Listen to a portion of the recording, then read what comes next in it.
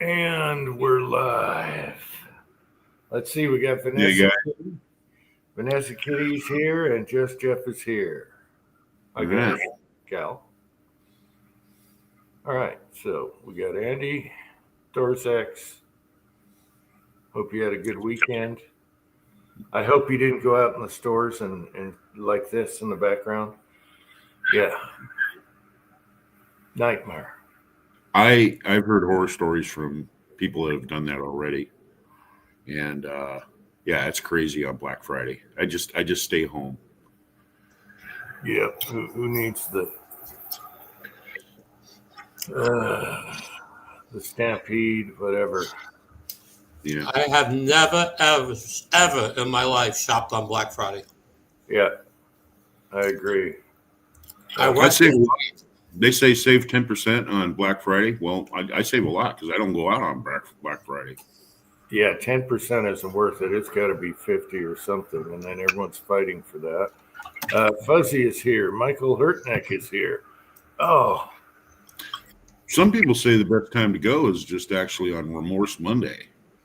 People buy stuff that they didn't really need and they take it back to the store. And so, you can kind of get in on some good deals there, stuff that hasn't even been opened, you know? yeah, I haven't been seeing any good deals. I get emails, and it's like, wait a minute, like PSA, that's the same price you always had. There's no deal. Oh, man. I'm going to tell you what, that Model 84 you got, that's pristine. It's in Uh, good shape. yeah, you got lucky there. Yeah, Oh, it is. man. We were playing with it a few minutes ago. Yeah. I meant what I said in the comments, too. I mean, don't overlook Berettas. Italian-made Berettas are very nice. They're nicely made. They're precision made.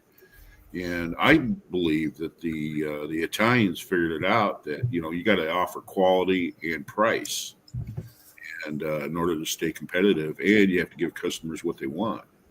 And I Mhm. think that the movement nowadays is that a lot of people are getting away from plastic framed guns. I have the Browning BDA, the same exact gun is the only difference between yours and mine is the slide is up. Top of the slide is up, and mine's a full enclosed slide. It's really the Mm-hmm. only difference. Mm. Well, okay, James Pollard's here. Yeah, what I was telling him was instead of risking what kind of condition we could get one really beat up. Let's look around the shops, the pawn shops, his favorite shops around here. Might Mhm. find a PDA, might find an older one, and then we can look at it and inspect it. But after what he got, I was like, okay, we're done. Yeah. I've been offered $600 for mine at the range. I Wow. had it out shooting. It's well, I have a spare barrel for it that I bought too. It's a brand new barrel sitting in cosmoline paper because I was shooting it a lot. Hmm. I was worried that I was going to shoot the barrel out or something. And I said, I'm never going to get a replacement barrel for it. I got one, no problem. But you got one with a threaded end. I was like, how'd you get it so easy? Because they make them for those. Those are the Israeli hitmans. They stopped skyjackers with those guns suppressed. Yeah, Same but with I'm just saying you got a barrel. You got the barrel like the day you got the gun. I mean, give me a break. he probably ordered them and got them at the same time. Yeah, Mhm. I couldn't. It snowed the day that he could pick it up, so he had to wait a day, and that's when a night plowed. Cold-hearted bastards here. Hey, cold-hearted bastard. I'm sure there's something difference between the Beretta and the Browning. County bus. That the barrels probably aren't interchangeable, but I think the magazines and everything yeah, should the be. magazine's the same. Yeah, I I think. can't have a 13 round anymore. I had to put blocks in my four that I had Yeah, in New York State, the 10 round crap. I said, you kidding me? It's yeah. garbage. And We'll then I get. tried to buy more magazines for it, and I could only find 13 rounders, and not made by Browning, but I mean, and Mega. it's like I had to go put stops in those too. It's like, give me a break. No, Yeah. they did. Uh, They broke Uncle it. John. Often. Oh, We got the same problem here in Washington State. If you go ahead and buy a semi-automatic pistol, it only comes with a 10-round magazine, and if it's not offered with a 10-round magazine, it's not one that's available. Well, then you can't just buy the gun. yeah, And they'll ship it to you. Yeah. well, dude, I hate this state. I hate it. It's getting worse. We got a worse governor now than we had before. So I don't know how it's going to turn out. Yeah. I hope people wake up after this guy. I hope people wake up. It might be one of the best elections we've had, that we got in somebody so horrible that people get up off their butt and go and vote these Democrats out of this state. Well, voter ID. All the blue states don't have voter ID. So there you That's go. the truth. That's the truth. And also, too, I hate to say this, but a lot of guys are against, state income tax. But if you look at the amount of states that have state income tax, most of them are Republican-ran states. The Democrats like sales tax because they can just keep boosting it and boosting it and boosting it and borrowing against it and then passing that tax off. They don't have to go through all this approval of voting and all this other stuff in order to do that. And it's the same thing with Washington State. We have a general fund, and what they do is they borrow the money for the down payment for the loan for the project that they want to do. They get the money, they take out enough money so they can put the money back into the general fund, and then they pass that tax off to the taxpayers through sales tax. And it's bull crap. It is. Yeah, it's. I don't even like talking about it. It's almost like the tax they were putting on food here 40 years ago. We got rid of that. And what did the merchants do here? What did the stores? They charged us just as much as the tax was still on. They weren't going to give us any break, and it's been that way ever since. And you know as well as I do. You've been here, Jim. We pay a lot of money for food here. Yeah. A lot of people come from other states and they go, "Oh my gosh, you guys pay a lot of money for food." Yeah, and it's like, our state is 80% agricultural. Why are we paying all this money on food? It's crazy. And it's because of the greed that goes on in this state. It's just out of control. Anyway, better say. Okay, we have Reloader 762 is here. Uncle John is here. Thank you, Michael Hurtneck. Garage Guy is here. William Gainley is here. Hey, guys. William's asking me, did we order 92? Hey, I'm saying no more guns, no more guns. I always say that, and then boom. He wanted the other model of that. Also, Rock Island has a brand new one for $300, copy of the 92, but it'd be better to get the Italian Beretta. But no, I said no more guns, but I've said that before, and you've seen 5 since then. So I'll tell you one thing about the 92. You're never going to run out of magazines for it. Magazines for the 92 are everywhere, and they're available everywhere, and they're cheap, and they work. I mean, you buy 15 round, 18 round, 9mm magazines for those anywhere.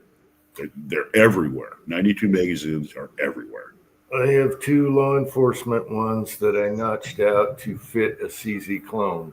Just change you can use either gun, but one notch taller than the other notch for the mag release. Mm-hmm. But those 92 magazines are cheap. I mean, $10-15. I mean, they're cheap, and they work.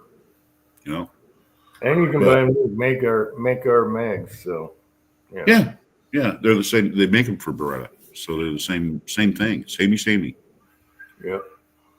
Yeah, man. Yeah, so if you want a 9mm and you're not planning on packing it around, I think the 92 is a good choice. It's been around a long time. It's reliable. It's accurate. It's well made. The finish on it is really nice. I think that hands down, if you can get one for $450 or $500, man, I'd go for it. I mean, they're a great gun, and they're proven. They're a proven performer.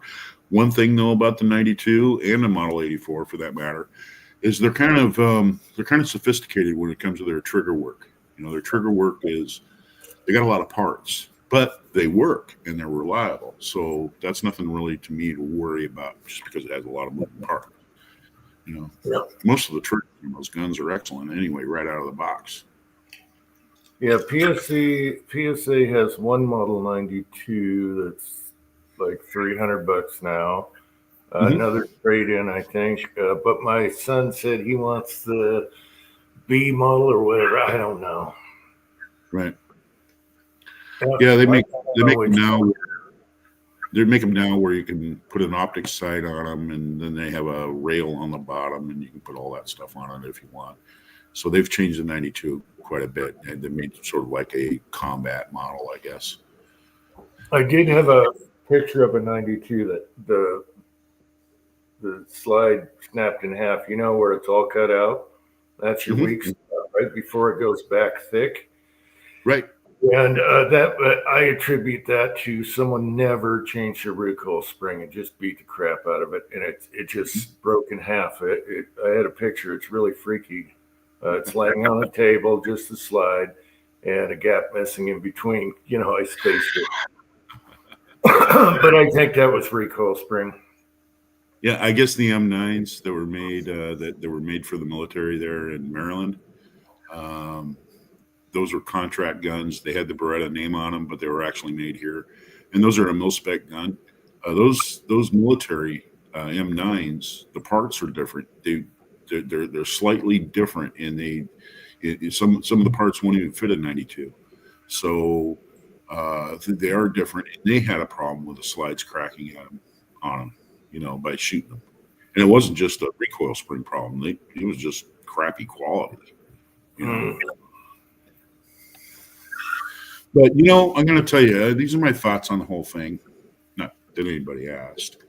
But people really got pushed out of shape when we moved away from the M14 and the 1911. They thought those guns were battle guns and American pride, blah, blah, blah, blah, blah. Well, in the 80s, they decided that they wanted to look at a different, you know, sidearm, and plus the M16 came online. And the thing is, though, is that both the M16 and the 9mm both, you know, they're lethal rounds. Okay. However, logistically, okay, the M16 and the 92, it fits the Army better. If you're going to outfit an Army and you want everybody to qualify with their weapons, then you can't go wrong with the M16 or the Beretta 92. They're easier to shoot. They're easier to qualify with.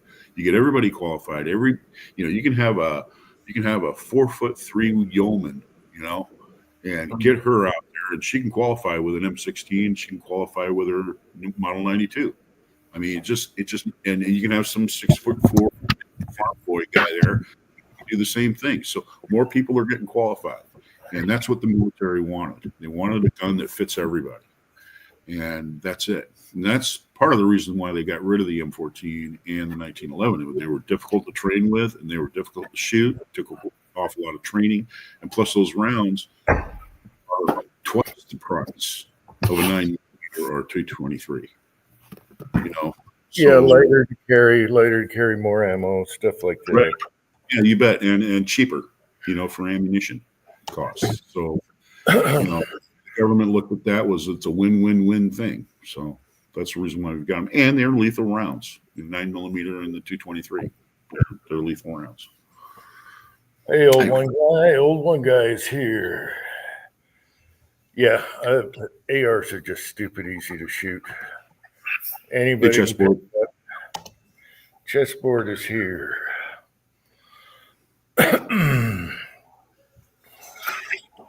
So I've been breaking down all the boxes of zinc wheel weights that I've been getting in the last couple of months. And this lightest box was 40 pounds. And I've melted down 8 of them so far. Wow. And casted at the same time. Every time I throw a couple of handfuls of weights in the pot, I go back and cast. Come back after casting like 50 bullets, go back to the pot, scoop out the crap, pour some back into the casting pot, make some ingots, go back to put more in, go back to casting. I've been We're doing gonna that have since Wednesday. we're gonna have to get a fun drive for Andy so he can get a pallet jack for your garage. Yeah, I don't need that. I don't need that. They come 40 pounds, 45 pounds. That's what the box has been coming in at. I got a little foldable hand cart that I leave. It's actually chained to the mailbox when I know a box is coming.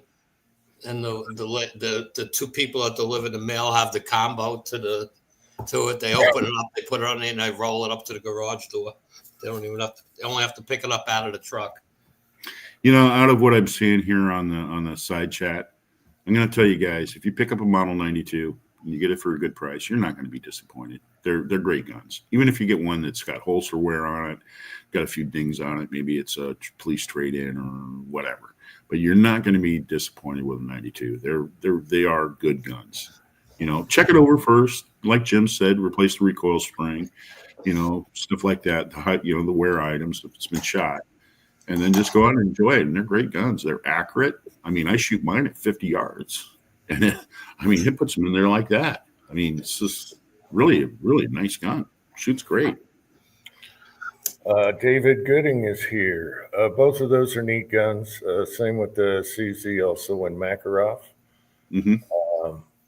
And the Burst of Thunder, throw that in. I just compared the size. I was surprised. Good gun. I was surprised the 84 was similar in size to the Thunder. One's a single stack, you can get the Thunders and doubles, but I was surprised it was similar. I thought the Beretta was way bigger until my son pulled them both out because I wanted to compare them. And all those guns are neat. The CZs the 83s, you used to get them pretty cheap, especially in the Makarov because the ammo was drying up. Neat guns, and also the Russian Makarovs. So I had 3 of those, 2 Belgiums, and one. Think of the Tokarev. No, Makarov. Makarov. I mean, 9x18. Yeah. Oh, okay. No, the All right. Russian Makarov pistol. They're Right. double Small action. little copy of like a PPK.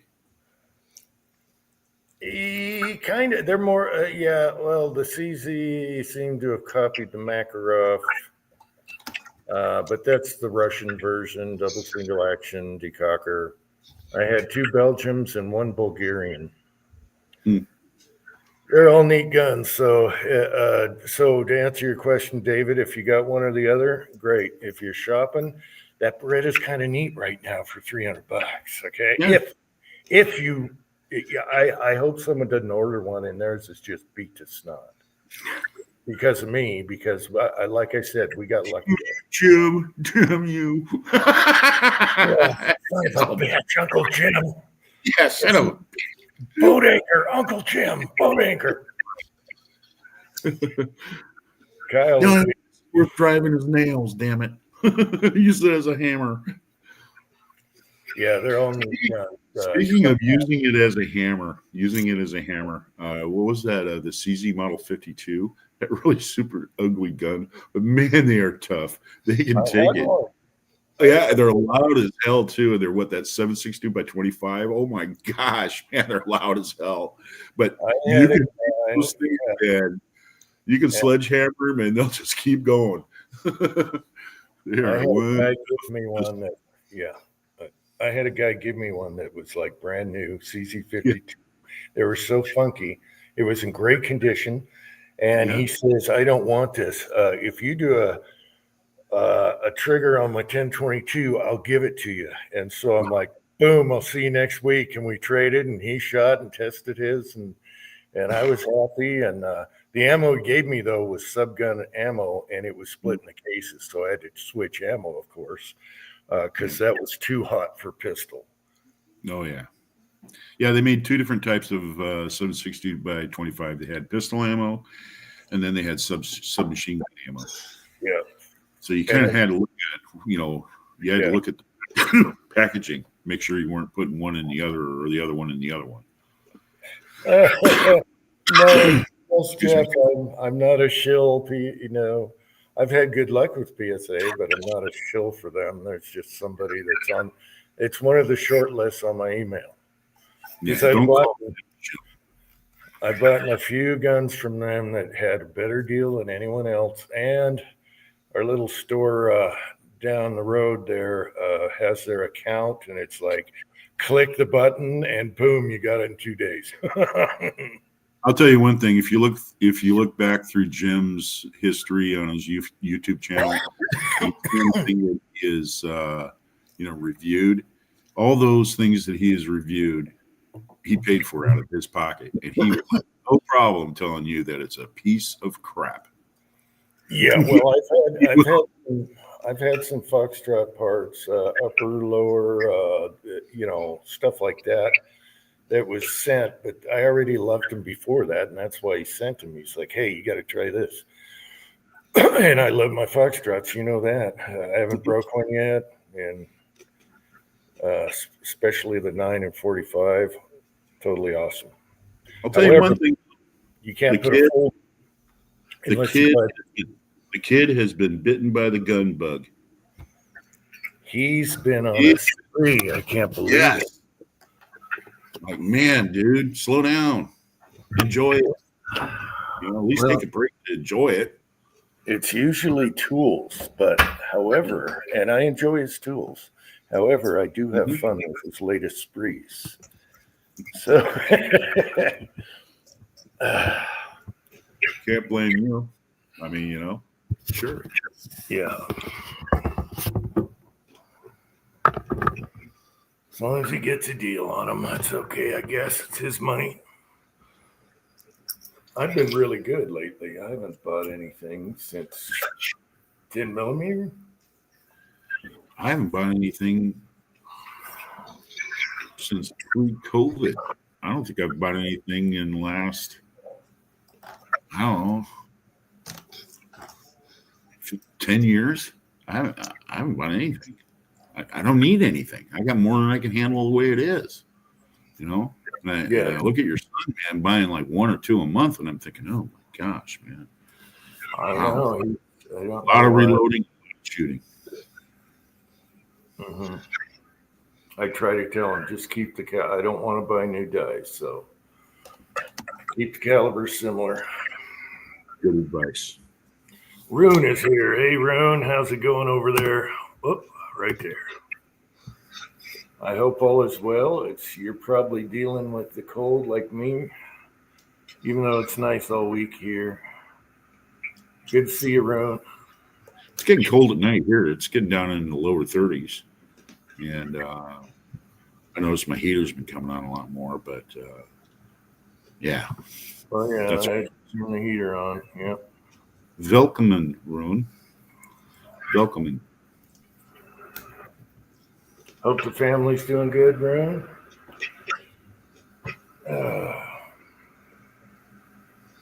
A lot of times I'll be watching YouTube's whatever it is, and someone from there will reply, and I think of Rune. I think of Rune all the time. Yeah.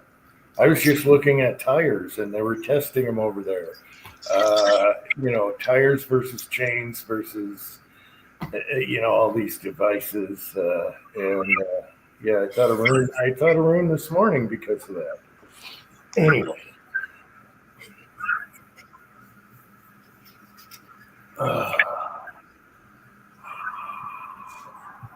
Let's see, everything is good. Had a week of freezing weather, but now it rains. Yeah, it's nice and sunny here all week, so I got relief.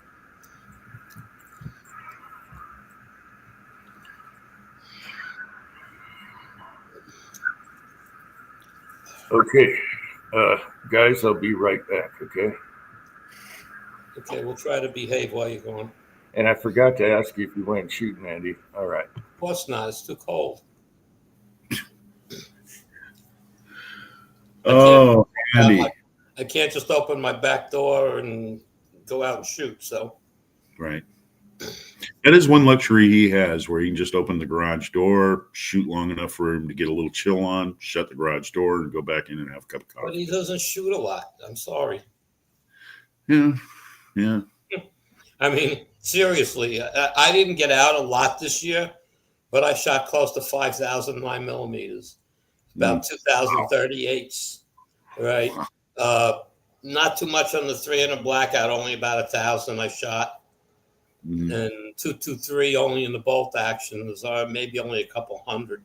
I didn't shoot as much this year, but I was playing with the Rossi, trying to get it scoped right and whatnot, and playing around with the red dots on the Dan Wesson and stuff. So I mean, I doing a lot of ladder loads with different powders, trying to find out what works best and different bullets and stuff. So I didn't shoot as much, but I've casted so far in the last few weeks. I probably casted about 7,000 bullets, and that's just to replace what I used up this year.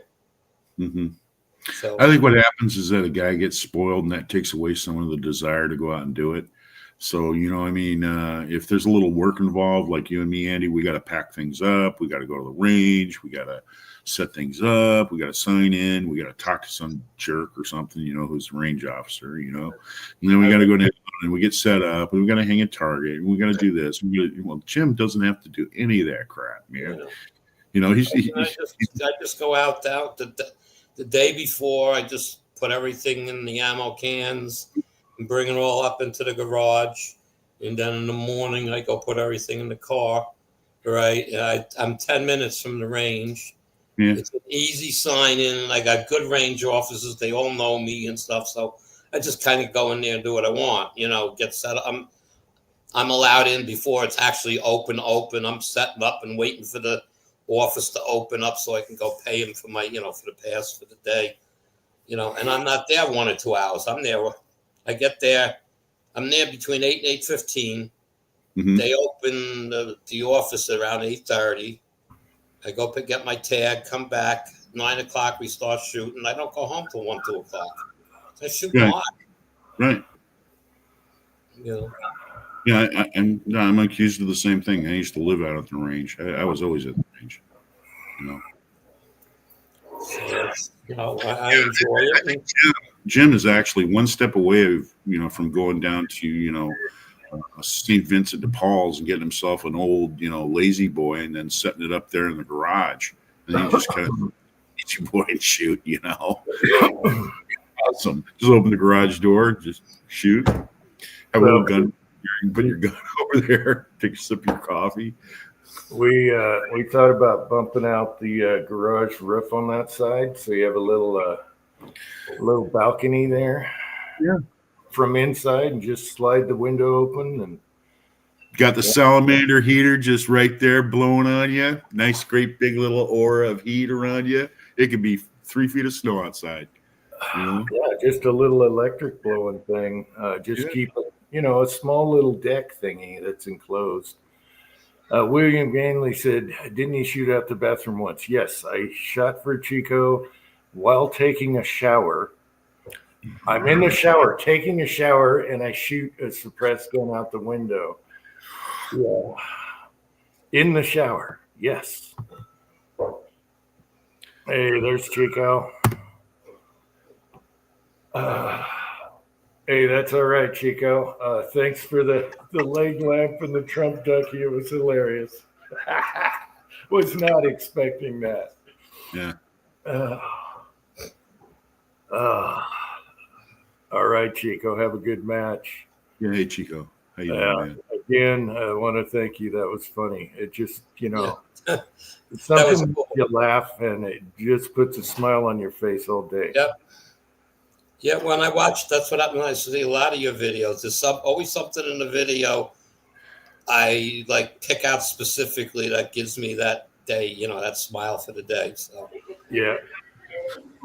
Pat. Hey, I was told to get on the chat.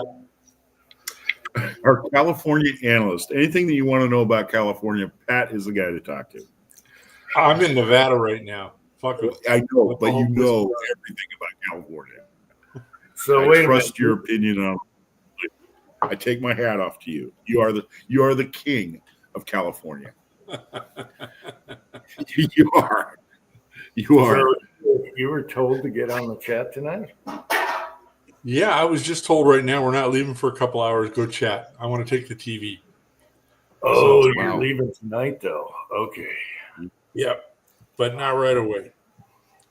So I'm gonna pour myself a little shotty here and get comfortable. If you guys will have me. Rune, you bought a Glock? Rune, you bought a Rune! Glock? There you go, Roan. Good boy. I'm disappointed in you, man. Shoot. Man, wear it out. You know? All right, Rune.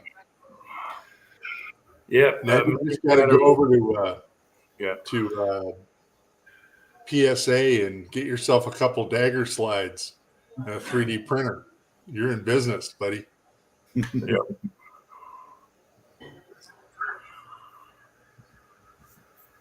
Yeah, me and Pat are with Rune anyway. The practical tacticals.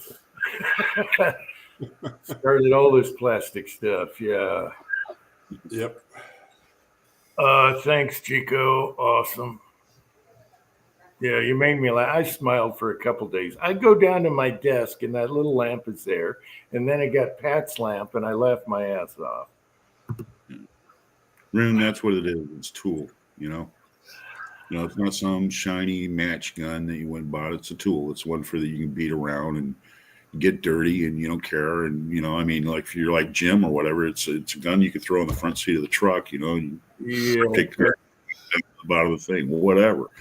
You know, I mean, it's not some prized thing that you're a safe queen or some crap, you know.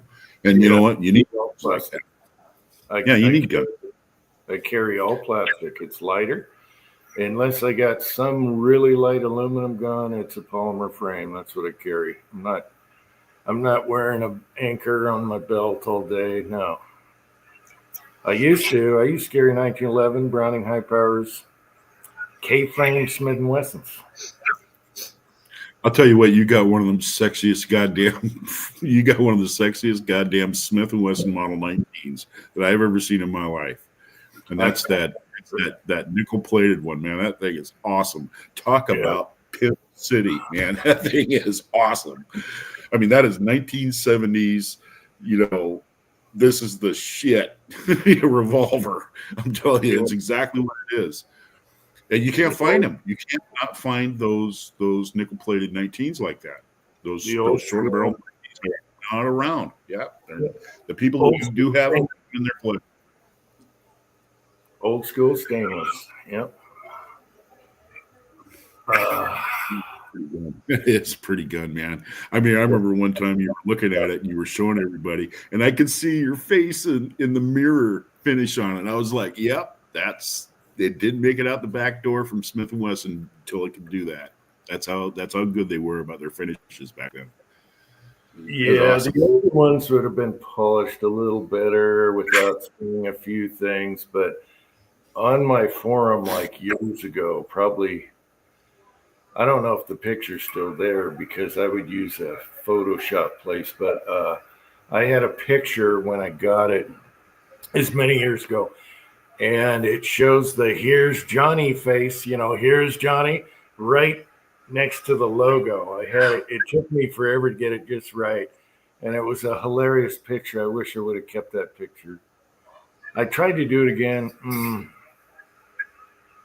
I don't know. But yeah, Pat likes that little pistol too. I mean, it's got the carry grip, so it's not going to be as comfortable as. It's a nice gun. that is.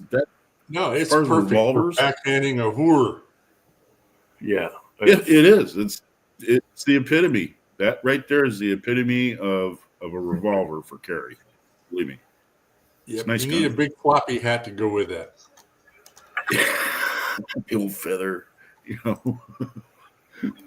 I like nickel. It's a yellow color, you know. Instead of a blue hue, you got a yellow hue, and there's just something cool about nickel.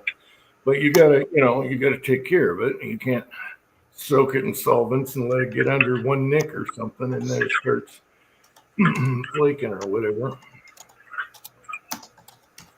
Yeah, I got a question for Rune out there. How hard is it for you to get like wheel weight lead?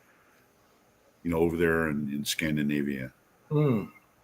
How hard is it for you to get wheel weight lead like at a tire store or being able to buy it? That's something that kind of I wondered about that one time. I wonder how Rune gets his material. I think we talked about it before, and I was wondering, what about sailboat lead? Because there should be some sailboats over there. Yeah. And the ballast for the lead that'll last you a long time. Man. Yeah, there's like a ton and a half. There's like a ton and a half of lead in a sailboat. You get into the keel. Yeah. As long as they didn't mix it with other stuff like zinc or whatever. Yeah. Ballast in shipbuilding. All that is just great big huge blocks of alloyed lead, and then they just cover it in like cosmoline, and then they put it in these vaults, inside the ship for ballast and that sort of stuff. And that stuff's available at shipyards. You can go to a shipyard and say, "Hey, you guys got any ballast blocks?" And you think, "Sure." You probably get them pretty cheap too. If you happen to live next to a place that does, shipbuilding or shipbreaking, for instance. They tear down ships or whatever. Yeah, Chico, fill him up a box. He'll send you some good mix back. That's his deal. Yeah.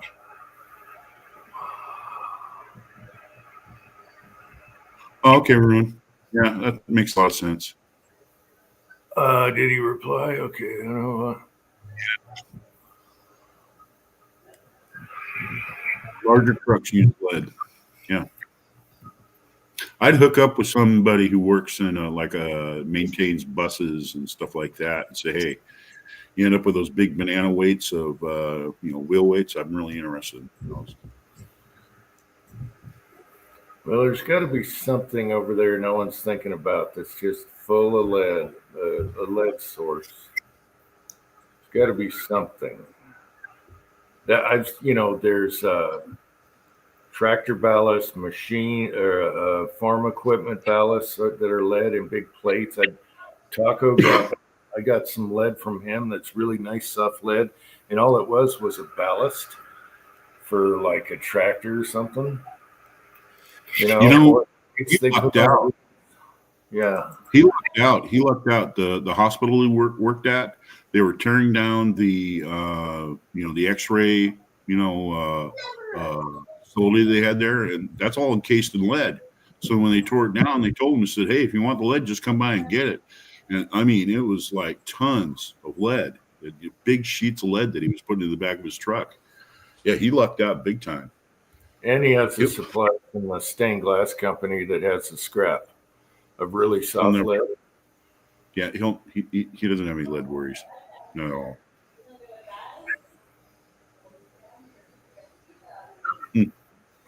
I'm good for a while. I'll tell you one thing though, and Rune can back. Actually, all of us, we all know this. You can actually make better bullets than you can buy off the shelf. I mean, you can make more accurate, outperforming projectiles in your garage better than what you're going to buy out there in the store and reload, as far as jacketed or anything like that. I mean, casting is great. Casting is fantastic. Great. Yeah. Heat casting powder coats.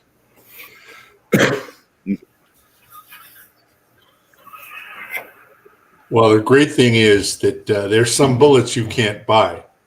So right, the Martinis shoot a 468. You can't go and buy a 468 slug. Now I happen to have an old 1950s box of jacketed bullets, but I'd never find that again. Right, they're gone. Nobody makes them anymore. Mm-hmm. That's what happens. A caliber will basically go into obsolescence because it's not a really sought after round anymore, and these companies are just quit making it. Well, even 44 Magnum isn't cheap. Go look at a box. It's probably $40-something, and you can cast your own super cheap. Yeah, like $8 a box. And you're making 44 Magnum that will outperform the stuff you buy in the store. So why not load it? And the brass lasts forever. So Yeah, there's so many calibers you save a ton of money doing because of the brass and the bullet versus store price. Dale is here. Hey, Dale. How you doing? Dale. I'm going to step out for a minute. And then, of course, you got Pat with his Martini Henry, those big bullets. I have a few mushrooms and a few that are still, there's a couple of cases of them. Not cases, cartridges that were either found in the snow or whatever. But yeah. Oh, he just came back from deer hunting. All right. Hope you had some good luck. Well, he would have said, I just came back from getting me a 10-pointer. Yeah. Good luck. Well, there's always tomorrow. Yeah. G23 is here. Hey, how's it going, G23?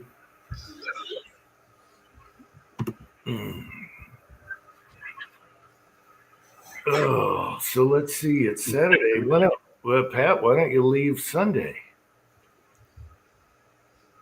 No? Because everybody's going to leave Sunday. Oh. Well, what about Sunday at 3 a.m? Nah, it's still going to be screwed. Really? The traffic's going to be that bad? Yeah. So, yeah, Saturday's better. It saved me about 3 hours on the freeway. Wow. Okay.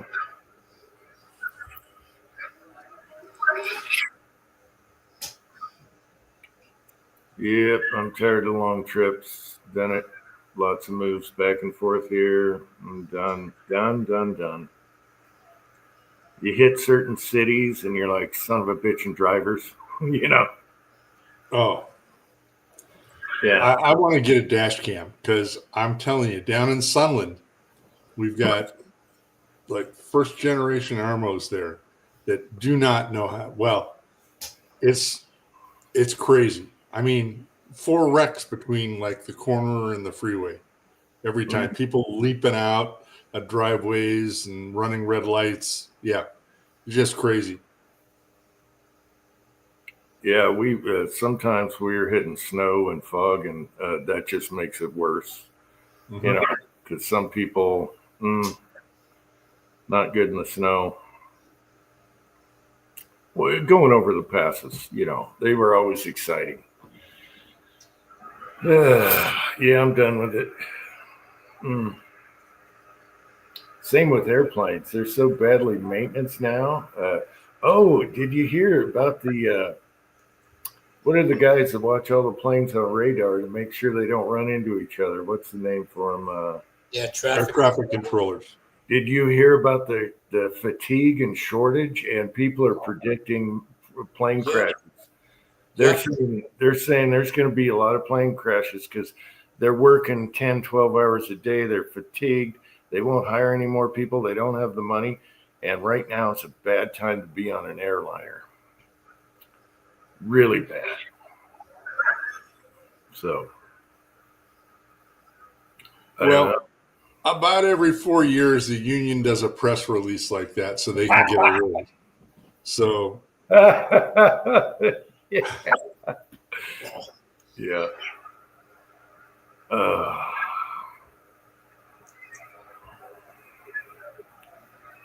Yeah, or they'll go on strike and say don't fly because of the scabs or whatever. Heesaw's here. Hey, Heesaw, how's it going? Heesaw, cool. Number 16. What does that mean? I think there were 17 people in the chat.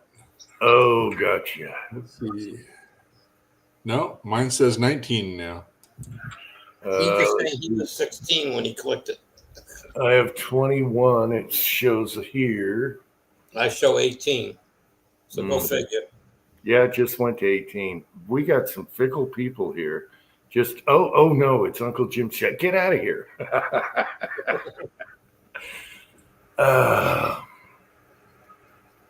Well, they can't hear me now anyway.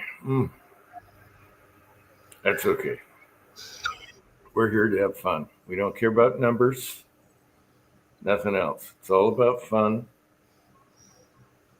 I'll tell you what, that Rossi though, the last time I was out, you could feel how it's slicked up even more. It's getting easier to load through the loading gate. Getting them in easier. I haven't touched the spring in there at all, the loading gate spring, or cut or cleaned the loading ramp, the internal loading ramp. Mm-hmm. I polished that. It looks like a pain in the ass to get to, and I didn't want to take the gun all apart and then wind up not being able to do it. Yep. All you really got to do is shoot them, rack them a lot, and you're good. The action is smooth as hell. It just they'll find the loading of them is still on the harder side, but it's getting smoother. Yeah. Now they'll smooth where they're supposed to smooth, right where they're doing it. So yeah. I brined a 10-pounder from Costco. Aha. Yes. I'm going to have turkey sandwiches all week. I love turkey sandwiches. Grew up on them, camping. My mom would bring all the turkey, some white bread, mustard, mayo, and salt. Bam. If you got good bread, oh, yeah. That's it. That's all you need. Both white and dark meat on there. I can eat them for 3 weeks without getting sick. Now I stick to my Cornish hens. I put two of them fit in my air fryer. Oh, yeah. 15 minutes, flip them, 15 minutes, done. Well, I'm going to have to try one in the air fryer. I got one down here. My son's got one. It's pretty good. I just make up, put a little olive oil, some onion, and some fresh garlic in a blender to coat it with. Yeah. And they just wrap. No, just lay in flat, just 15 minutes, flip it. Do the bottom side first, bottom side up. Okay, because I think you might have a rotisserie in this one too. Hawaiian rolls. That's funny. That's funny you say that, Hesog. My wife bought those. They're a little sweeter. Yeah. Yeah, I had Hawaiian rolls. I had 3 of them today for lunch. You put a little turkey on them. Yeah. Yep. Sylvia was over limit on her blood sugar machine. She wouldn't go test, and it's like too fucking high. Try again, Yeah, Hawaiian rolls. Well, he saw also you can buy them cooked, that are in the lots of places have like cooked chicken and everything, and I swear it's super easy. You just buy it and it's warm and you eat it. Yeah. Yeah, he said Walmart sells them in 2 packs, but they're individually wrapped. Tyson. So you're getting them frozen, just break the blister open, keep one frozen, and put the other out to cook. Yeah. And they're really, I like cooking them on higher heat to brown them, and then lower the temperature to finish them off.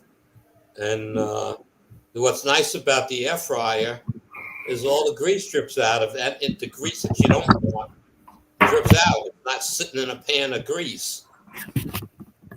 So even if the rotisserie, it works. If it's an air fryer rotisserie, that'll work great too, because it'll just keep turning it for you.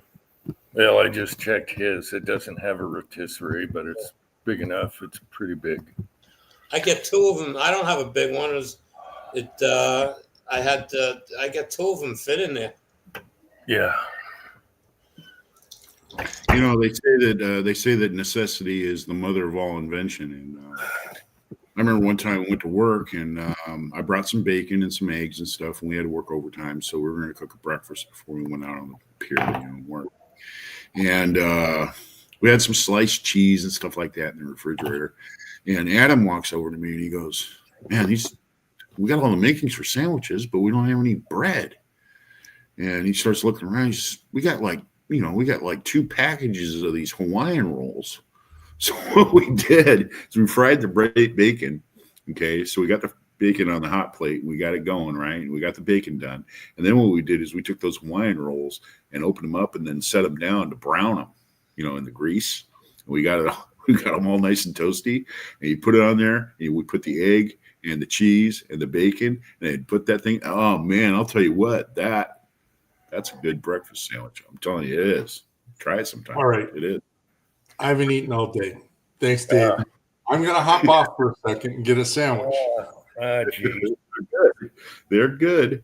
They're not the most healthy thing in the world, but I'll tell you what, like Bill Clinton would put it, they are tasty. Yes, they are. Be right back. I will say an air fryer is really good with like frozen foods. He just did me some tater tots last week. And I was like, oh, yeah, half the time. Oh, yeah. And French fries, any of that stuff like that. Corn dogs gives you crisp on the outside. It's not like microwave mushy. And oh, yeah. Frozen I love food, good corn dogs. really good. Pizza. Reheating pizza. Yeah, frozen pizza, I've never tried that, but, It works good. And you can cook it as deep long as you want. If you want when you deep fry it, the whole house smells like oil. The whole house stinks like oil when you deep fry inside the house, no matter how many fans you got on. And one of the tricks I found from what I used to do is, for a living is that, in a closed space, when you get smells like that, all you got to do is just take a couple of candles and just light those candles. And I'm going to tell you what, those candles burn up the oxygen, and then all those particulates and all that smell and everything that's in the air from the oil, from deep frying, draws it in and it burns it up. And within an hour or so, man, all that smell's gone. So the next time you get, that oily smell in the house from deep frying, just break out a candle, a couple of candles and light them and just let them burn, let them burn for an hour and a half. They'll burn all that smell up. Well, here's a funny story. My old house, we had neighbors move in, good friends, and they bought a house, and the family was Asian. All they did was fry on the stove. He had to take all the appliances out, the microwave, the stove, because it was above it. It was all just grease. You couldn't repaint, it was bad. But that's all they did was fry on the, I like it. Man. That's the only way you're getting good onion rings is fresh, deep fried. Same with French fries. Oh yeah. Mushrooms. What else? Chicken. I do like a deep fryer, but then you got the oil left over, and geez. Yeah. And if you're gonna do like a fish fry, so like you're gonna go ahead and do fish and chips. Once you put the fish in there, that's it. That's the last thing you want to cook. You want to cook your fries first, and then you put the fish in there. Because man, I'll tell you what, that fish will give fishy smell to everything that you cook in there. I should have said fish and chips because I was dying for good fish and chips. I tried to copy Spuds because they use a cornmeal, and man, I made the best fish and chips. But yeah, you use the fish when you're almost done with the oil because you're never gonna. Everything else is gonna be fishy. Yep. But yeah, you got the oil issue, but it is nice to do fresh deep fry. I can tell you what, when me and Sherry first got married, we had an apartment, and we used to live over on Callahan Drive over in Bremerton, and the people next door to us were Filipino, and I don't know what it was, man, but at least once or twice a week, man, they'd cook that milkfish, and she'd be out there throwing all these like ginger and garlic and you name it in there, man, and you talk about stink. Oh my gosh, that's got to be the smelliest thing that I've ever smelled in my life was that milkfish, the way that they cook it. But I don't know, they must taste good, man. They eat the crap out of it. I love fish and chips. No one makes them around here. It's all frozen crap. Yeah. I've tried a few places. No, you got to do it fresh. Go get some cod. Yep. And I like a little cornmeal. I like it a little crunchy. You can do the English style or you can do the other, but I tried to emulate Spuds. I came really close. Jim, you're spoiled. Anybody who's from up here and has fish and chips, I mean, you come from this area, man, you can't beat the fish and chips here. It's awesome. We got good Chinese food and good. Yep, we have good fresh fish here, and some of the best fish and chips in the world are right here. I don't think it's worth moving to Seattle for, but if you're ever in this area, try it. We've got really good fish and chips. A lot of fish and chips places around here, so that's a good thing. Mm-hmm. He says Gordon's. No, it's not the same. No, Gordon's isn't the same. They use fish now. Yeah, no. Yeah, and if you do buy the frozen, patties, and you do make the fish and chips, and that's okay for you, always read on the bag. Make sure that you're buying cod because it'll say tilapia, or whatever it is. No, it's worse than that. It's hake. Hake? I remember. Yeah, when I was in Alaska, we used to get hake in our net, and we'd bring it up on board, and they're the nastiest looking fish you ever seen. They got these whiskers, and the Asians called them ratfish because it looked like rats, and we would shovel all that stuff over the side. And yeah, just and that's what they make. That's what they call whitefish. Some guy from Poland came out with a separating machine that he can separate all the meat from that, and then they take the fish and they make it into those little bars and they bread it, and it's whitefish. I'm sure there's nothing wrong with it eating it, but it's it's not cod. Just pay the extra cod. Well, if I do buy fish sticks and I just want to throw them in the oven or whatever, I use Gordon's. They have different kinds. They have the breaded kind and the fluffy battered kind, and that's fine. But read what the fish is because they have changed. They've used all different kinds, like the tilapia. I think is a cheap fish, and that's okay. It's not bad. But the ratfish, I'm not sure. Cat. Chessboard. Never tried bacon in the fryer, but now I'm sold on doing it in the oven with thick foil on a pan. No mess, no foul. Super fat. Oh man, super good. In its own grease, it cooks nice.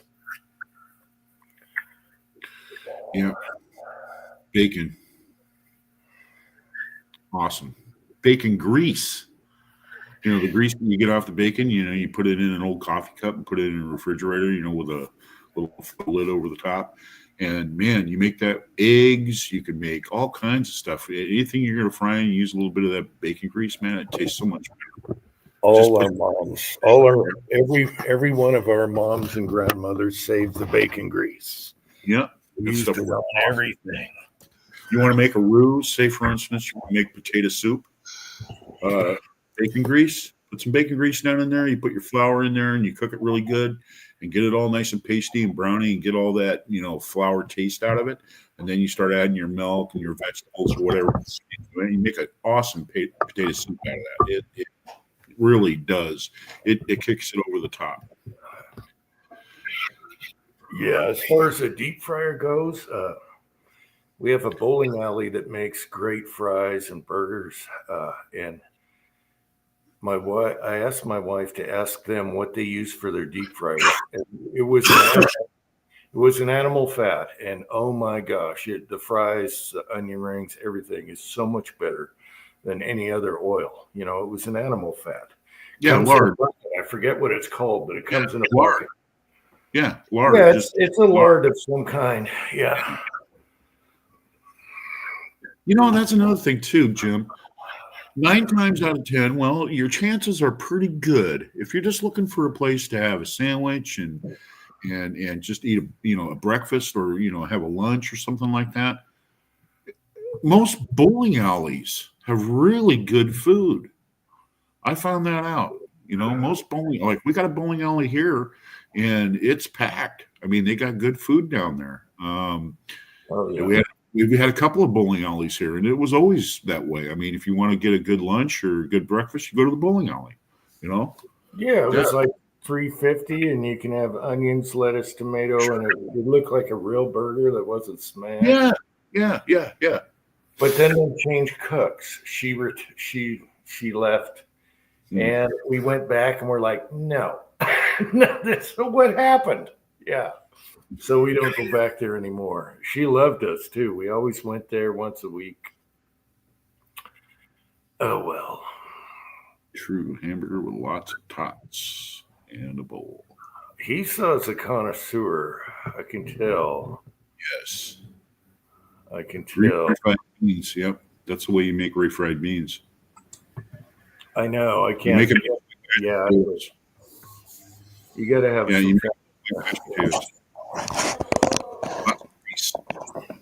All right, Pat, you get your fix.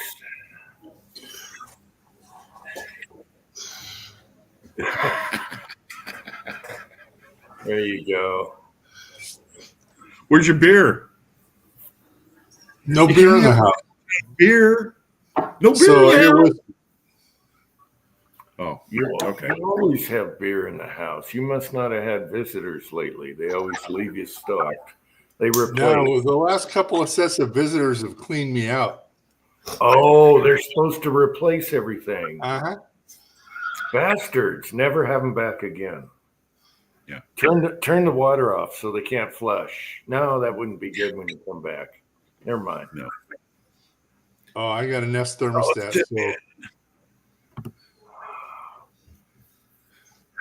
I have a beer in my house, but Pat doesn't. Hell, that's freezing over. Yes. Yep. Well, frozen over. I know. He always, Pat used to always have good company that come over to his house, and they would always replenish him better than they took. And now they're just Skyping off of him lately. I'd kick him out. Does Pat have a timeshare, or is he own the house and rent it out part of the time? Oh, he owns the house, but when people want to come visit Vegas, he lets them stay there. And his only rule was just replace the booze that you tick. Sounds good. And that makes perfect sense.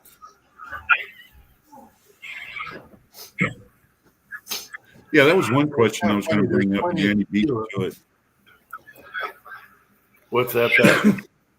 I have plenty of tequila, but all the beer's gone. Okay.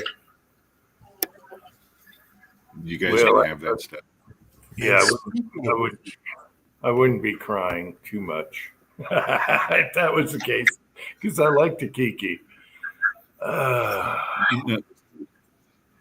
can't do the tequila. I can't do tequila. Oh my gosh. Okay. Burned out. He hasn't hung any sheetrock yet. Well, I was hoping you'd get a Thanksgiving weekend off. And what does he do? He's also working, has kids and a family. He hauls 600 pounds of sheetrock down in his basement.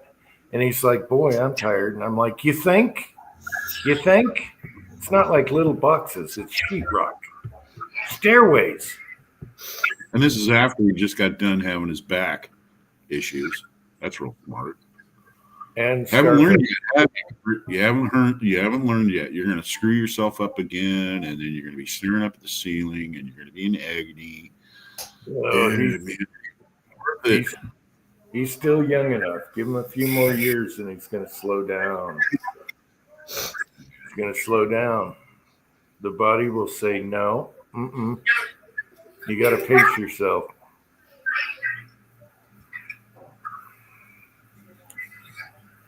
The body always wins.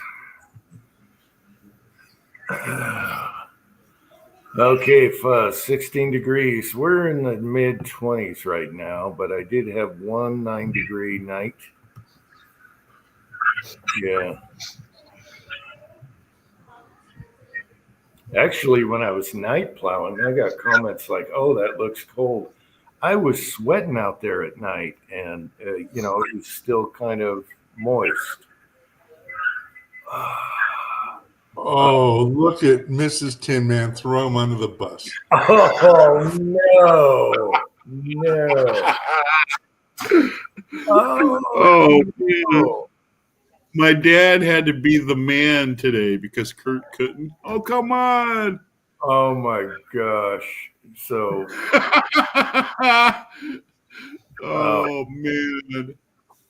I love when Mrs. Tin Man chimes in. She does. She aims low. I like that. She puts a different perspective on things just Aim. for that little bit. That's awesome. My wife would do the same thing. Yeah. Yep.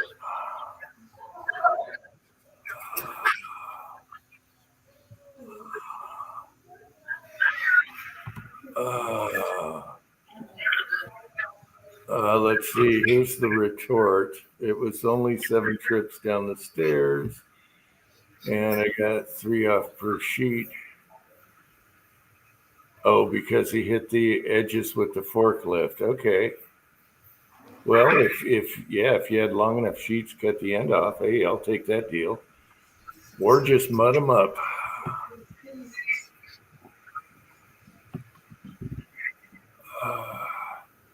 Aha. See, here's another one. She says, ha, ha, ha. Okay.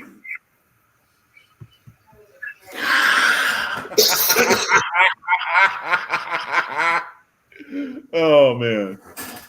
Okay, we're gonna have to do, She's not going to give you a break. You're not living this one down. You're not going to hear the answers.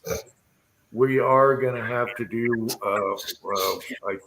I think we were gonna call it weenie roast night, where we have our spouses on the live chat, and we'll have weenie roast night and let the games begin. Yeah. So we'll do that. Maybe we do that New Year's Eve. He's got a safe face. Look at this. He's got a safe face. It takes 2 people to haul the sheetrock. She didn't do shit. Kyle's got 1 hour left, and Tin Man's like, oh. Yeah. Oh, Yeah, man, she's fun. She's fun. You gotta hold on keep for her. I held the door open for her.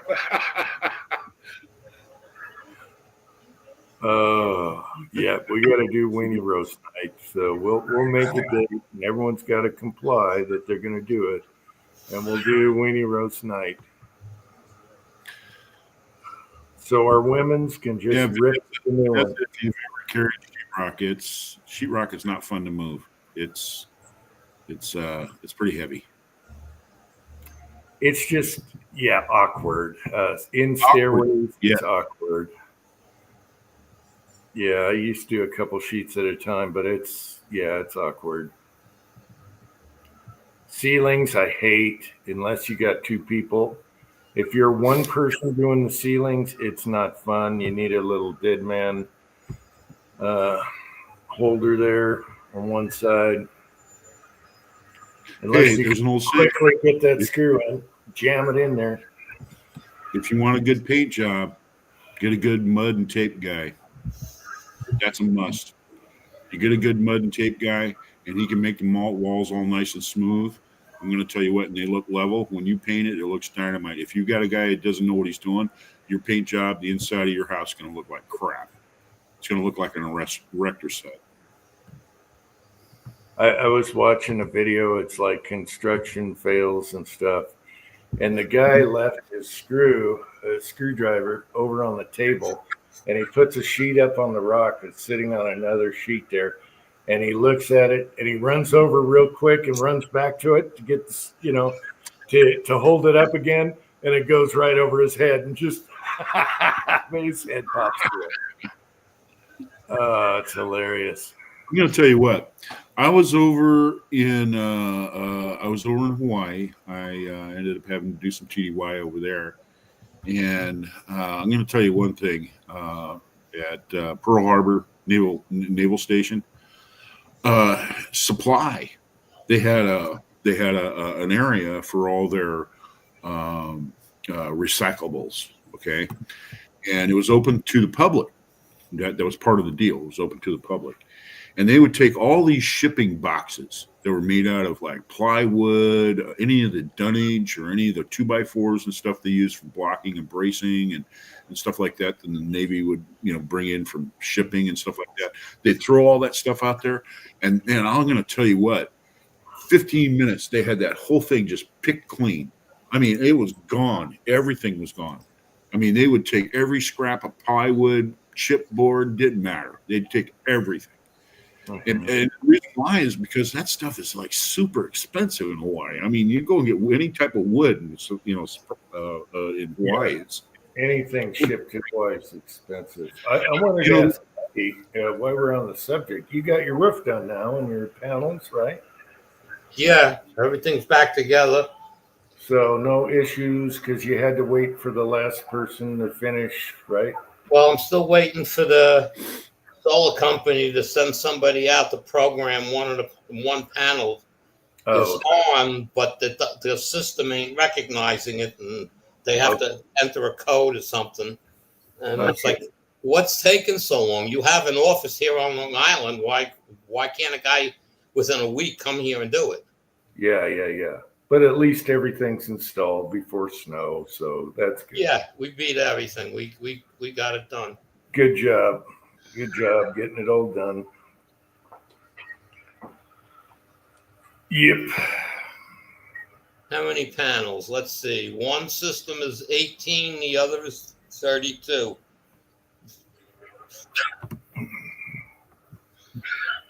Yeah, I think we're pretty much ready now. I can just plow. Car's done, da-da-da. I still need a ton of guns to clean. I thought I needed to tumble a bunch of brass before it gets really frozen out there because I use the garden hose in the garage, But then I looked and I got plenty of 9mm. That's what's caking up on the old stuff or used dirty stuff. I thought you were down to 5 rounds. I got plenty clean. Who said 5 rounds? I got plenty of clean, so I'm good. If I have to, if it's a sunny day, I just open the garage door, the hose is inside the garage, and do some tumbling. But I prefer to do it in the summer. I don't know. Why don't you? What I have rigged for my cleaning in my basement, I have a freestanding slop sink. Yeah, I got a slop with sink. A sump pump that pumps the water out into the yard. Yeah. So I don't fill up my sewer, and I got hot and cold water there, so I do whatever I want right in the sink. Yeah, I just prefer the garden hose with the spinners and the tumblers, and I run 2 big tumblers at once. Yeah. And then spinning them out, it's just, I got 2 spigots inside the garage that, I don't have to cover for winter. And I just prefer that, the garden hose with the sprayer, and it's just I just can't go back to a sink. I just can't do it. I basically do the tumble, pour the water out, most of it. Then I put a hose on the sink spigot. I have a hose. I just shove it in there and let it run for 10 minutes, and it gets all the dirty water out. Okay, I dump it into a 5-gallon bucket, put some more water in it, stir it around a lot with my hand. Let's say most of the stainless steel pins fall out. I pick up the brass, throw it in my hand tumbler, rotate it a few times, and it's done. And then I bake it in my oven. I have a big ass, broiler or whatever you want to call it. And yes. And but Andy, once you have once you have a garden hose out there with the spinner and the tumblers, you can go from one to the other. You got your hose, you're spraying it down, you're rinsing it 3 times, all the pins stay in the thing. You just pour it out. I've done videos on it. It's on Uncle Jim too right now. We all have our ways that work for us. That's all. Uncle Jim 3 will show you how I do it, and it's just so fast. And I can just, when I do some brass claying, it's like buckets and boxes of it, and I get her done. Kind of like when you cast, you just do a ton. Yeah, well, I do the same thing with my brass. I clean it at the end of the year. I keep all my fire brass goes one place. I deprime it though as I bring it home and throw it in a bucket for cleaning. And then I just, when I get enough to fill a full tumbler, I'll throw it in and go. Yeah. I just like streamline as possible. I used to use the sink and everything, but it was just too much pain in the ass. Everything's right there. My driveway drains right down into this corrugated hose that goes way out of the way, and just rinse off the driveway a little bit, get the lead or whatever out of there, and so the cats don't pick it up and lick their paws, and I'm done.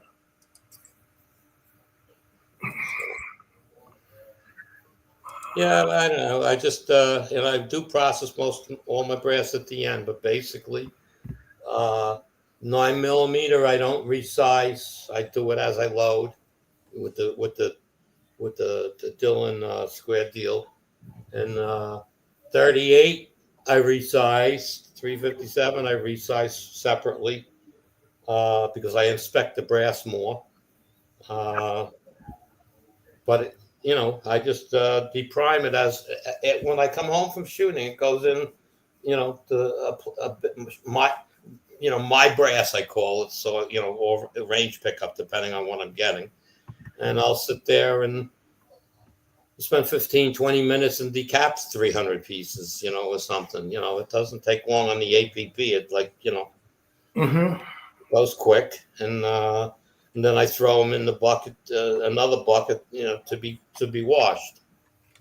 So when that bucket's full, that's what fits in the tumbler. I go. And then the best part about it is I have 2 full-size Frankfurt Arsenals, and then this Oddball brand that I can't think of the name of it. It's just as big, but it was like half the price. I bought them. Midway was getting rid of them. It fit $69. So I bought one. Like I got it, and I really this is nice because it's only got one end cap on and stuff like that. It's blue.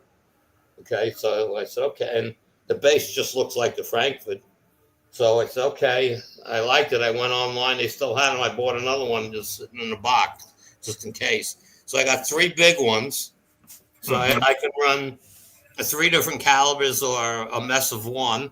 And then I got the mini one from Frankfurt Arsenal. And what I do with that one, all my cast bullets, because I'm doing the zinc, sometimes you get little bars and sharp edges.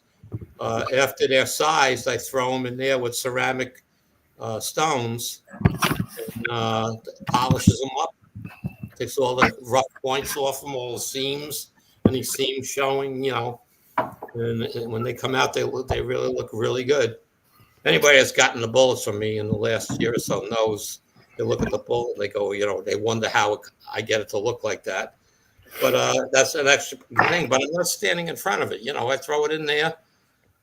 I mean, the little tumbler, I put about, let's see, a jar is 400, at a 9mm, 450. So I put about 500 is usually what fits. I throw in the small tumbler and let it run for 2 hours with the ceramic stones. Rinse it all off, let it dry, and then put them back in the jars. But I mean, we all have our way of doing things. So, the ceramic stones for me are, Jesus Christ. What? Oh, Uncle Jim's ear. Ear, what happened? Well, it's probably your camera, but it's your background. Look to the left. No, other way. it's camera. I gotta pee. That's why I'm out in the backyard. And why do I have a target out in the backyard? What the hell? What the hell is that? In case you wanted to shoot. No, it's laying on the ground. What? I don't get that. All right, it's initial time. Where's a good spot?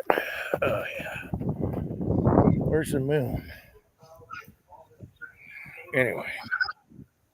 Yeah, so I mean, we all have our own ways of doing stuff. So, just whatever works, whatever in your mind, in your way of doing it works the best. The best for you, that's what counts. Yeah, I like to save as many steps as possible but get the same quality. And a garden hose for me with sprayer on it is the stuff. And of course, you want the tumbler for your pins. You don't need magnets. They'll stay in the bottom of the corner when you drain. Pouring over the side. And what else? Little spray wax on your last rinse. And then if it's wintertime, they just go on top of my furnace. Right now, I got tumbling pins on the top of my furnace. Dry some out overnight. Doesn't get that hot. Just boom, bang, pow. I just like fast, fast, fast. When you're only doing 50 rounds at a time, it's fast. No, I'm doing, no. When I do tumbling, I'm running 2 big tumblers at once. I go to one while the other one's not done yet, and I go to the other one. And back and forth, I got all these huge pans I get at thrift stores. Throw the brass in there, let them dry in the sun. By the time I'm all done, everything's dried, everything's ready. Now, in the wintertime, I got to put them on the furnace, stack them up in the pans on top of the furnace. Next day, they're all dry. Yep. And it doesn't burn them because the furnace doesn't get that hot on top. Hey, Tim, man, I'm with you, man. I'll tell you what, I know exactly what you're talking about there. When you miss reloading, I'll tell you, I had some roof damage happen to the last house I had, and anyway, the contractor came in there and they screwed around, they tore the ceiling out, and then they tore off the roof, and they did this and they did that, and they're screwing. Me and my wife, we were out of the house for like 7 months while they were, revamping the roof. And I'm going to tell you what, man, talk about missing reloading. Yeah, you do. You miss reloading after a while. You're just like, God, I can't wait. All right, 10 minutes. Your turn to come on. I'm going to bail. I'll be in the side chat for about 10 minutes. Andy, it's good to see you, buddy. The same here. Good to see you. Nice one. A nice one everybody's on. Thanks for coming on, Andy. Always enjoy you coming on. Always. Good night, everyone. I'll be on the side chat. Good night, Andy. Good night. Have a good week, Andy. Well, good Now, night, one- ladies and gentlemen. How you doing, Rollis? Oh, I didn't do that. Where's my arrow? No, I didn't touch it. He'll be back. Anyway, I got 2 spigots out here, but they're both cold water, so I got to hook one up to hot water. Just to have that nice hot water. You got a little ice going down the chicane there. Just hit it with hot water. You know what I'm talking about.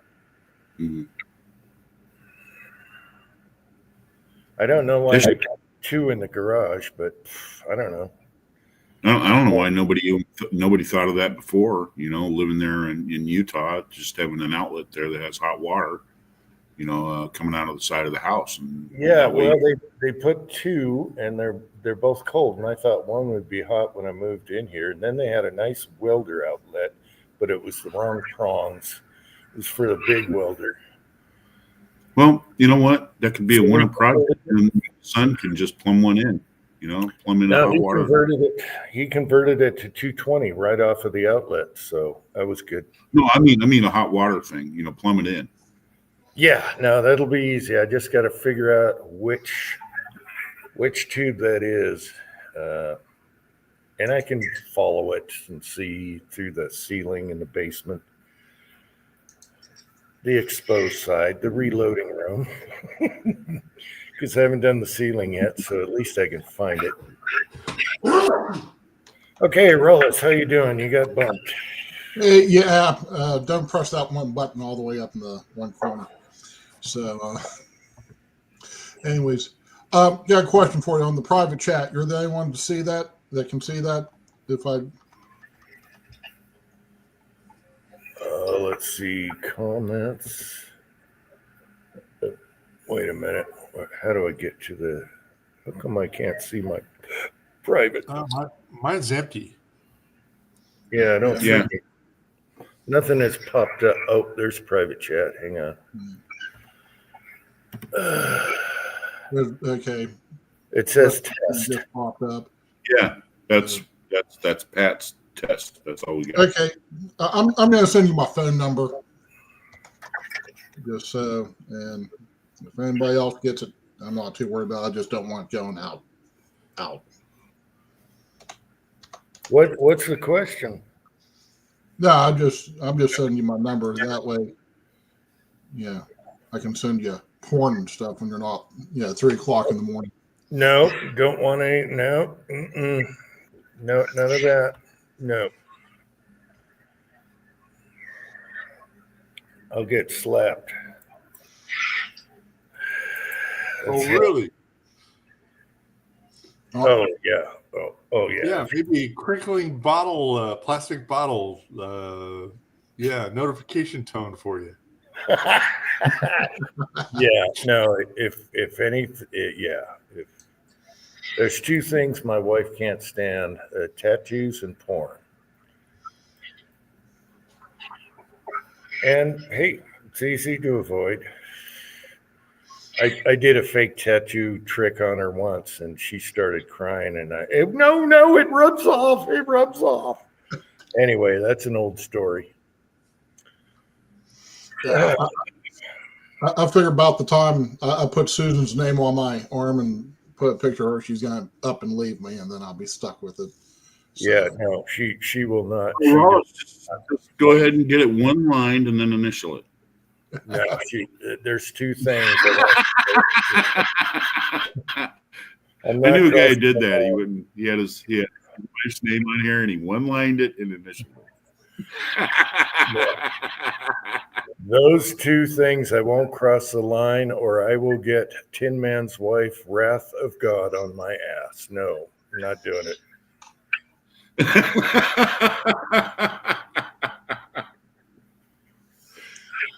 Tin Man.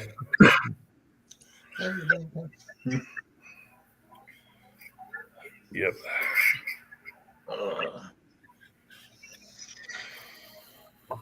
So I missed about the first 45 minutes or so. Did anybody go anywhere? Or you guys all stick around the house this year?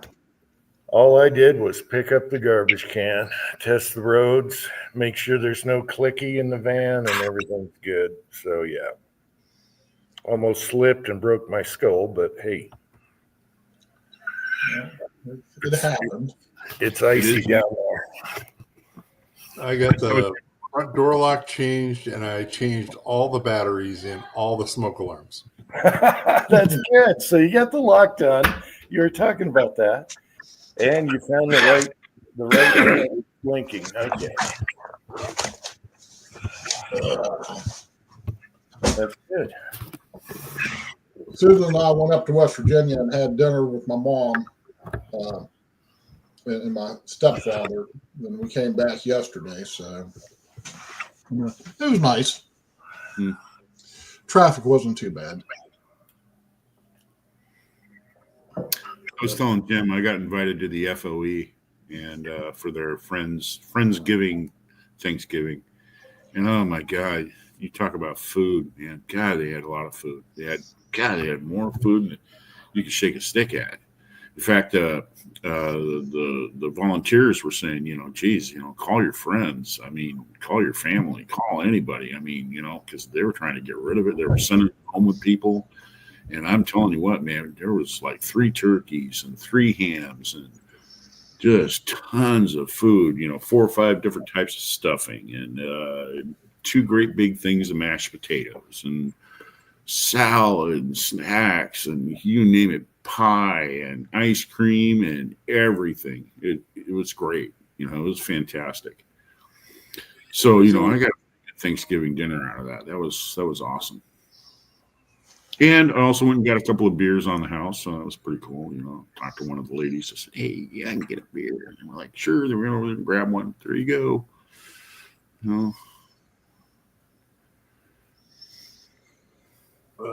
Let's see, Rollis. I'll try and add that to my phone here. To messages, or you got to go to the phone, I guess. Yeah, just like I said. Let's see, add a contact. There's something somewhere here that says add contact. Contacts. All right. I'm just going to put Rollis.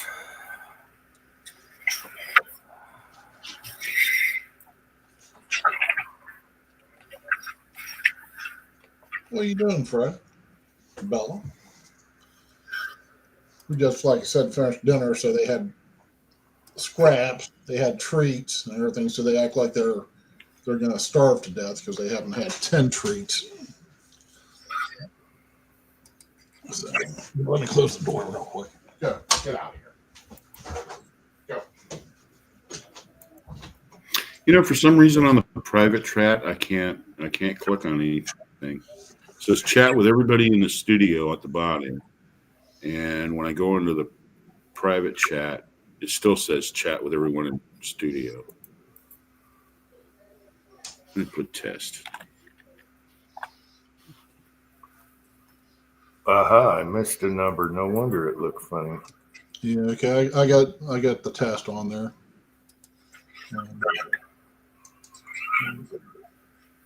Aha. Yeah, but that's over in comments. Hmm. Yeah, that's goofy. Yeah, mine just says test. It actually doesn't say, like yours says roll us up there, and it's got the time that you put it in, and that. But mine just says test off to the side. It doesn't say who's it from. Right. Yeah. Well, because it's from you, so it's not going to show you. But like I'm showing West. Oh, it won't show up. I guess not. This is the first time I've. All right.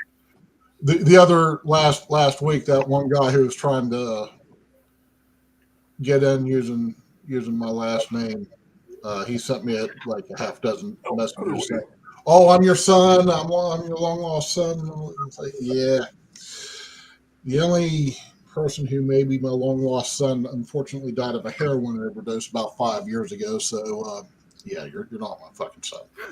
Anyways, but yeah, so like I said, that's and then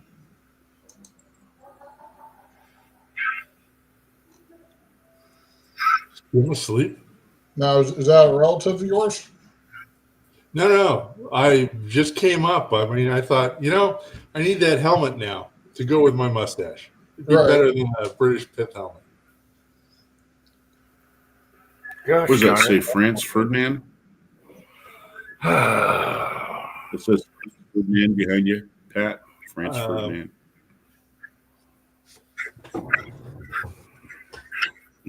Oh, Franco-Prussian. There you go.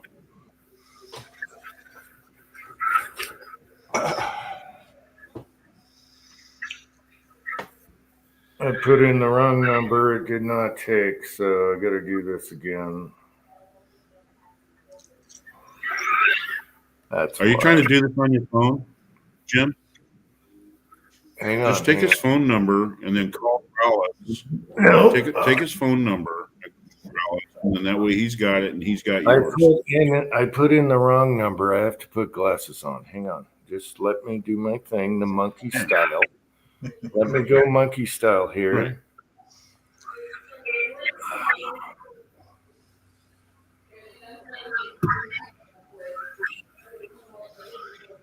Seems like there's an extra number, but can't be. That's what I did before. Okay.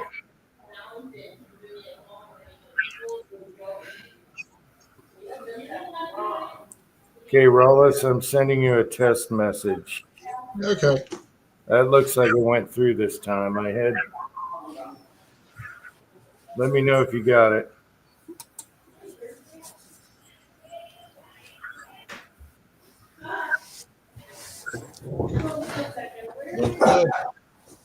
Sometimes you have to use glasses.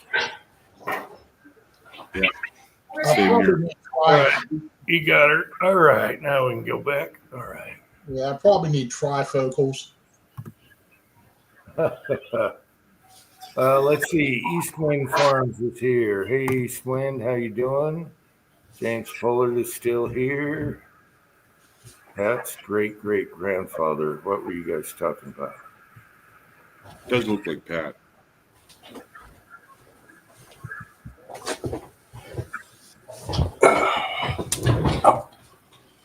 All right.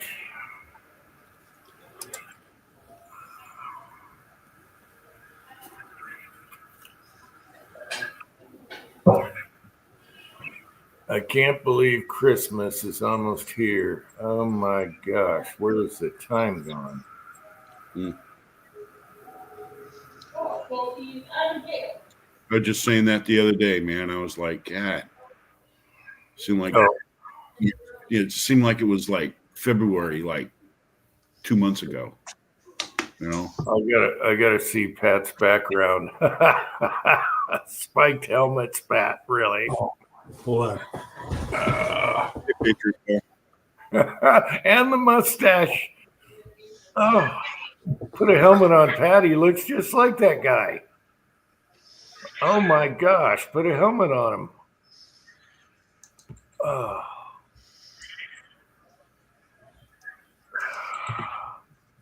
Patriot Paul, how's it going? Good to see you, Patriot Paul. Oh, let's see. James Pollard just did a reamer to his Grendel. yeah, thanks. And reamer was a lot cheaper than I thought. You must have got a good deal on them because they don't usually run in the under $70 range. So that was good.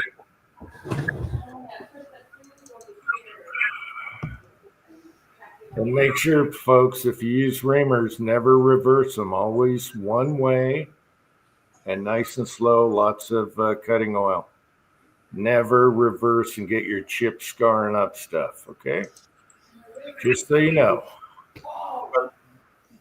By the way, Patriot, yeah, things are going okay. I have a lot more range of movement and less pain. I can actually sleep on my right side now. I have a surgeon appointment coming up here soon, but they have to make it with me because they canceled me on the next time. But the bottom line is I'm going to put that off until probably after the holiday coming up, after Christmas, and then go see him, because if I go see him now, I'll end up having to go to Seattle in the middle of dead winter to go and see the Department of Labor, guy, and he's going to check me out. So I don't want to end up having to go to Seattle in the middle of winter. It sucks. Piles of wet, sticky snow all over the place. You got to drive in it, and I'm just going to wait until spring to go see him. You have to either go around or take the ferry, right? Take the ferry, yeah. I got to take a ferry. You know what? I got to drive. That's like 17 miles. To the ferry dock. I got to get on the ferry, and then I got to walk over, and then I got to get a yellow cab, and then he's got to take me to the place. I mean, it's an all-day thing for just an hour-long visit with this guy over in Seattle. I mean, it's all day. I mean, I don't get home until 3 or 4 o'clock in the afternoon. So I kind of make a day at it. I stop at Ivar's. I have me some fish and chips or halibut and chips or, that sort of thing. I have a pretty good time when I go. I hate going to Seattle anyway. Seattle's not my favorite place to go. Has Patriot Paul been in Seattle during the winter driving? Because, yes, that's a nightmare. They forget how to drive in the rain, let alone the snow. Well, it's because for some reason now the state is pretty good about snow removal, but any of these cities or counties, they don't want to spend their snow removal money. So what they do is they just wait around for 2 or 3 days, figuring the snow is going to melt off and everybody will be happy again. And so, it's like 3 or 4 or 5 days, and they haven't done anything to remove the snow here in the county. The snow plows haven't went through or anything like that. It's like, hey, we pay taxes for this. Come on. Okay. They want to pocket that. Do you remember probably 12, 15 years ago, the mayor was being environmentally friendly and didn't want to salt the steep hills like, downtown. Oh, yeah. A metro bus almost went down the hill over the edge off a cliff. And it was an accordion bus. It was one of those ones that was articulated. I think I know which one you're talking about. That was crazy, man. The driver's like, it was that, just trying to whip that fucker around. It was like the worst winter it was ever nuts. For not salting the roads, and he wanted to be environmentally friendly for the salmon or whatever excuse. And I remember that year, and then you have an articulated bus. For a lot of people that don't know, Seattle has these really steep, and then it levels off steep, kind of like the movie with Bullet. in the what was the movie? Streets of San Francisco. They're going down these steep hills. Yeah, anyway, that's what it looks like.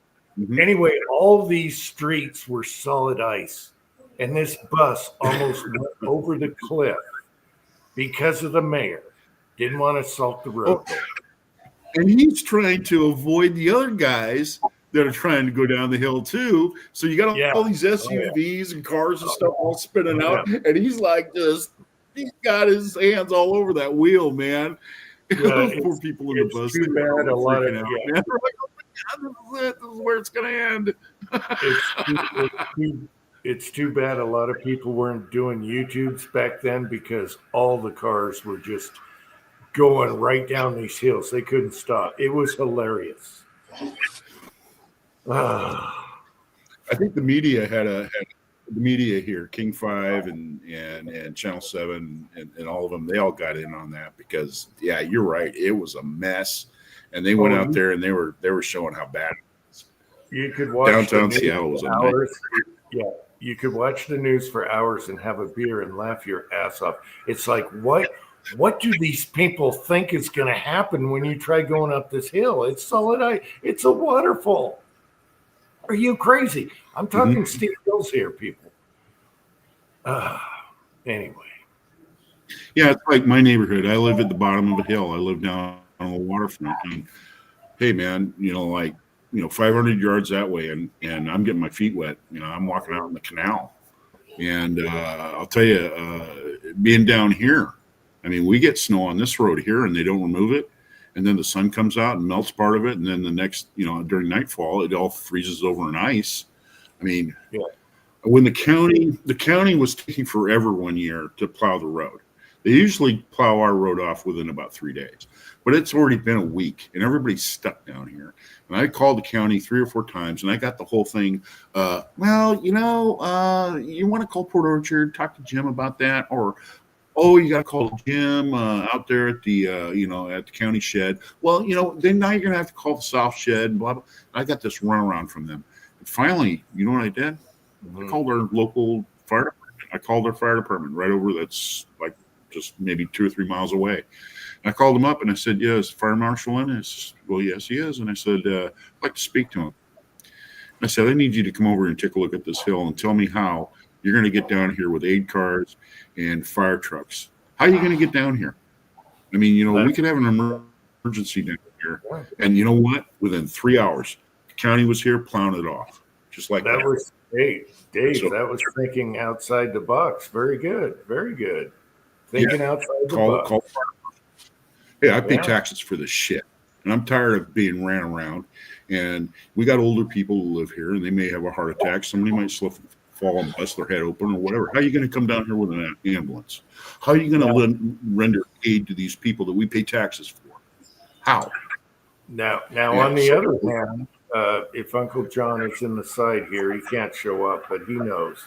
we used to take the fire hydrants and open them up so we could do burnouts in the ice. So we used to do the opposite and piss off the neighbors. Mario is here. Hey, Mario. Here's a link if you want to get on, Mario. Anyone else want to get on? There's your linky. Yeah, we used to. When I was we used to open up when I was a teenager. Yeah. When I was a teenager, I had a friend of mine that had a lime green Galaxy 500. It was like a 1965 Galaxy 500 with a 390 in it, 4-door. It was a big old tank, right? A guy named Terry Nicholson. I'll never forget that guy, man. Yeah, never forget this guy. And I mean, he was from Alabama, and he was just crazy. I love Terry. Terry was great.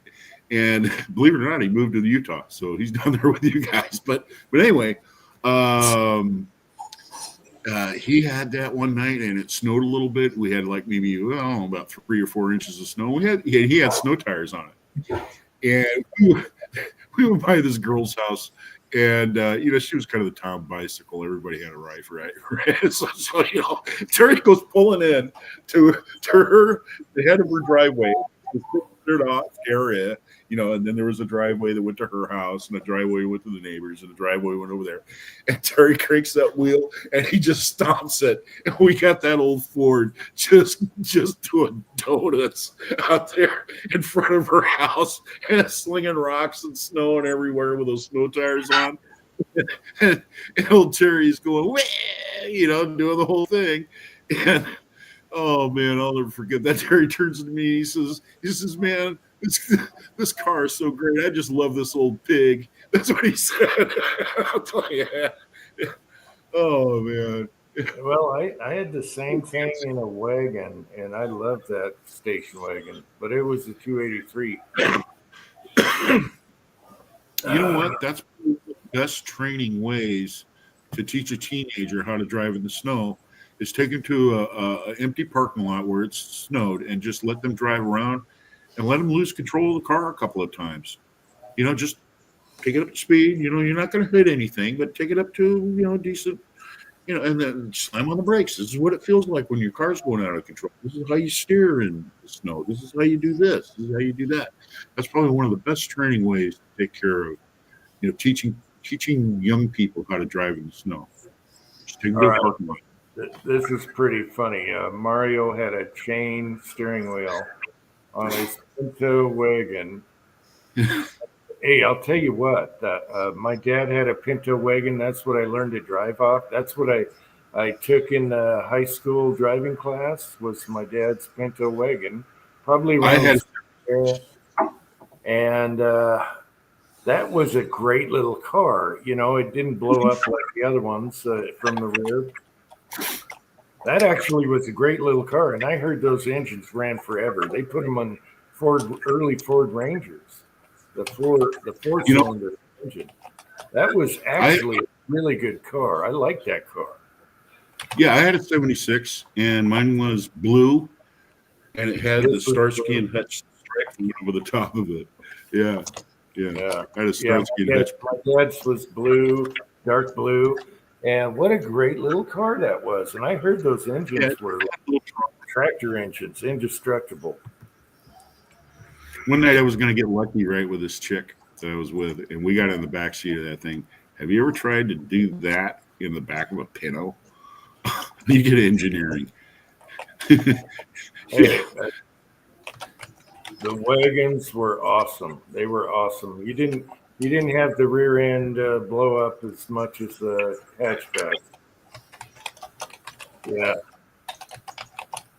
Well, you see them nowadays, man. They're like a collector's item. I mean, they go for big bucks. A Pinto. Well, I think I bought mine for $100. Yeah, I don't know if it's true, but I was at some store and a guy had an old Ford Ranger, and I said, oh, I had a newer one, so I was talking to him about it. He goes, yeah, this is the old Pinto engine, the old 4-cylinders. He had 500,000 miles on it, and it still ran beautiful. I heard it and everything. And he said, yeah, people don't know this, but they carried on that same type engine in the cheap Ranger trucks, the 80s trucks. I don't know if that's true, but that's what he told me. I'll tell you one thing, Ford did something right, because you still don't see a lot of those Rangers out there. Ford did something right with that truck. You know, you see them all the way from the 80s all the way up until when they quit making them. But yeah, you see those Ranger trucks everywhere, the 4-wheel drive ones and stuff. Yeah. But I think they were incompetent. Leave it to Mario to put a chain steering wheel on a Pinto wagon. Did you have the fuzzy dice, Mario? You need that. If you got the chain steering wheel, you need the fuzzy dice. I mean, he's got the little chain steering wheel so he can drive with the handcuffs on. All right, guys, I'll be right back. Let me mute. Yeah, Chessboard was just asking if it was snowing up in Charleston, well, where I was at in West Virginia. It was just cold and spitting snow. So what it's doing now, I don't know. I haven't talked to Mom since we came down, but it was just, like I said, cold. It felt pretty good, though. It's freezing down here. It's all 40 degrees.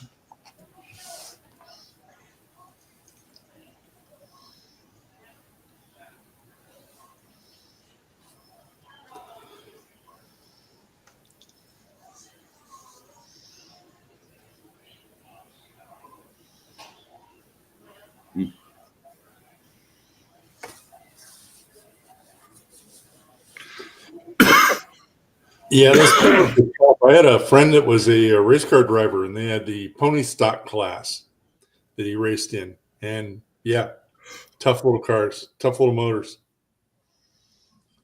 Yeah. I had a Slant 6 in a Dodge van. Anything good about it was the engine. Everything else on the damn thing was wasn't desirable. So I told a friend of ours, she just bought a Charger with the Scat Pack in it, and I told her, well, if she ever crashes it, if the engine's still good, I want the engine put in Susan's Wrangler. So yeah, and that way Susan will have a 150 mile an hour Jeep. Yep.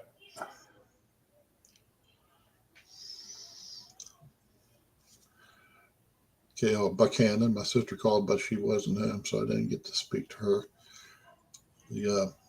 Remind me where Buchanan is.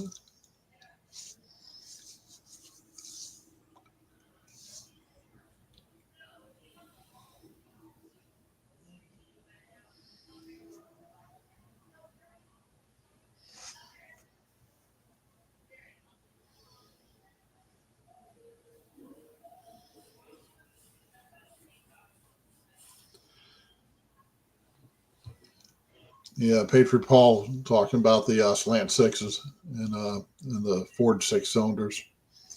So, oh, okay. Okay, Chessboard. Yeah, we made pretty good time coming back too. So it's usually about a 12-hour drive. I was able to get it done about 11. I didn't have to speed too much.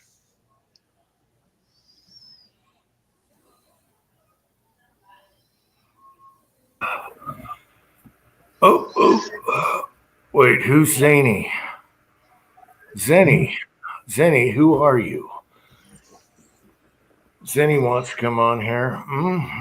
We had trouble, Zenny. Put them on. Put them on. John's great. Never know. Might be fun. I'm trying to catch up on the side here. Okay, Pat, my dad you're a Dodge Plymouth guy. My dad had like a Cyclone. What was it? It was an oddball Dodge or Plymouth. The Cyclone was a Mercury. No, it wasn't a Cyclone. It was this weird ass Dodge. All of a sudden we got a bunch of trolls on the side. Yeah. These insiders. Boy, that's original. Yep, Zenny, it doesn't look like you're getting on here. It's Trollfest. Anyway, I'm trying to remember. Yep, we're getting them now. They're coming on. Can you guys see the guests or no? I can see. I'm just looking at the regular comments. I can't see anything. Oh, well, that's all right. I'm trying to remember what it was. It was Red Pat, and it was a really oddball Dodge or Plymouth, mid-size. You don't see every day, and I was really surprised he had it because it was kind of like this hot rod. Anyway, Mid-size. yeah, I would say the size of a. Maybe it was an AMC. No, I don't know. It'll come to me. Oh, we're getting Troll Fest. We are getting Troll Fest.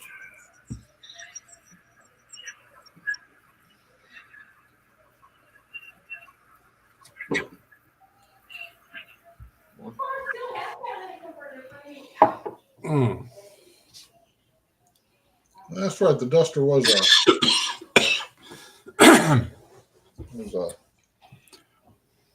had a brain fart. The Duster was a Chrysler product. It wasn't a Duster. No, it wasn't a Duster. It was just some oddball. Maybe it was a Cyclone. Anyway, it was very oddball.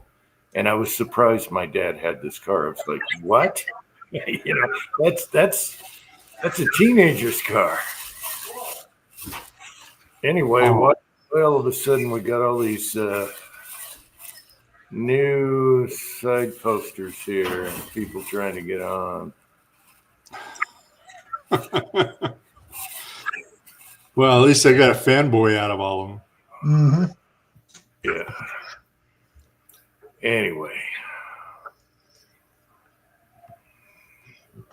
Oh, somebody just sent me something. Let's see what we got down on here. Mike Morris, let me join to contribute. Yeah, I bet. Mm-hmm. You're We've fast had enough- contributions before. Think you're fast enough with your finger tonight? Okay, Mario. Yes, my mom had a Chevette, and that was also a very good car. That thing ran forever. I got a ticket for 51 and a 15 in the snow by a motorcycle cop. No, he wasn't a motorcycle cop. He was state trooper in a park.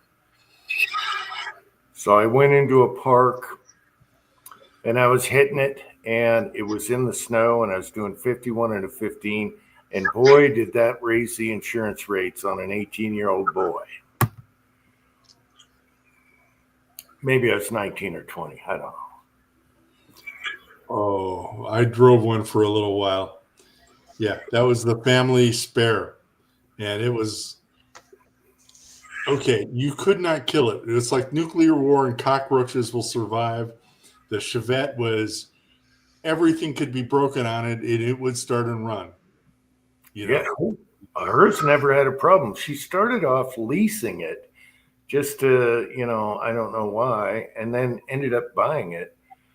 And when she sold it, it had a bunch of miles on it, 4-cylinder. Everything was great. Uncle John can tell you it was a yellow one and automatic on the floor. And it ran forever. Was it a hot rod? No, it was gutless. It was like a Pinto, but it ran and ran and ran. I don't recall anything on that breaking. She was really lucky on that one. Were Chevette's hatchbacks? They had hatchbacks. They had all the body styles. Okay. Yeah, it was a hatchback. I think my ex-wife had a Chevette at one time. If it's the car that I'm thinking of, she had a lot of rug burns on her back too at the time. So,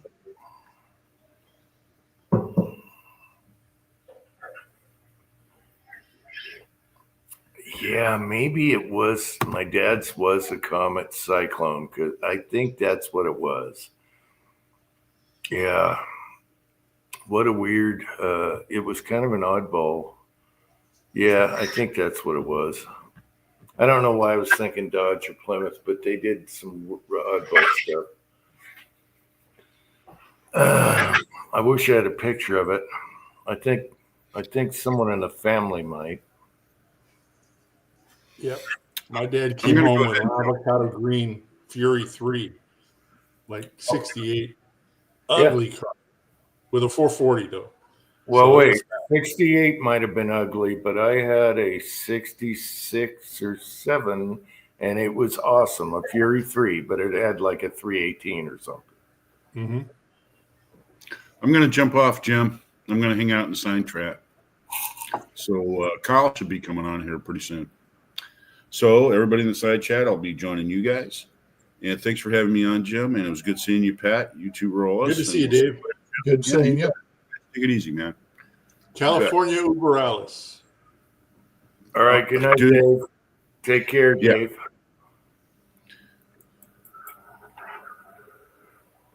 How could Pat fit in a Chevette? Yeah, it'd be a little tight.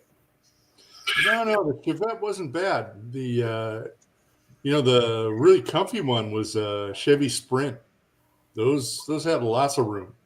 Yeah, I never been in one. Friend of my sister, guy I've known for a long time, also he had one of these smart cars, the 2-door little things, and he's as big as I am. And there, we get a photograph of him and I sitting in there. It's actually a lot of room in there. Yeah, I mean, not enough room to survive the car wreck or anything, but yeah, as far as just he had to drive almost 100 miles a day. And he had a big ass Ram, so to go to work, he'd just drive that little smart car and get like 50 miles to the gallon. Well, this is probably how much room there was in that damn thing. Okay, Pat, 68 Fury 3 is not ugly. It is different than what I had. Front end similar, the rear's. It's not ugly. Are you kidding me? I was a kid at the time, and the thing was just like a boxy avocado green with an avocado green interior. And That's exactly what I have here. Let's see. Oh, damn commercial. Come on. Intro, blah, blah, blah. I hate intros. Oh, yeah, the rear end's different. This is the same color. And because of my backdrop, you probably can't see it now. nope, can't see it. I can see a black lady coming out of the chest of a redhead. No. I'm trying to do almost. Anyway, it's the first one I clicked on. It's avocado. Yeah, they changed the taillights. The front end, they scooped the front a little bit. All right. I still say that's cool. I would not call that ugly at all. I like the big square cruisers. It does look a little bigger. Yeah, but I had a somewhere 65, 6, 7. It was white. Here's the funny story. Every time you mention a car, I got a funny story because when I was a teenager, I'd buy any $200 car or whatever. I worked with a guy. We were in the spa business. It's a really good story. This was like one of those big kind of guys that, more brawn than brains, big dude. And he started working there. Uncle John remembers this, and he had no place to stay, so he slept in that Fury. He took out the back seats and put a piece of plywood. Other than that, the car was mint, and he slept in the back.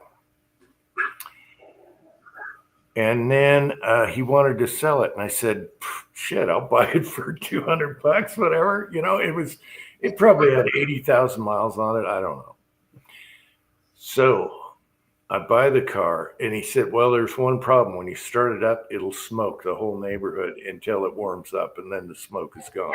So I don't know if it was the valves, whatever. It wasn't the rings because it ran good. So for some reason, it smoked when you started it up. So anyway, this kid, everyone at work made fun of him because he was a big, dumb kid. They called him Baby Huey. right? But he wasn't. And he'd come over all the time and he'd draw. He would draw these cartoons and flip them on a pad. And he had this freaking beautiful cartoon. And he'd do it real quick, each pad. And he'd flip it and you'd have a cartoon. Everyone made fun of him, but I liked the guy. He was a super nice guy. Guess what? He quits. He does an interview at Boeing. And the guy said, well, what are your qualifications? And he said, well, I can draw. And this is like a big wig behind the desk. And he goes, okay, draw me something. What? And he goes, what do you want? He said, draw me a wing on a plane. And he drew the perfect wing. He was such a good artist. He drew the perfect wing, and the guy hired him, and he made tons of money from then on. He was, what do you call those guys with the tilted desks? The engineer type, architect type. From then on, he went from a cheap job, and I bet he got a house, all that stuff after that. And everyone made fun of him for being Baby Huey. So there's my story. Everyone's got a spot in this world. And the guy, he drew the guy a wing. No, first he drew him a gun. He goes, okay, draw me something. And he drew him a Smith & Wesson, and it looked like a perfect Smith & Wesson. Then the guy says, okay, draw me a wing. That's how it was. This is a true story. So he did a Smith & Wesson, and then he drew him a wing. And when the guy saw the wing and how detailed, he said, you're hired. And that was the end of that story. And that's the last time I saw him. The last I heard of him, he bought his own house. He had it made. And he used to sleep in his car. Mm-hmm. How good is that? He was really good with a pen and a piece of paper, I'll tell you that. Mario says, great story. Yeah, that's America. There's diamonds in the rough out there. But he could draw so good, and he did it so fast. And everything was perfect, like he used rulers and stuff, but he didn't. He did it all freehand. It's amazing. And he found his calling. So there's the moral to the story there, all because of a Plymouth Fury that I had. Uncle John remembers that car. I have a buddy. He used to practically live in his car too, more than. And now, 40 years later, he's almost ready to be living in his car again. Yeah. The sad thing is, he was actually the smartest one out of the whole bunch of us. Yeah, everyone made fun of him, but I got along. I was a parts guy, and he was in the back warehouse, and all the other guys, he was a new guy, and they made fun of him. I'm like, what are you making fun? He's such a good guy. He was this big. He seemed dumb, but he wasn't dumb at all. And that's what pissed me off. The other guys picked on him. I'm like, no, he's cool. Anyway, the guy blew the doors off of anyone else working there. Come back and buy this town, baby. So I love that story, and it's a true story. I wish you would have left me the back seats. Anyway, I like that car. It had a blue interior. It was white, and the dash. I just like square bodies from the '60s, late '60s. I like square bodies before they all got curved and stuff. You know, I was never a Camaro guy. It was too rounded. I like square body. That's just me. Roadrunners, I like. Yes. I like Roadrunners. Now, it's kind of funny. My mom had a Ford Maverick, and I'm looking at them now. I always thought it was kind of neat looking anyways, but then in retrospect, they're really good looking cars. She had a big V8 in it and everything. What kind? The Ford Maverick. Uh-huh. And from back in the 70s, not this new horrific thing that they call a truck. But well, the Maverick was like a fastback on a Mustang frame, wasn't it? Something like that. It kind of looked like a Mustang, but yeah, it had the same. Well, they used the Mustang frame, did a different body with like a fastback. Yeah, Right. and so they're damn it, I just clicked out. But yeah, I mean they're just, it's one of those things that if I could get one now, I'd probably grab it. I think Jag is just trying to get me going like DB Cooper. I love GTOs, had GTO convertibles, Tempest convertibles. I love the GTOs. I like Pontiac. It's a shame what they did to Pontiac, because they take a Chevy and say, let's just beat them out a little bit here with the Pontiacs. Oh, well. Yeah, they were always nicer. Now, my first car I ever restored, 63 Nova. If you want to see a square body, 63 Nova SS is about as square as you can get. Mm-hmm. So I just like the square bodies. It's just classic. Oh, rickshaw has landed. We have a rickshaw sighting. Pat, the rickshaw thing will never die. It's the funniest thing you ever came up with.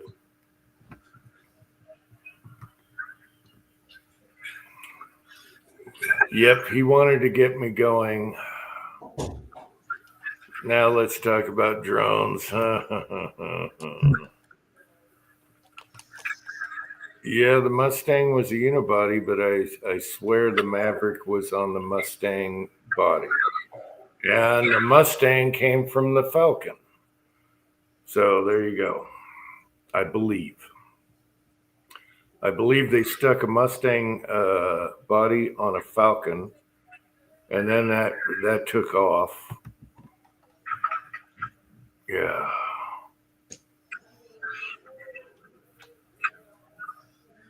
I had a 68 Mustang, which I loved. I liked a little beefier body in the 65. So I like 67 and 68 bodies, but that's me.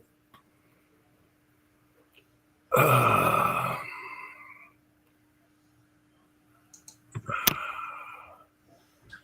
always wanted one of those.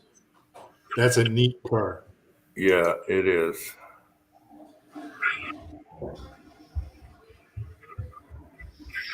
Damn, God, you're making me want to spend so much friggin' money I don't have. Hey, if I came into some money, I'd have a lot of cool classic cars right now. But what are you going to do? You can't drive them all. So Yeah, but you can drive one each day. yeah, but they'll sit and rot. I'd probably have 30 of them, and yeah. Yep. Yeah. Well, I'm happy. I got up to 9 at one time, and now I live in a place with a driveway. I can't work on cars, and I got guns because you don't need a compressor, you don't need a lift. You know, scratches that itch. Yeah, I'd usually just drive one, get tired of it, buy another one, trade it. And I always wanted to keep it under $300. Low mile, under whatever, 75,000 miles, whatever, 100,000 miles. I love station wagons. I told you that before. I love me station. There's something about station wagons. I absolutely, and now they're nowhere. Someone should have saved these guys. Everyone had one owner, family station wagons that were maintenance perfectly every week or month. And they were the best pickups for cheap vehicles. I love station wagons. Well, probably a lot of them got destroyed when Obama did the cash for clunkers or whatever that fiasco was for. Well, everyone just, bought a new vehicle, but during the late 70s, everything sucked so bad. They shouldn't have junked them. The 60s cars. I don't know. Oh my gosh, Patriot Paul. 58H. Oh yeah, that's probably a collector now. Edsel got a very bad name, but yeah, some of that was fake news. That would be awesome right now. Yeah, they're collectible.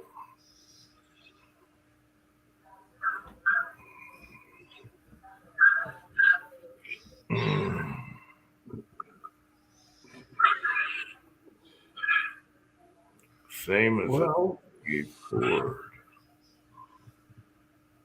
See, I don't know the 50s cars, but my dad could name everything. He'd say, that's a 53, blah, blah, blah. He'd point, that's a 50 this, 50 that. I never knew any much about the 50s cars. If I wasn't interested in it, I'd never paid attention to it. Yeah. So you could say, "Oh, this is the such and such car," and okay, if you say so. Yeah. Now, if I'm interested in it, I'll probably know serial numbers from the serial number of the distributor cap that was used in November of '62 or whatever. Well, I tell you what, I'd rather work on one of them 60s cars than anything now. You have a distributor and a carb to play with. Big deal. Mm-hmm. Big effing deal. I looked at that Hemi that Saudi bought last week when we went and found that, helped her buy that car, find the car to buy, I should say, and popped the hood. I mean, it was really cool. I had no idea what I was looking at. Just like, I know it's an engine. That's about it. There was so much stuff wrapped around the engine, I couldn't even figure it out. Yeah. It really sucks when people do resto mods on old cars, put all the computers and crap you don't want on an old muscle car. It drives me nuts. Yes, it makes them efficient. Yes, they get more horsepower. Yes, they're reliable. Give me a distributor and a carb to turn the screws on, and I'll be a happy guy. All right? I'd rather have it that way. Where are you, Kyle? yeah, Kyle, I got to get off and hit the road here. Get on here. All right. How long have we been on here? Okay. Now, where you headed, back to LA, or are you going up to Las Vegas? I'm in Las Vegas, heading back to LA. Okay. So I just checked, and it's free driving right now, 4 hours, 8 minutes. Yeah. So, All right, Pat. Have a good trip home. I can wait for Kyle here for a minute. But I'll back in the day, I was a Chevy parts counterman, and my forte in Chevy parts was, okay, Chevy used to change part numbers. Every time they change a supplier, the part number would get changed.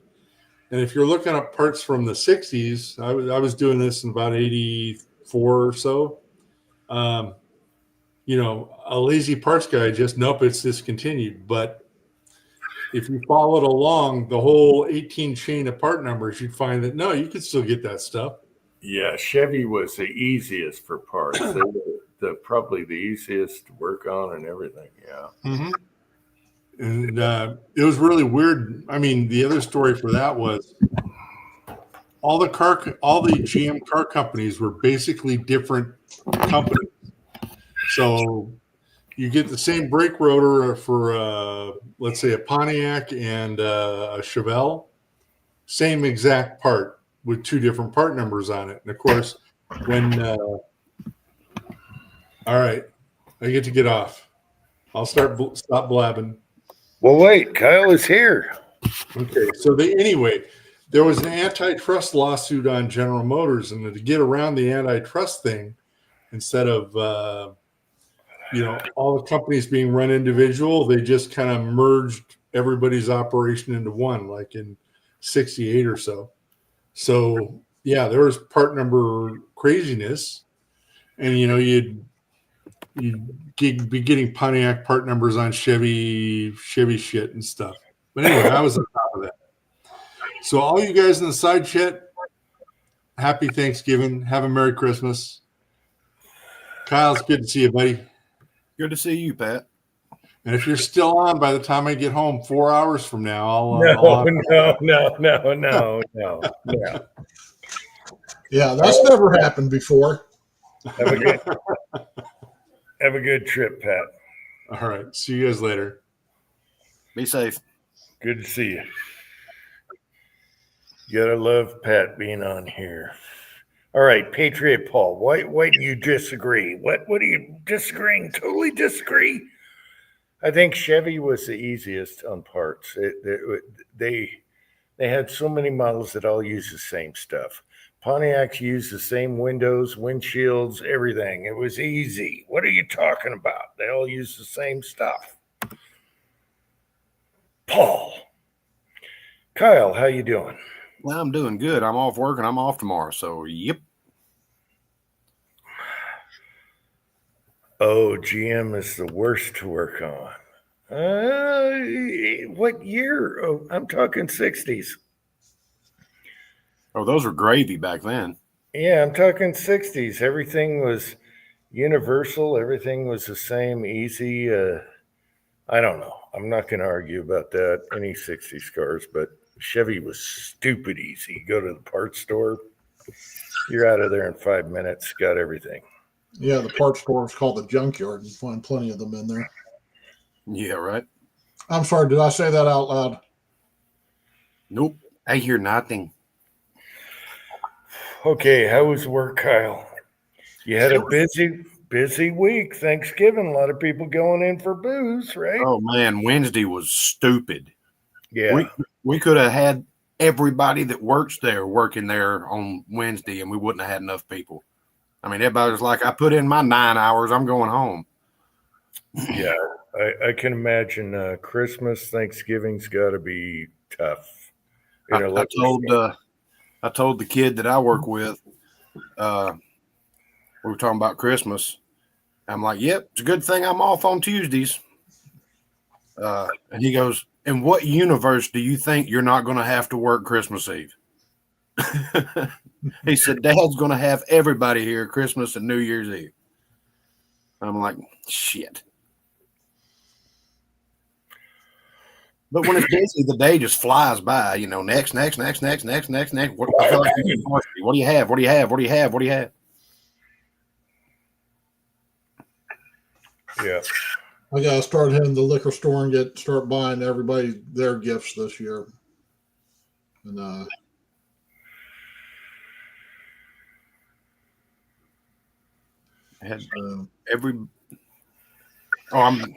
It's scrolling so fast. I thought we were talking about distributors. What happened? Oh, Paul is talking about bolts, except for Chevy had more universal bolts than different sizes for different things. So I'm not going to get into it. I like all 60s cars. So in my buddy's garage, we'd be doing a transmission rebuild on something, you know, pulling transmission, rebuilding it and putting it back in for friends and, you know, stuff like that.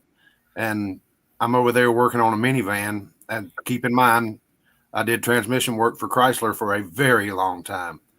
I got the transmission out of this minivan. I spent more time dicking with his bullshit transmission jack than I did pulling a transmission out. And I was just dropping all the bolts in a drain bucket, you know. Got one of them roll around drain buckets. And he goes, how do you know where all these go? I said, because I've only took out and put in about 700 million of them. I said, let me break it down for you. These are the two bell housing bolts that come in from the front. These are the ones that go in from the back. Here's your torque converter bolts. Here's your starter bolts. Here's your front motor mount bolts. He's like, Jesus, how do you know this? I'm like, you do the same thing all the time, all day, every day, you know. yeah, exactly.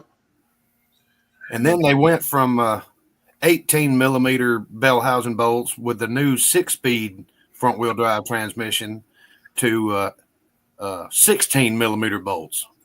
So everybody's like, God dang it, now I got to buy a new socket because a 5/8 will not work.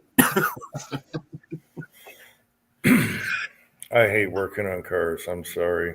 Bring back the 60s. You could reach everything.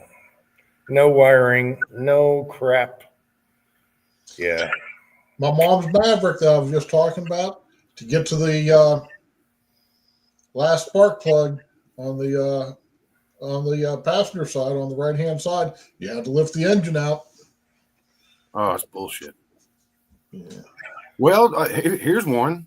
To put a diesel engine in a newer body style Dodge truck, you have to take the cab off the truck because the top radiator support will not come out. So, and the engine's too big to fit in the hood, you know. So you have to take the cab off the damn thing to get the engine out. That's wonderful. What's that add? An extra 3-4 hours to the job, if you're lucky? At least 2.5, maybe, yeah. And then of course, the warranty claims and stuff say, "Oh, you don't have to do that. We're not paying you for that." I'm like, "Well, you walk your happy ass over here and do it then. Show me. I'm from Missouri."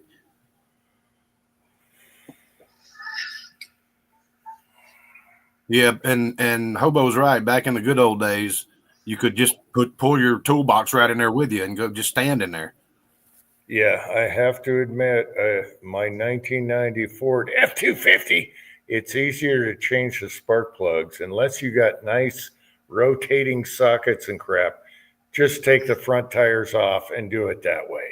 Yeah, because the engine's too big. It's a 460. But you can do it. I did it. But you need the swivel sockets and all that crap. No, Paul, I'm not from Missouri. I'm from Georgia. But that's what I always tell people. I'm from Missouri. Show me.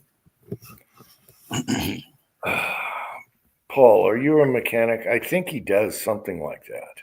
Paul, are you a mechanic? He can bitch if he is. He can bitch. I'll let him go. He knows more than I do. He says he used to sell tools and equipment. I had a problem child Dodge Journey with an electrical issue where it wouldn't power up the transmission control relay. So therefore your transmission wouldn't work. I worked on that thing for probably 4 weeks, to the point where my boss come to me and said, "You're not working on anything else till you fix this thing."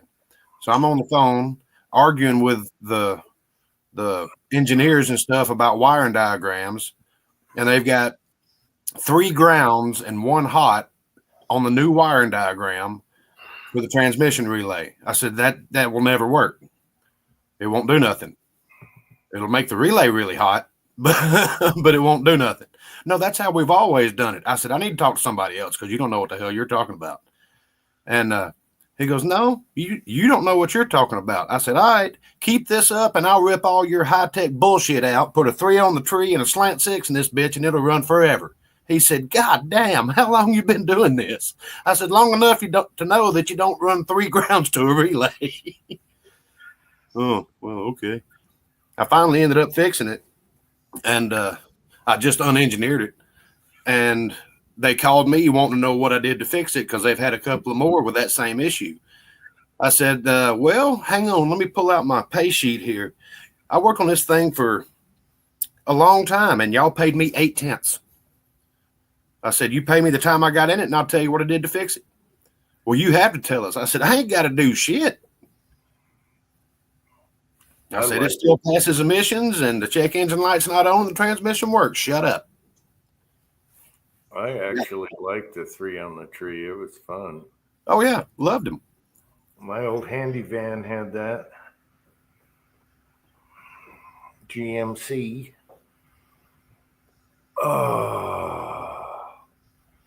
Yep. All right, Patriot. All right, Patriot Paul. Okay. I'm not going to argue with bolt sizes and everything. I liked them both. I had Fords and Chevys and Plymouths. Yeah. As long as they're older and you can get to stuff.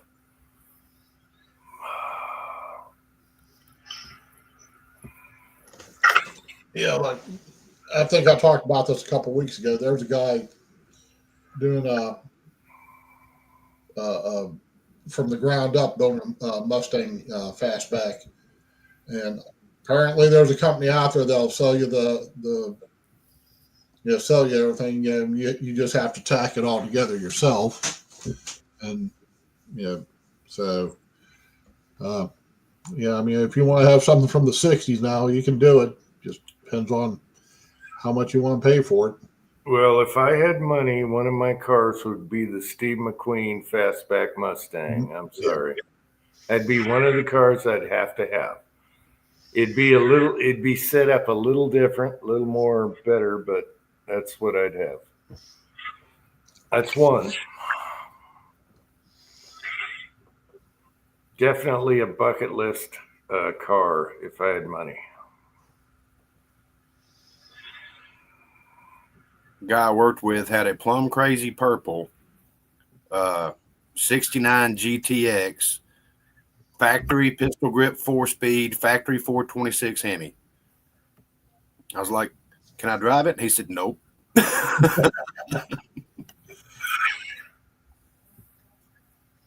was a beautiful car.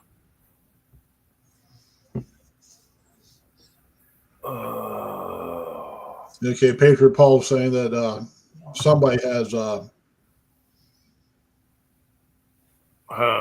this sounds about, like I said, I've only seen a couple episodes and it's been a few weeks since I've seen anything. But yeah, they're building. Yeah, they also do the military Jeep remakes. Yeah. Which would be cool. There's a bucket list too. I want a GI military World War II Jeep. Even though it's gutless, I want one. You want the Willys? Well, see, here's the thing, though. Since you're building from the ground up, you're not violating any sacred, anything sacred by doing everything modern, so you can put whatever you want in it. I mean, if you want it down to the original bolt, then that's understandable.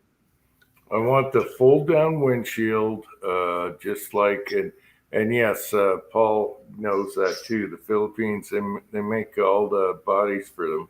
They stamp them out, and oh, how fun would that be? And give me the old tires with the little scoops on the outside of the tire. Oh yeah, those old friggin' tires. I just would love something like that to go into town with. And Kyle he's thinking about a mini Jeep. They make the minis now. Yep. That'd be fun. Hell, Angel Smart fell in love with it. I said, "Buy it and I'll drive that so much back and forth to work." Yeah. It's technically, and I actually did some research on it. It's technically, it's totally street legal, but you don't have to tag it or insure it because the engine is technically CC. Yeah. Well, yeah, it's under the CCs, but they've revved up the engines and stuff. We used to do the same shit with go-karts. It's still a 5 horsepower, but you can get 45 horsepower out of it. But as long as it's, it meets their ramifications, which were all designed by people that have no clue what they're doing, you don't have to tag or insure it. And they said this one guy, he made a track conversion for his and took it somewhere in Canada on this long road. I forget from where to where. But he drove it as far as he could, and then he started getting in the snow. So he put his track conversion on. And he was gone for like 6 weeks. It was that long of a trip. And he loved it. Hobbies, that's a good point. We haven't seen a video from Max in a long time. No shotgun or Jeep video, and he's been working on the Jeep. And then he went to this flatbed conversion thing, and we haven't seen anything on that lately. I wonder how he's doing. A 351 and a CJ with 1-ton axles. I bet that son bitch would take you places you didn't need to be. Mm-hmm. Yeah.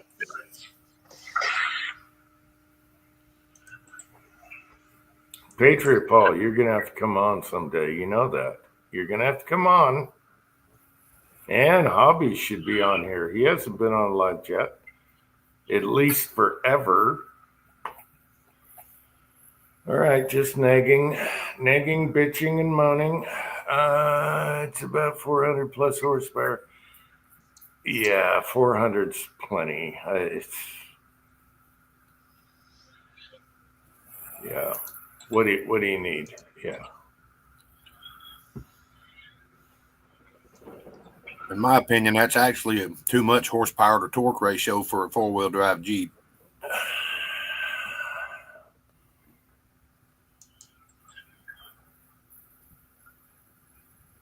I'm trying to find the channel's name, but it's towing and recovery. There's a couple of them out there. There's this one though that they're in Utah actually. There's one in the snow, and he goes and pulls people out in the snow. But you're probably talking about someone else. There's but yeah, there's one over there, and I think there's one guy in the Seattle area, somewhere on the West Coast in either Seattle or in Washington or Oregon. And then there's this other one that, like I said, I'm pretty sure they're somewhere Utah at least. And he usually has something up. I should be able to find the name here soon. But yeah, some of the places he goes and he has to pull people out, it's just like, stupid funny. Yeah, the Utah one would be the guys climbing the rocks in Moab and all that. Yeah. And they get in trouble, they get flipped, all kinds of weird stuff. And then,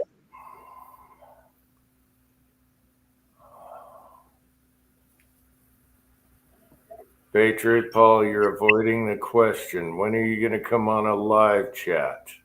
Paul, cat.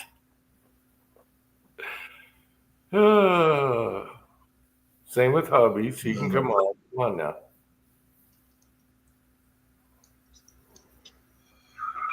Yeah, guys, I'm able to hold a conversation with them. Can't be that hard. Yeah, there's one in Moab, and there's one that I watched that he pulls people out of the snow, and he is probably Oregon or Idaho or something. And sometimes he has to take the track vehicle in to get them. Okay, I don't think I've seen that one, that fella. There's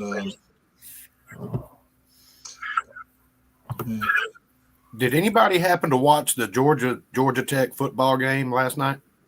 No. Okay, so it started at about 7:45. So I get off work at 10. I come home. We were watching the game at work, and I come home, get me something to eat, go on the back porch, smoke a cigarette, and I get my laptop out. And I'm like, I was just trying to check the score, and I'm like, holy shit, they're still playing. And this was like at 12:20 or something. I know Jamie was getting all wound up about it. It went into 8 overtimes. Damn. The record is 9. You know those kids wore smack the hell out. Yeah, but when you're that age, you're motivated by that stuff. We'd call it a game after the first 10 minutes of the first round or whatever they're called. I got a rickshaw rock crawler. That's right. I got to give Hesaw shit. I want a Hesaw in a live chat also. So Hesaw, fair warning, you've been warned. I want to see you on a live chat. You're a mystery guy to me. Mystery guy. Can you still get 87 people on at the same time? Until 2 more days, because I'm going to cancel the Streamyard account where, I got a deal for a year. Right. And I looked it up today, and there's nowhere to cancel. So hopefully I get a warning in the next couple days. It was the 3rd when I started. I think it was $7 a month if you paid all year. Yeah, it was I'm going to cancel it and go back to free because I don't get more than 6 people on anymore. So I thought more people would show up. But I started that on the Christmas. So December 3rd, I gotta figure it out. And they told me they're automatically gonna bill me. And so I checked tonight, and there's no place to tell me what date I gotta renew.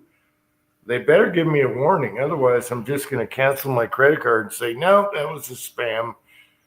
I don't know. I got 2 more days. It's the 3rd that I think that I started paying, 3rd of December.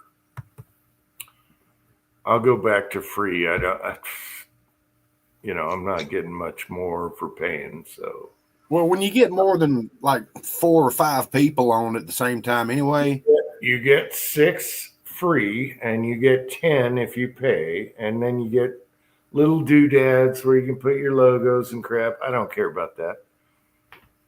People don't care about logos. What the hell? So.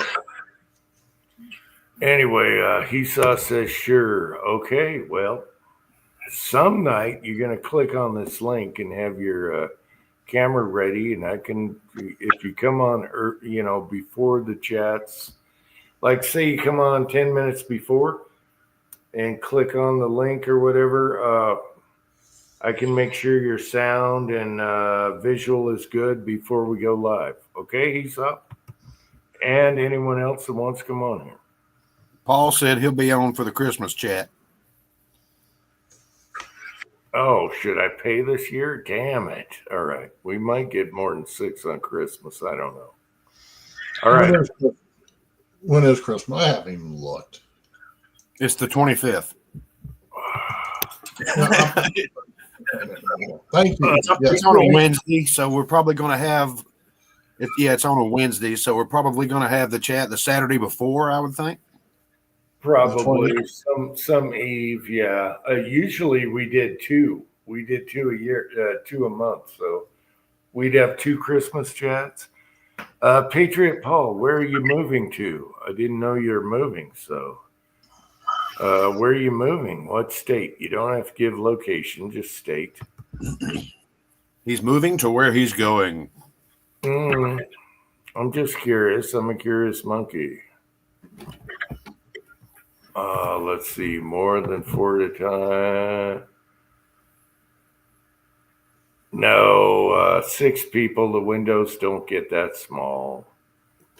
No, 10 people, it gets a little small, but you can click on each person. Oh, he's going to Missouri. Yeah, that's where a lot of people move for their freedom. Yeah, okay, that's a good state. That's a red state. That's a good boy. That's where Ozark moved to. That's where Timothy is. Yep. Timothy, PC Bullet Empire. Oh, he just spilled his unsweet tea. I would too. Yeah, you're from Georgia. It's sweet tea. Only communists drink unsweet tea. I'd have spilled it for you. But there's sugar on the table. Okay, Mr. Science over here. You explain to me how you're going to get sugar to melt in cold water. Yeah, it never works. Now, personally, I've gotten to the point where I'll get if I get a big glass I'll get 2 or 3 fingers of sweet tea and just mix the rest with unsweet tea. It's still too damn sweet as far as I'm concerned. And I grew up, when we were growing up, when Grandma would make her sweet tea, we just called it sugar water. That was slightly brown. I like my sweet tea where when you're pouring your glass, you have to cut it off with scissors. Oh my gosh. Okay, I don't like it. Yeah. I'm kidding. It's not that bad. I like it medium. Yeah. I like it just not tart, but just like I said, a couple fingers worth, and that's it. Oops, sorry, gentlemen. Yeah, that's the way my grandmother used to make hers. It had just a little wang to it and just enough sugar so you knew it wasn't unsweet tea. Yeah.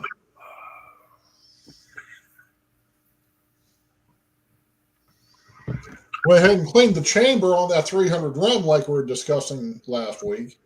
And I'm finally, I haven't had a chance to go to the gun range yet. I don't know if I'm going tomorrow or Monday, but anyways, I can finally get rounds to actually go into the, to chamber now. So I'm thinking there just might have been something, just a carbon foulings. That's what everybody came up with. There had to be a carbon ring in there somewhere. Yeah. So there's still a little bit, it's still just a touch tight, but it's usable now. So I'm going to slap a scope on it and, maybe clean it again tomorrow. And like I said, go Monday. Then Tuesday, I have to go up, Tuesday evening, I have to go up to Greensboro, South Carolina, making delivery for Wednesday morning. Then I don't know what I'm doing after that. So I'm telling you, that break-free bore cleaner, ram you some cotton balls or makeup remover pads up in the barrel as far as you want to, depending on how much of that cleaner you want to use, and fill it all the way up to the breech. Yeah, like like I said, I just went in there. Matter of fact, I took a 308 caliber AR-10 bore, the fancy bore brushes that or chamber brushes. Yeah. And I was just in there cleaning it with that, and it I was finally able to get some ammo that I've used before, and it does chamber now. So somewhere in there's some kind of carbon fouling. Like I said, I'll do it again tomorrow. Have you tried JB's Spore Paste? Other than the stuff I already have, I haven't tried anything else, but just got in there and just worked on it some more. Just elbow grease, and I mean, I have some pretty harsh stuff to use anyway. Put the rifle in a drill press and use valve lapping compound. Oh, gee. Now you're getting carried away, Kyle. Yeah, that's not going to happen. No, just take JB Spore Paste. It's like a vegetable. What do you call? Gosh, I went brain dead. It's like polishing. That's what you polish your barrels with. Anyway, that'll clean a ring out real good. It's like vegetable shortening with sand in it. No, it's a vegetable abrasive type stuff. It's safe for barrels. Actually, I have lapping, for like honing compound. Yeah, I have some somewhere out in the shed. Yeah, this is milder though. It won't like be too aggressive, and it'll take anything regular solvents can't. Yeah, I don't want to get too crazy on it. Use some white jeweler's rouge. No, just get JB. Let me grab the little. Oh, gee. Well, I know what it is. I just don't have any here at the house. It's always good to have. And then, but anyway, the good news is I finally was able to get something broke loose in there. So there you go. Yeah. Oh, of course, I got this background, so I can't show. Oh, it almost did. There you go. Yeah.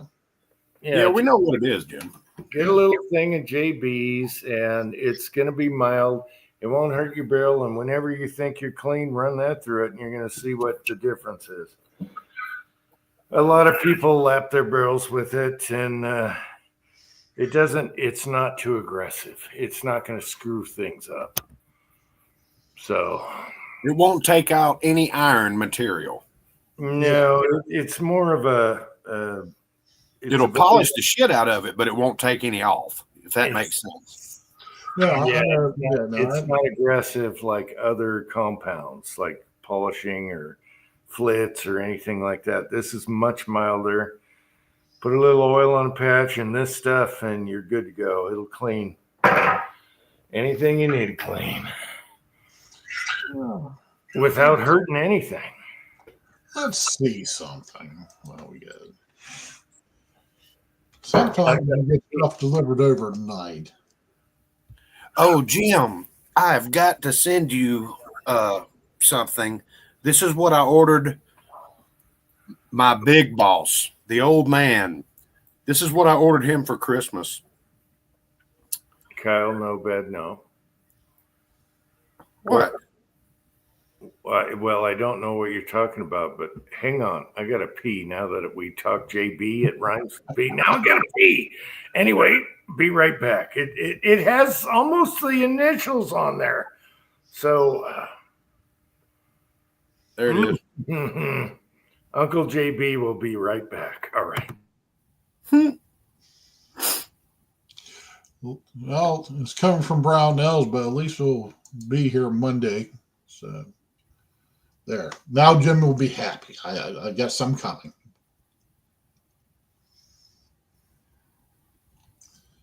Jim will never be happy. Yeah, that's maybe true. Apparently, there's a fight at Ohio State Michigan game. Oh yeah, yeah. Once Michigan won, they all stormed the field and wanted to plant their flag, their Michigan flag, on the 50-yard line right in the middle of the field. And the players and fans and shit just wouldn't have it. Yeah, I'm not surprised.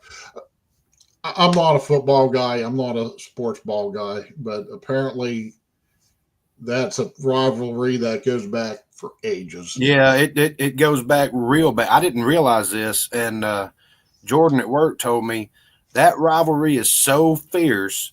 They were going to fire their Michigan was going to fire their coach because they had a shit record, but he beat Ohio State.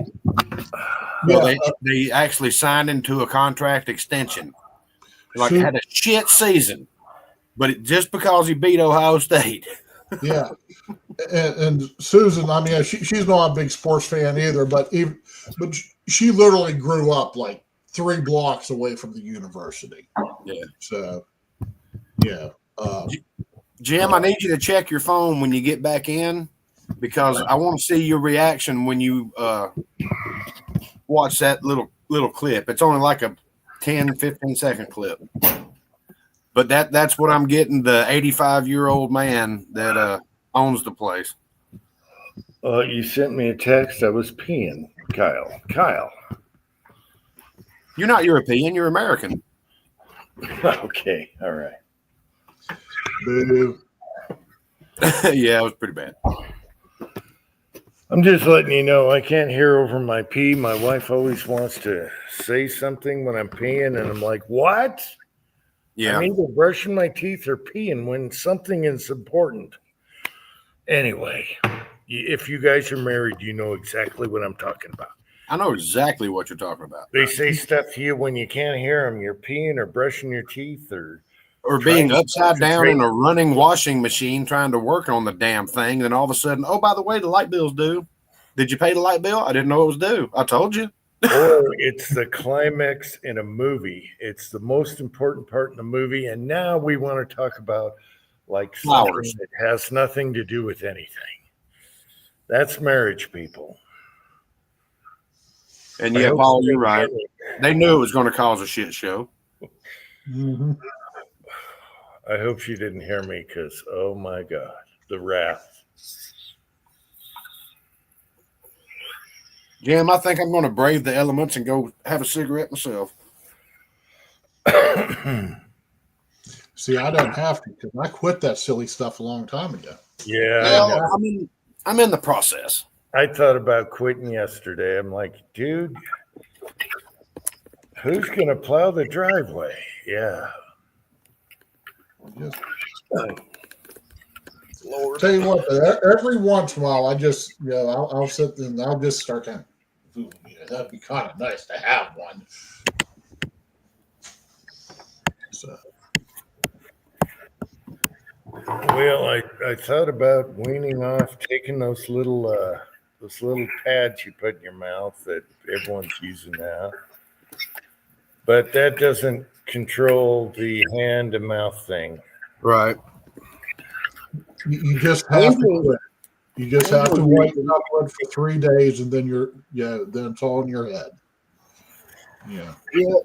And I think, in fact, just the other day, Angel got rid of her in case of emergency cigarette after being in the car for 3 years, I think. Garage guy's here. He's wondering if Utah's going to a bowl game. I don't know. Maybe BYU, but my team isn't. And the Utah Utes, oh man, they finally won tonight, but they were on a 6 or 7 game losing streak.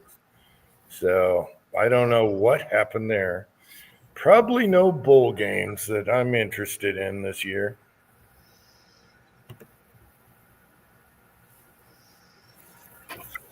Damn, it's cold out here. What's your temperature up there today? Right now, or you mean the high or where it is right now? Right now. Right now, it's about, say about right at freezing, maybe 30. Okay, we're 38 down here in Jacksonville. So I think I'm 28 tonight, but it's sunny all week. So you go out there in a t-shirt if the sun's out, even though it's cold, it doesn't matter. The sun is what saves my ass here. It's going to be like 18 Monday night, though. I don't think we're going to break below. We were supposed to have like one day where it was going to be 28, but I think for the rest of the week at least, it's not going to break below freezing. Well, I'm probably at a higher elevation than you are too. Oh, you're a much higher elevation. Believe me, I know exactly. Yeah, I I deliver in Adairsville all the time. So, yeah. you know. That was a facetious statement. Yeah. I'm 56 feet above sea level where our house is right now.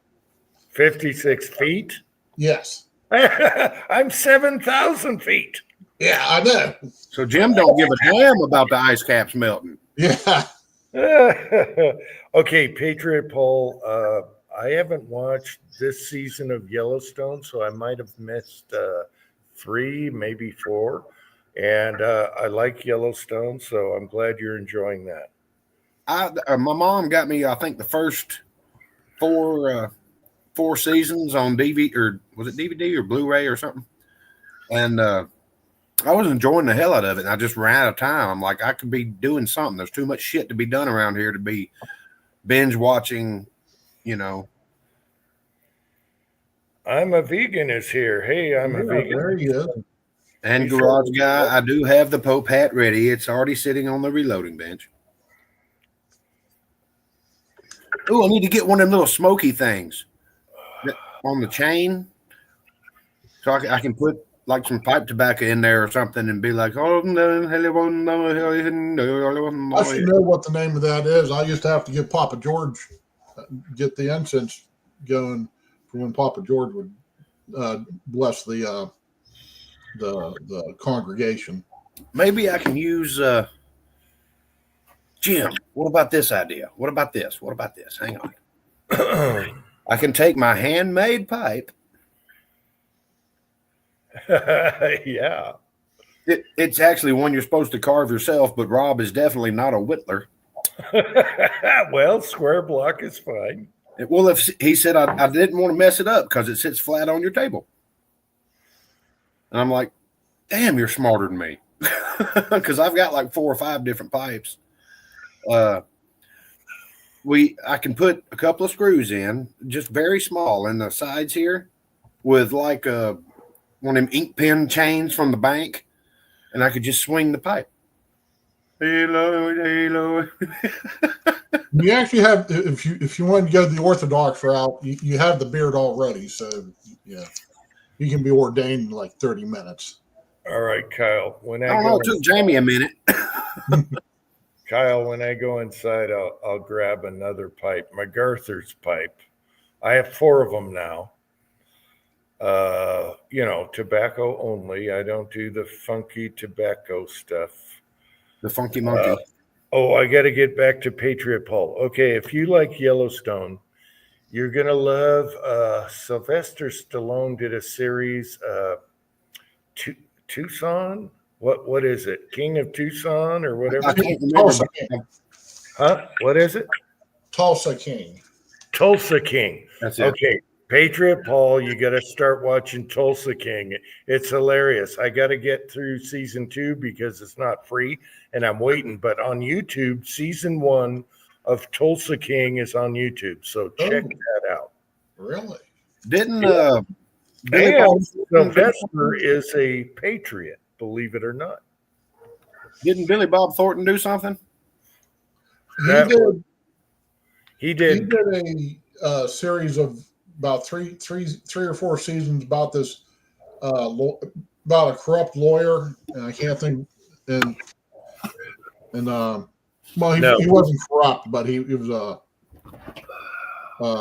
down and out lawyer who keeps winning, big stuff. But I can't think of what the hell. Well, what I'm thinking of is where he's wearing a cowboy hat a lot, and he was like he's talking with, I guess, his daughter or girlfriend or wife or something. I don't know, some woman, and they're in this big wind farm, and he goes, "Whoever come up with this idea was stupid. They say it's going to get rid of oil. You know what these things are made out of? Most of them are made of plastic. And where are you going to make plastic without oil?" The fiberglass resin is occasionally made at a company called Polyant over on Wimsley Avenue in Jacksonville, Florida, right off of Beaver. So I've delivered to a couple manufacturing plants where they make the propeller blades, and they. But no, there's that might be the same show that he's on. It's called Goliath, and at least the first couple seasons were good. I haven't seen the last two. He's in this bar and he's drinking Michelob Ultra, and the bartender turns around to him and says, "Hey, buddy, you might want to slow down on them. That's about your third." And he goes, "Oh, don't worry, I quit drinking." And he was like, even though it's beer, there's still alcohol in it. And Billy Bob looks at him and goes, "It's Michelob Ultra. There's more alcohol in orange juice than this."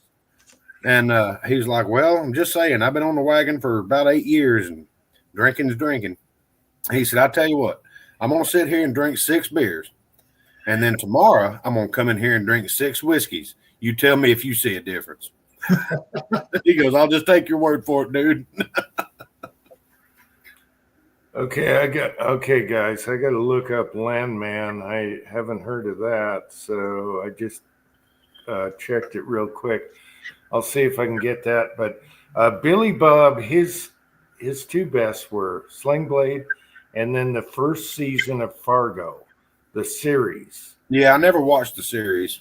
Okay, if you haven't watched the first season of Fargo with Billy Bob in it, you haven't watched.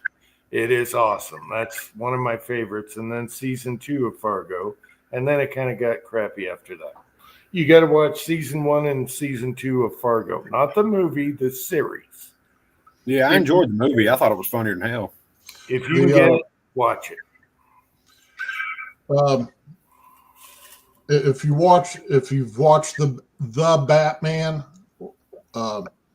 there's a series on, I guess it's HBO Max, called The Penguin, which this particular version of the Penguin comes out of that particular Batman movie. So, and the movie was pretty good, I thought. And then I've only seen one episode of of Penguin, but all the TV geeks and critics and everything, everybody loves it. The one episode I saw was pretty good, but it actually had nothing to do about him. It had to do with one of his rivals and her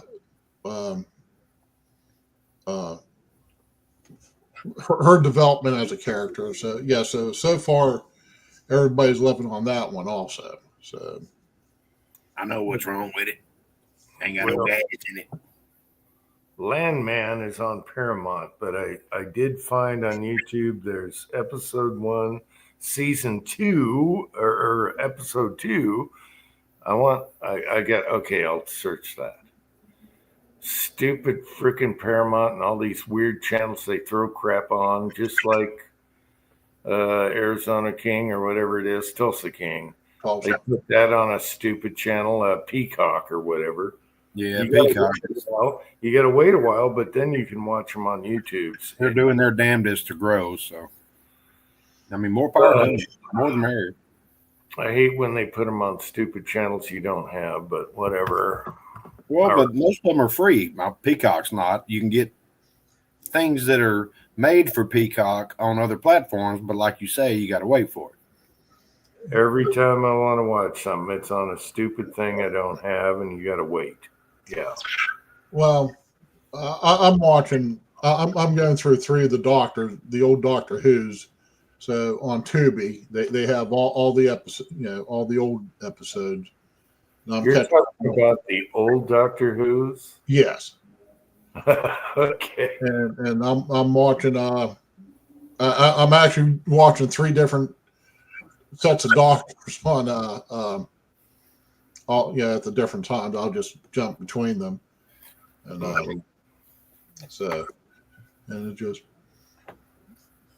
And it's on Tubi, and they show everything, and they leave the cussing in. They show the titties. You just gotta watch stupid insurance commercials every 10, 15 minutes. Jim, open that link that I sent you and play the video.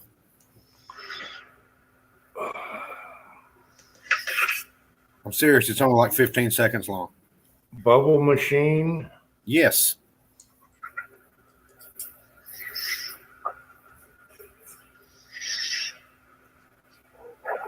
Oh my God! I see the picture. Oh my God!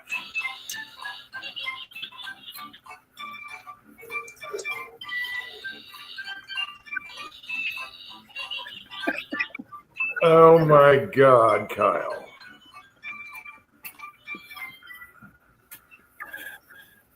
Oh, Yep. I better clear. I gotta clear my cookies now, Kyle. Clear. I got that for the 85-year-old owner. He'll either find it funnier than hell or I'll be fired. I don't know. Let me see. Clear cookies and history. All right, clearing. Now I have a reindeer that poops. Yes. Yes. It poops candy. That's next year's Christmas gift for him. All right. But what do you go ahead and tell the fine people in the audience? All right, it's a Santa Claus that blows bubbles out his ass and a bunch of other things. And it reminds me of my reindeer where you click on the button, it poops candy in a bucket for you. All right. I can grab the reindeer. It's 2 seconds away, but you can't see with this background. I mean, what do you give an 85-year-old man that's got everything? A reindeer that poops, or a Santa Claus. Or a Santa Claus that blows bubbles out his ass. Blows bubbles out his ass. Yeah. And his grandson, that's the kid I work with. And I call him a kid. He's, I don't know, maybe I think he's like 28. I work with him. He said, now when you give it to Walter, you have to say, now blow it out your ass. I'm like, I don't think that's a wise career decision.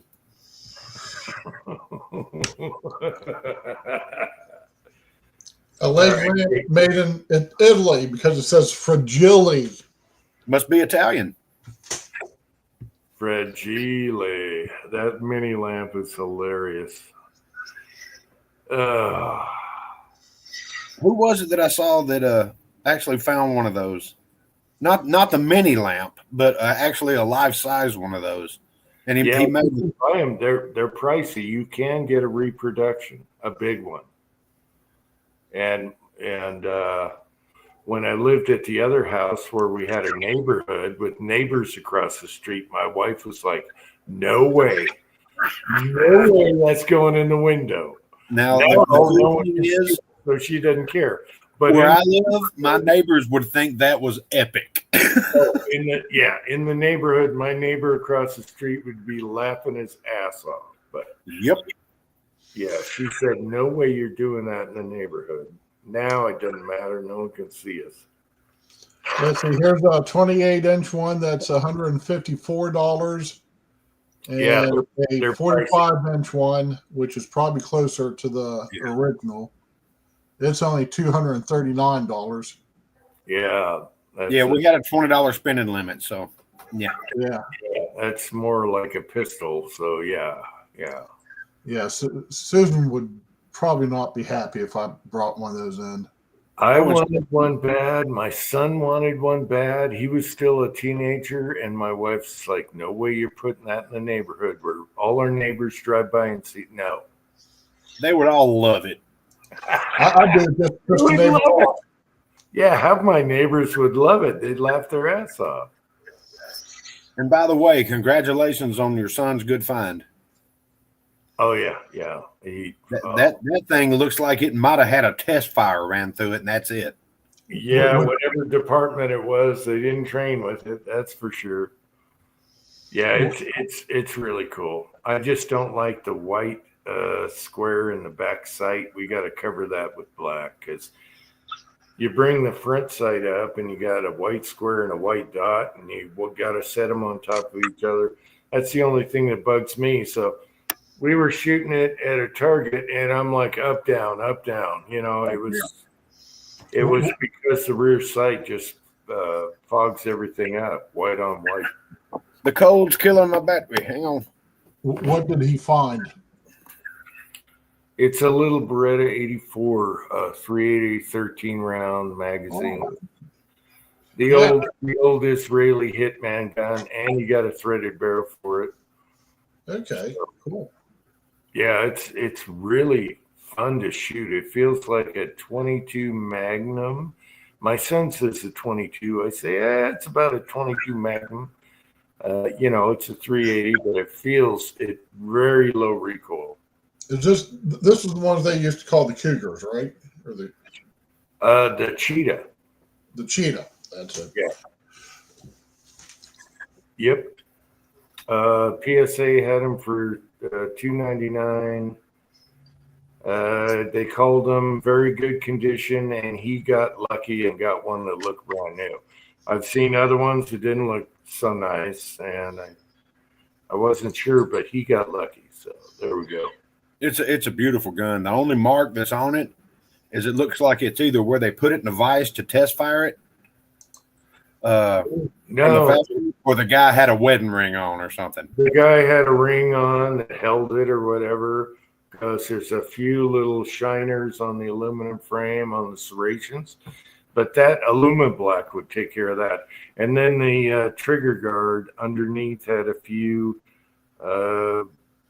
I would call them abrasions. They're not even dings.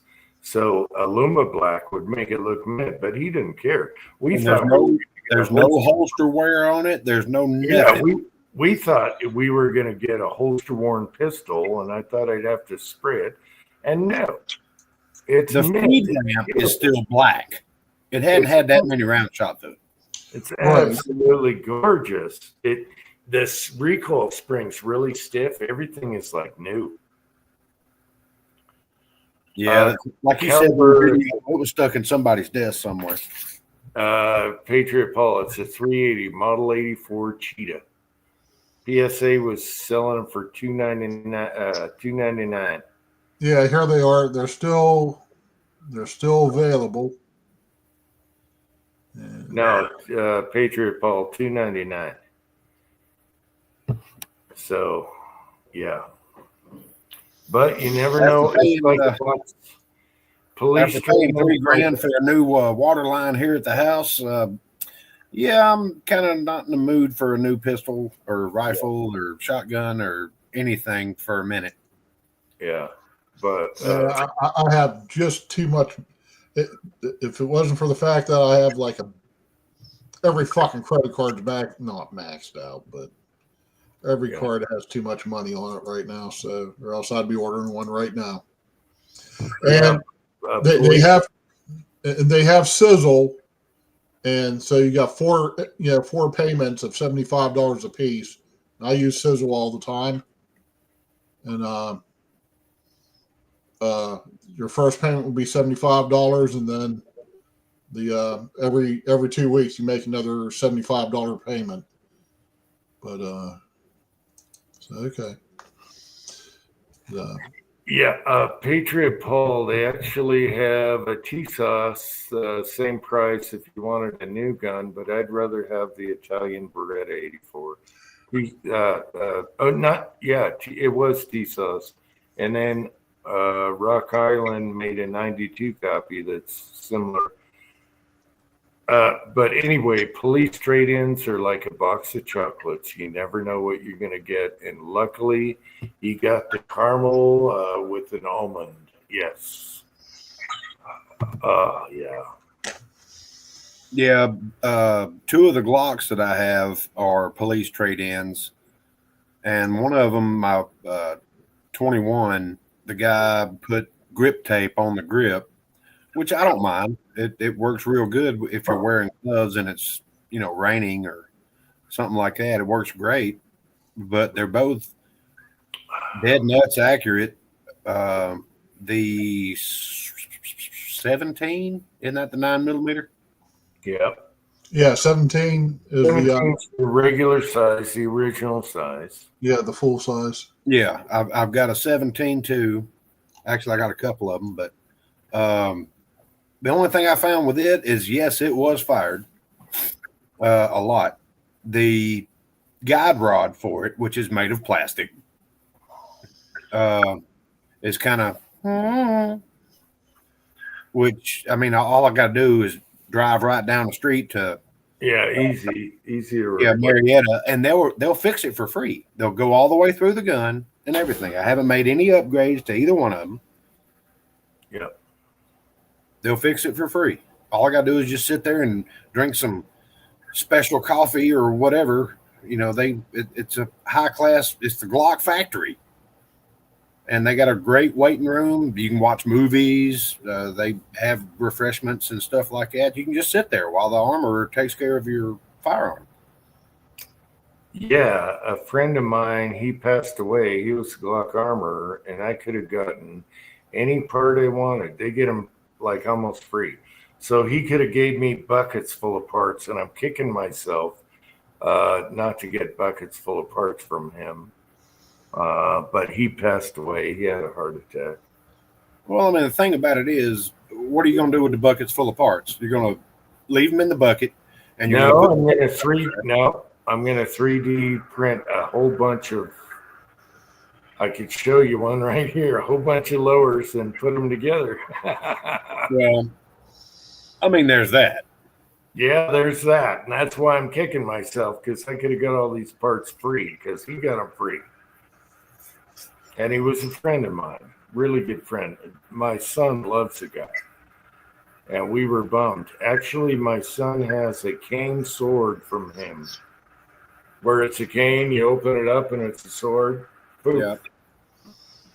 He gave that to my son when my son was a kid. I miss him a lot. I miss him so bad. Yeah. Well, this cold really zapped my battery. The Streamyard will zap your battery too. Well, it doesn't usually do it in one cigarette.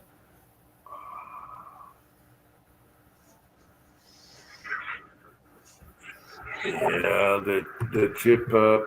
Yeah, Brett had the tip up. I used to have the little 22 that tipped up.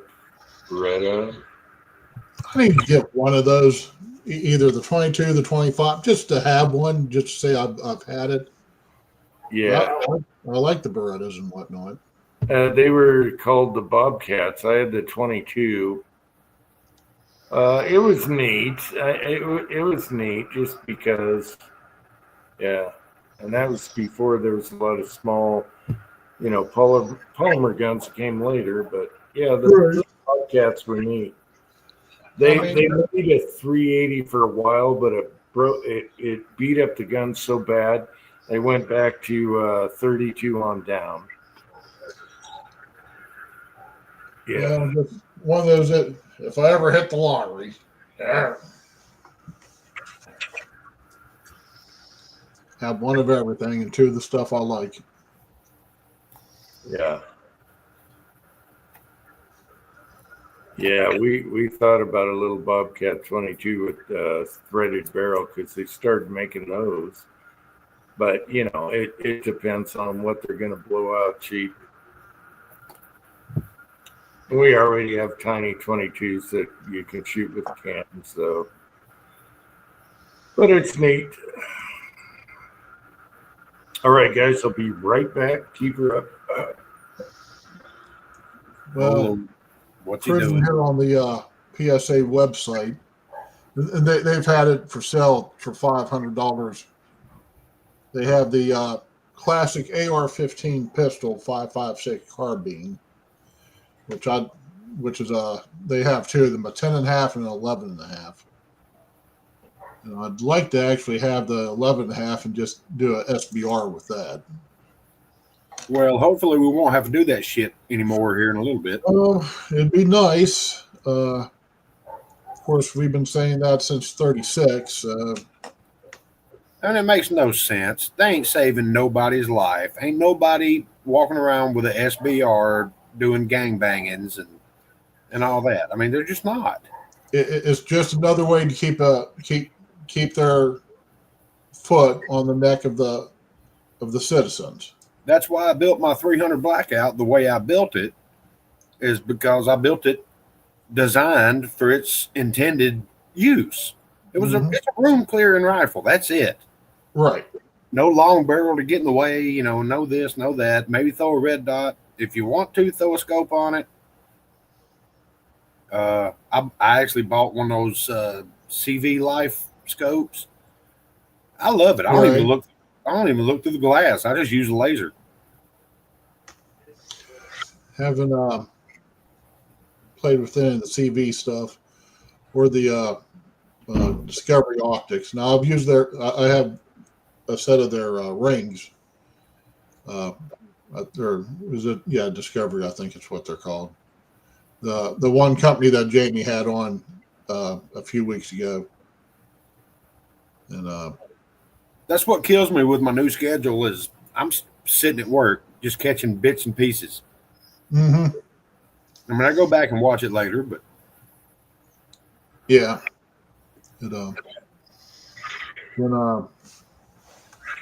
oh, you talking about Arkin? No, I wouldn't. I love Arkin mounts. I wouldn't give you. I wouldn't give you 2 cents for any of their scopes. Oh, really? Jamie actually likes his, I think. I bought 2 of them a couple years back. I sent one to CW Longshot, and I'm surprised he even still talks to me. Wow. Well, the very first Vortex that I bought, I don't remember the model of it, but every time you'd pull the trigger, even dry firing it, the reticle would rotate. And I was like, this is bullshit. Yeah. So I took it back to where I got it, which is a local gun store. I like going local. And apparently it was just in the books that I should show up at that time because the Vortex rep was there. Right. I walked in with my rifle, no bolt in it or anything like that. And hey, Kyle, how you doing? I'm like, yeah, I'm doing great. But this scope is junk. And the Vortex guy instantly heard scope and was wanting to sell me a damn Vortex scope. And I said, it is a Vortex. And he goes, well, what's wrong with it? I said, can I go out to the car and grab the bolt? And you can see what's wrong with it. And he's like, sure, as long as you don't put any ammo in it. I said, you hold the gun, I'll bring the bolt, you can do it. And he put the bolt in there. I said, now pull the trigger. And look, while you're looking through the scope. And he pulled the trigger. He goes, man, that's a great trigger, but this scope is junk. I said, yeah, that's why I'm here. I just paid good money for it. And he goes, okay, I just sat down and I heard CW won't ever talk to you again. So what were you talking about? I'm okay. Let Kyle finish the story because it's a good one. Then we'll circle back to that. Yeah, we'll Jinsaki that.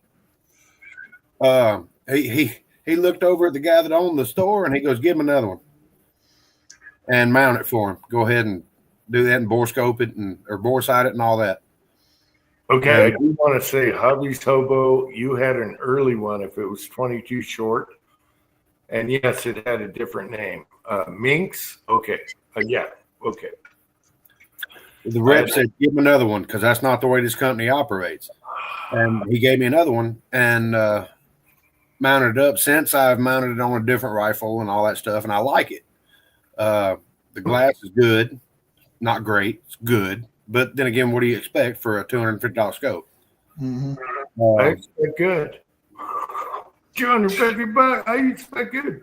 Well, no, I said good. I didn't say great. I'm not talking a $4,000 German glass, all that shit. Not talking about that. Rollis, what was the one that? Okay. A few years back, it was when Joe Cyclops and the two people I was watching was Joe Cyclops and I know who that is. He has Rex, Theodore Rex, or whatever name he is. They were really pushing the Arkin scopes, so I ordered two of their I think it's the SA4s or something. Anyways, they're mid-tier one. What would be the mid-tier one? So I bought two of them, one in mils and one in minutes. And I couldn't get either one. I couldn't get them to. I spent more time fiddling around trying to come into focus. Wow. And the glass, they functioned perfectly fine. The reticles were on. If you moved it a mil, it went up a mil. If you moved it down a mil, it went down a mil. If you moved it, function wise, mechanically, it was fine. Just the glass they had in there was garbage. So okay, because I heard good things about the Arkans for the price, but I never tried one.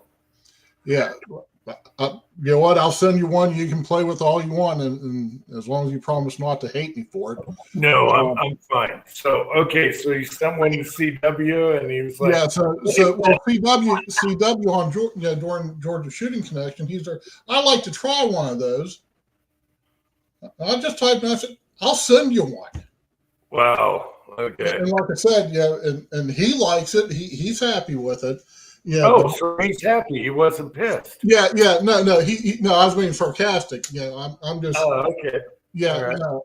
It's I thought he was pissed because you sent him. I just sat down when we were talking. Yeah. No, as far as I know, he's tickled pink with it. And all right. I'm glad somebody enjoys it. I just don't like it. I'm a little bit of a snob when it comes to. Once you get good glass, you start getting picky, and that's your problem. Yeah, and I have no trouble with being picky. Yeah, and I have no trouble. With that. I spend. I've been staring through glass all my life, and it just doesn't do me any good if at the end of the day I'm frustrated and I have a headache because the glass just wasn't very good. Yeah, see, I'm not there because if I were to spend $600 for every scope I needed for a rifle, I'd be broke. So I'm kind of a cheap scope guy. I actually like the older Nikons, the older Weavers. I'm fine with that. And I don't need, I don't want to know how good is. As far as it's always when you turn it up. Okay, you crank it up to 18, 24, whatever. Now you're fuzzy. It's a cheap scope. Oh yeah. James, get me your address. I'll send you the other one. You can have it. It's just taking up too much friggin' space in my. Yeah. Oh, James, you whore, you. Oh, James, you whore. Yeah, James isn't picky either. Yeah. Well, and like I said, as far as their scope mounts go, they're 30 and 34 millimeter cantilever scope mounts. I love them. Yeah. I don't see any reason to have to spend $300-400 on a AR scope mount when you can buy Arkin for $65. So I gotta look and see what scope mount I put on my Daniel Defense. what did you put on there? That's what I'm saying. I can't remember off the top of my head. It's been so long ago. Yeah, I don't have any really high end any decent high end scopes, but I just can't. I'd rather buy a gun. I end up having too much guns. To do that, I couldn't afford having good scopes on my guns. So, well, but see, here's the thing: you don't actually have to spend like the SWFA 10 power, and I know Kyle's got. I have one on a 1022. Yeah. Yeah. And I have 3 of them. And Athlon makes they're a competitor, and it's okay. Here's what I'm finding the biggest problem with especially the lower end stuff. It's not when it gets dark. Everybody pretty much has the light gathering ability down pat. It's when you're shooting in really bright sunlight and you're trying to see a 22 caliber hole on either a white or maybe a beige like target paper, and it's sometimes hard to pick that 22 caliber hole out, even a 30 caliber hole. Even with sunshade screwed on there. Yeah, even so, because it's just you're not getting quite the fine detail in that with the in that really bright light. Matter of fact, my Blackhounds, this one's been sitting on the desk for 3 weeks now. But I have a Blackhound 3-18 that's one to this one, and these are their mid-tier ones. Who makes that one? Blackhound, and they're Blackhound. That's the brand. Yeah, matter of fact, Never on they have all their stuff like 50% off, but you have to go through Amazon to get it. Wow, I haven't heard of Blackout before. Yeah, they're pretty good. They have like 3 tiers. They have a low end. And I bought, matter of fact, I bought my first Blackhound same time I bought those Arkans, and I still have the cheap Blackhound, and like I said, the Arkans are going. Jamie was happy with his. I never bought one, so yeah, they're. But I have the 3-18 on one of my ARs, and other than being a little bit, the eye box is a little. You got to be right on. The eye box is not right. Yeah. But in really bright sunlight, trying to see the 22 caliber holes at 100 yards can sometimes be a little bit trying. Yeah, okay, what's a cheap Blackout scope cost in the 3? The cheap ones are like normally around 300, 350 for like they're 4 to 25 or 5 to 25. Ooh. Is about 350.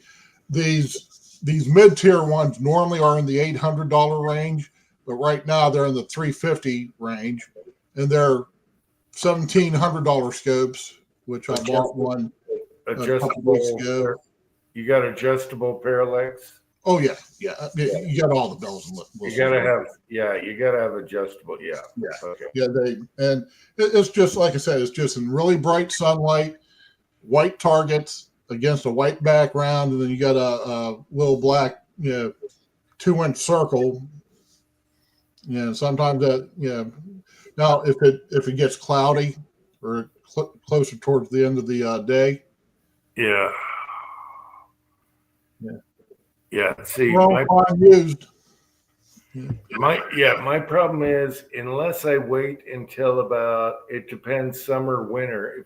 Unless I wait about 4 or 5 o'clock, I'm into the sun all the time. Yeah. And a couple scopes are just fine with that. And then I have to deal with where my target is. There's a tree there.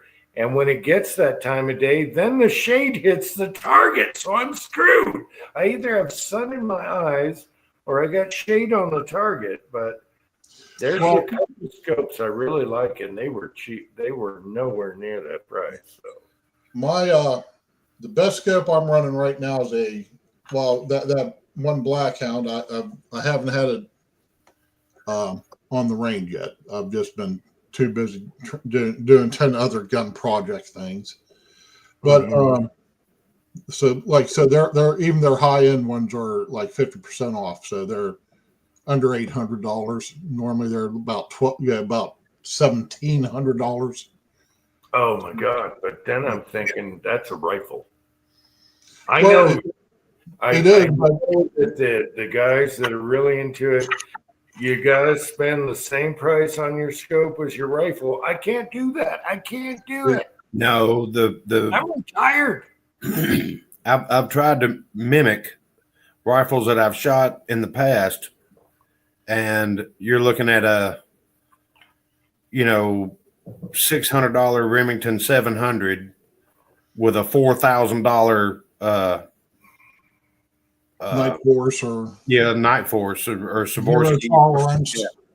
But what I shot the most out of was the Super Sniper. It was just a fixed 10 power. Yeah, $400. I like the one with the adjustable parallax on the on the side, which they dropped. I don't know if you've visited their site lately, but everything they have now is just the 2 turret with the adjustable parallax on the. But I've got plenty of witnesses. You dial the dope into the scope, bullets going where you want to, as long as you do your job. Yeah. When you go with a fixed power like that, you don't have all the other issues, so it can be cheaper. Yes. Yeah.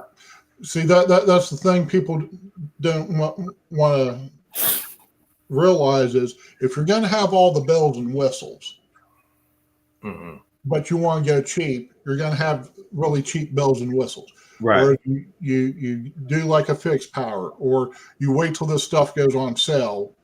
Now, my best rifle scope I have right now that I know for sure is a good scope is my Track Torx, and it's a 4-20. I've taken it out to 1,000 yards on the 30-06, and I've moved that one to my Howa. My Howa 223, the scope is worth 3 times as much as what the rifle is worth. And that's okay, because you can look through, you can sit there, get in position, stare through that scope all day long. You're not going to have a migraine when you get done shooting for the day. I was shooting at 10 power. I was shooting out 800 yards with on 10 power. Yeah, it was doing a pretty good job there. Yeah, well, that's where the old saying is, very few guns know your guns, and you don't have to spend so much. But when you got a lot of guns, you can't afford all those scopes. You just can't. Well, you can. It just takes a while. Well, no, you got to be retired too. You just don't. You just can't. Listen, you don't have to eat every day.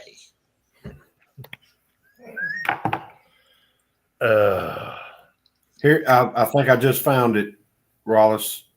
It's an SWFA SS TAC scope mount with a 20 MOA. Yeah, I have a couple of there. I don't think mine had. I think mine are just the. I have 2 or 3 of their scope mounts too, but I don't think they have any built into them. I think I'm pretty sure this is the one I've got on my 308 because it was beefy. It had 20 MOA already built into it. Let's see if I can get a better picture of it. There we go. Yeah, I believe that's it right there.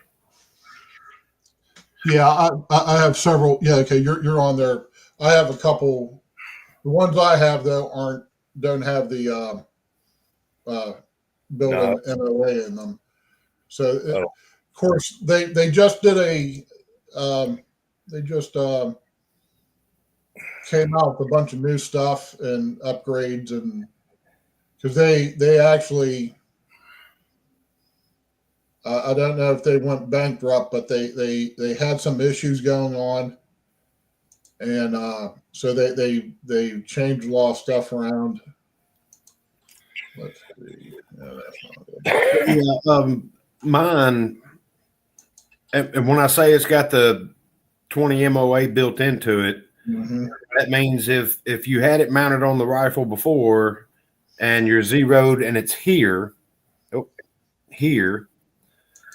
you replace the mount, the scope's still zeroed, but now the mount is up here. Right. Or the crosshairs are up here. Yeah. So you have to dial it down to get back to your 100-yard zero. Yeah. But that gives you 20 MOA to come up here, where maybe or not your scope can do that or not, but you get an extra 20 MOA. So, but you can do that on your mount also. Yeah. Right. That's what we're talking about. That's what I'm saying. Yeah. Regular ring mounts are here.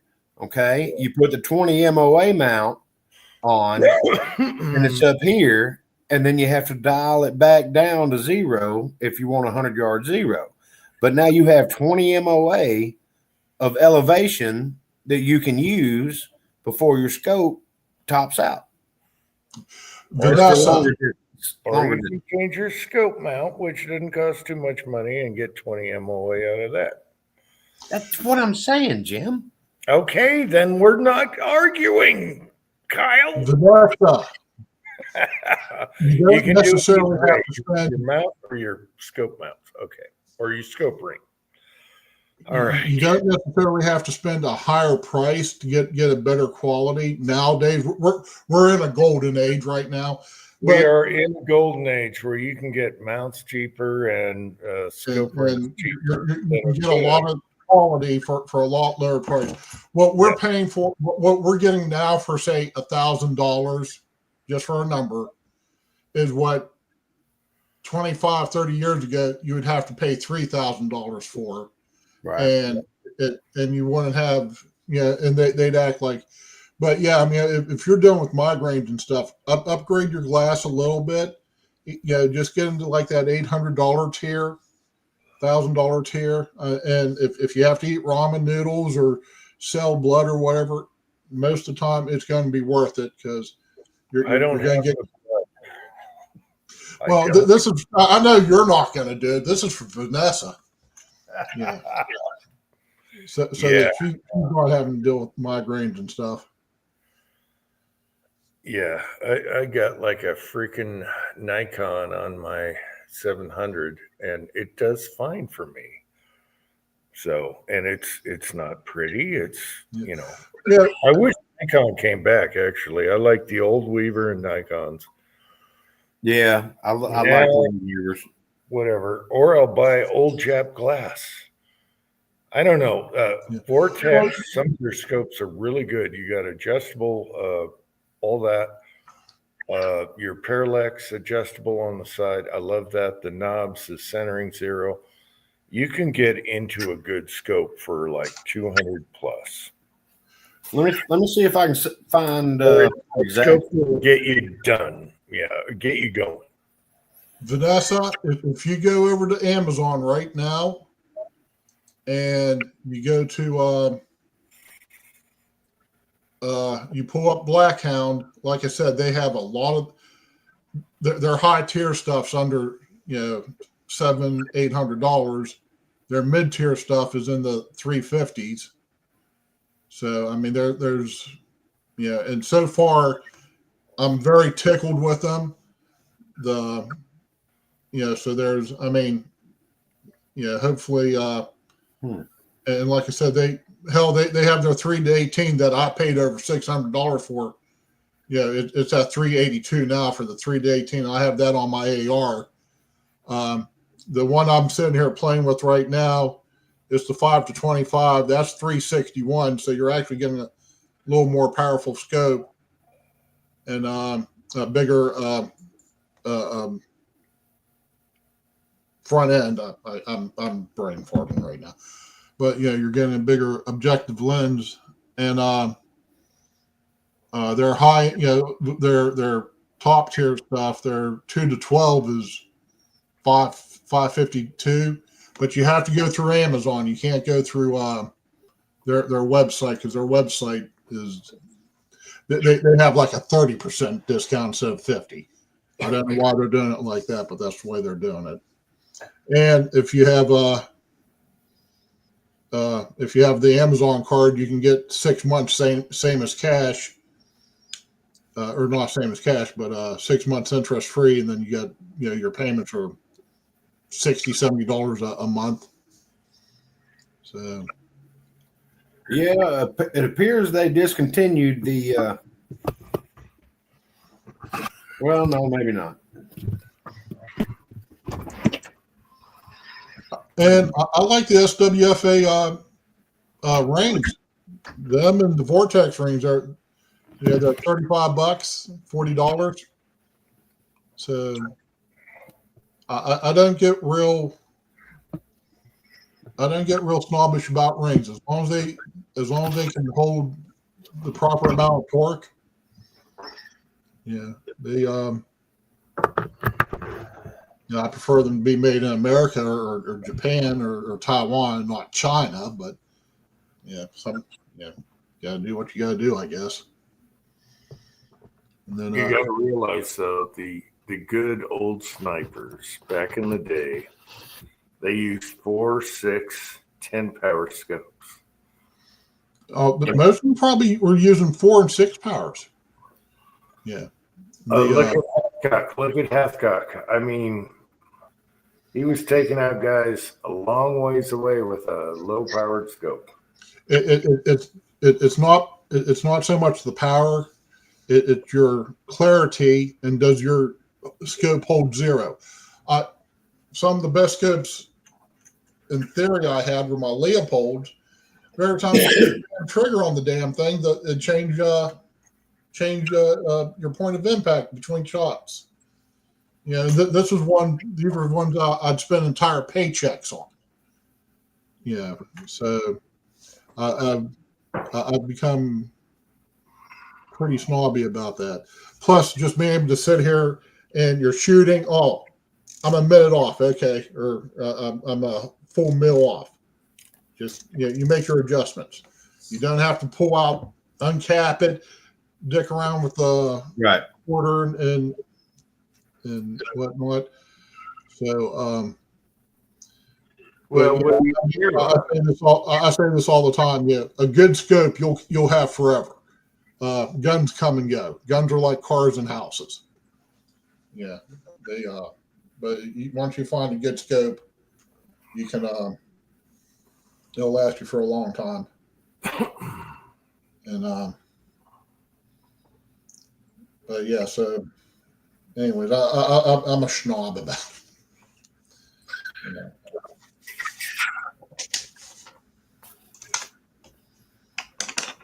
I'm gonna try to kill my camera and see if that'll save my battery, because it was showing 7% earlier. I thought that would get me from the back porch back into here, and it didn't. It killed it. you got to plug in. You got to plug in on Streamyard. Well, I am plugged in, but it's showing 7% now, and I've been inside for how long? I don't know. I was Well, out in the garage pile. I don't know. I've been inside ever since I came in on the back porch. Oh, Let me try Yeah. that. I'm See what's fine with the 12 to 16 is the most power I ever used. So other than that, you know, cheaper scopes are just going to fog out on you. What I like about having, I like using my scopes as a spotting scope also. So Yeah. like I said, the on that track Torx, I took it out I was shooting at 500 yards on 10 power, and I was watching my impacts. I was watching the other guys' impacts and stuff.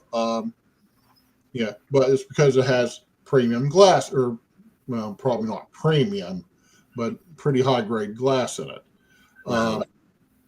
So, and same thing with these black hounds and whatnot. So, yeah, I've shot out to 1,000 yards using a 20 power scope, right at 20 power, and it was plenty. Yeah, I was able to spot impacts. I was able to spot get back on it, because if you get too powerful, you're too zoomed in, even at 1,000 yards, and if you miss by 2 feet, you might not see your impact. Right. And so, you should back off. Hell, you watch Mark and Sam. Mark talks all the time. He keeps about 17, 18 power. Yeah, he might have 30 power, but Yeah, I'm fine to 12 to 16. Otherwise, you're just seeing your heartbeat bumping on the scope. So, But just make sure it's a first focal plane scope. I don't really care. I just want to see clarity where I'm shooting. So I turn them down. I don't want them that magnified. I shoot a lot with a 3 power scope. So whatever.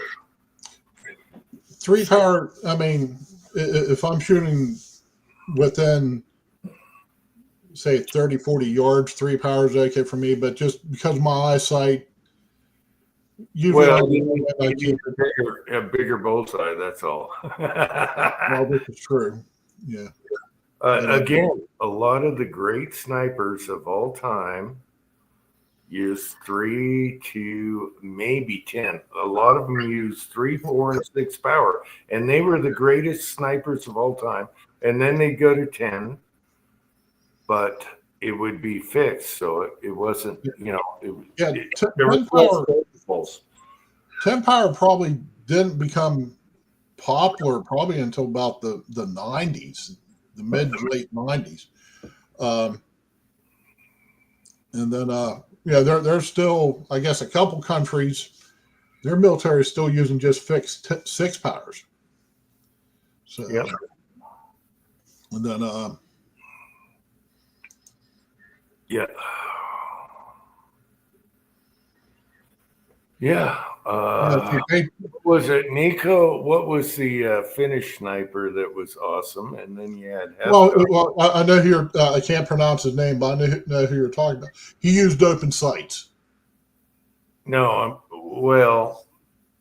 The Finnish sniper from the Second World War, he killed like 100. He did open sights, but I thought he went to a small power scope later. I don't know. Maybe at some point, but most of his kills were done with open sights. And hey, Scotsman's here. Zombies behind Uncle Jim. Yes, stay away from the store, Scotsman. Stay away. Be very afraid. Look at these people clamoring for $20 off their TV. They marked up $30 before they put that new price tag up there? Mm-hmm. Yeah, look at him. Look at the redhead here. Let me close up. Look at the redhead in the background. And then look at the guy on the left side smiling. Everyone's in a panic. He's probably grabbing her ass. Do you guys really want to go through that stuff on Black Friday? I don't think so. I'm staying away. I'm staying away. Be very afraid. Do me a favor. Where is it? James, you don't even, as far as I'm concerned, you don't even have to get on, but get on, click on the Streamyards, go into the private chat, get my phone number, and text me your address, and I'll send you that other scope. You can have it. But yeah, go ahead and click on the Uncle Jim just put up the link to the Streamyards, and go ahead and and my phone number is in the private chat at the moment. Yeah, I don't have James's personal text, so I can't text him that. Yeah, right. So if he just goes into if he just clicks on and just goes into the private chat, my number is still up there. If he get, go ahead and get that number, text me your street address, and I'll send that out to you when I go to the post office Monday. Because like I said, it's just taking up room. I'm not going to use it for anything. Yeah, that's right, Hobo. That's right. Yeah. So I'm no however. He took out a lot of Russians, I'll tell you that. But those guys must have had really good eyes back then. You're talking about a Mosin with iron sights. Yeah, I had a Mosin. You try that stuff at that yardage. I think he was out to 600 or whatever. How do you even see? Yeah. At 300 yards for me, matter of fact, at 100 yards, an AR-15, like a 6-inch circle, I can't see it. Yeah, on a Nagant, a Mosin, that front sight is going to cover it. My M1 Grand. How in the hell did these guys do it? Now, with open sights, I've shot like 3-inch 20-round groups with the PTR 91. But I mean, it took a lot of work and a lot of eye strain, and my eyes were, I was going like this afterwards. But I did. But then I put a 10 power SWFA on that PTR 91, and and I bought it on a Black Friday sale for like $250. So, oh my gosh, was Vanessa Kitty was a blue light girl at Kmart? Are you kidding me? I loved Kmart back in the day. I loved it. Blue light special. Vanessa, you rock. Okay, James Pollard's on here. I'm not putting him on. I'm not putting him on, but he can check the private chat for your number. Yeah, check the private chat. You'll see my phone number up there, and then just text me your address, and I'll ship that out to you. James Pollard, you're whore. You whore. You whore. I should have taken him up on that because I got cheap scopes, but it's okay. You go, James. You go, girl. I don't want James coming and hunting me down and beating me up for.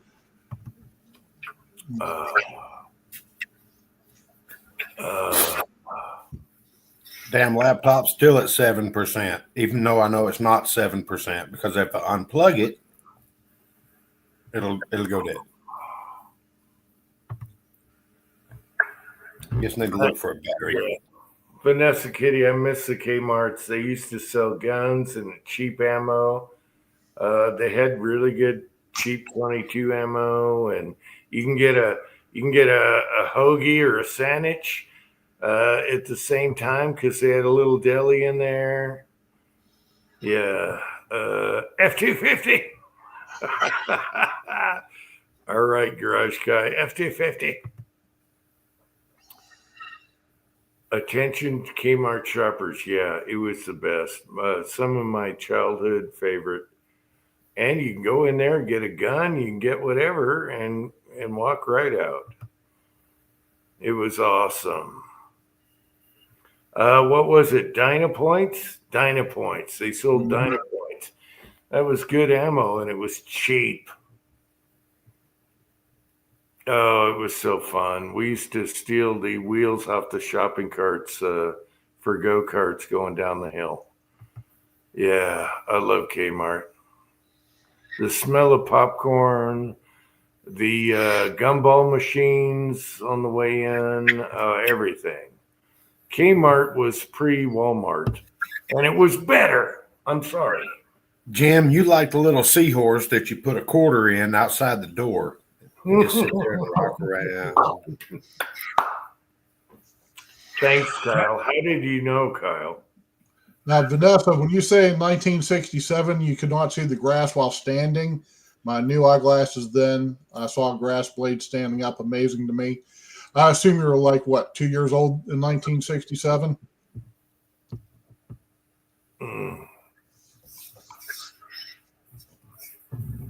Paul, are you talking to me about a 18650? I don't even know what that is. It's a type of battery. It's a high power battery.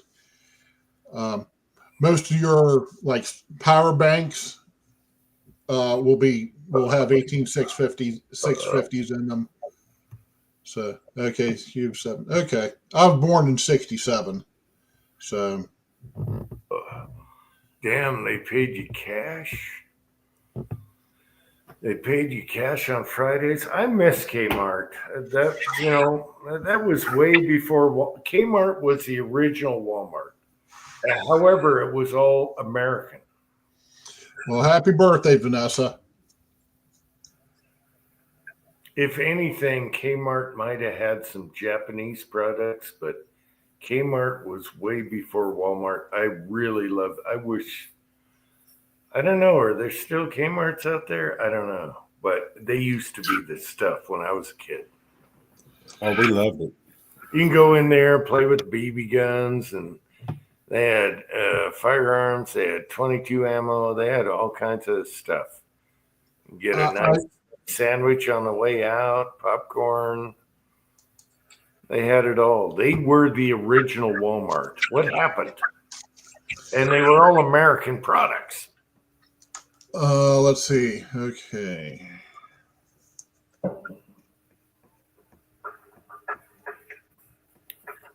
She says no, all the Kmarts are gone. All right. Did James get your number? Hang on. He sent me his address, but I'm writing it down now. So do not go off the chat yet. Well, James, you should give me your phone number in the private. You bastard. You whore. You scope whore. James has to come on a live chat sooner or later. Right now, he's right here, but I'm not going to click on him because he doesn't want to be seen. So He can kill his camera. Huh? He can kill his camera. It says device not connected right now, so I'm not clicking on him. I'll give him his piece. He can wither in his hideout. I'm not going to click on him. Let me double check this real quick. I just want to give James shit anyway. And he knows that too. I know he knows that. We've known each other a long time.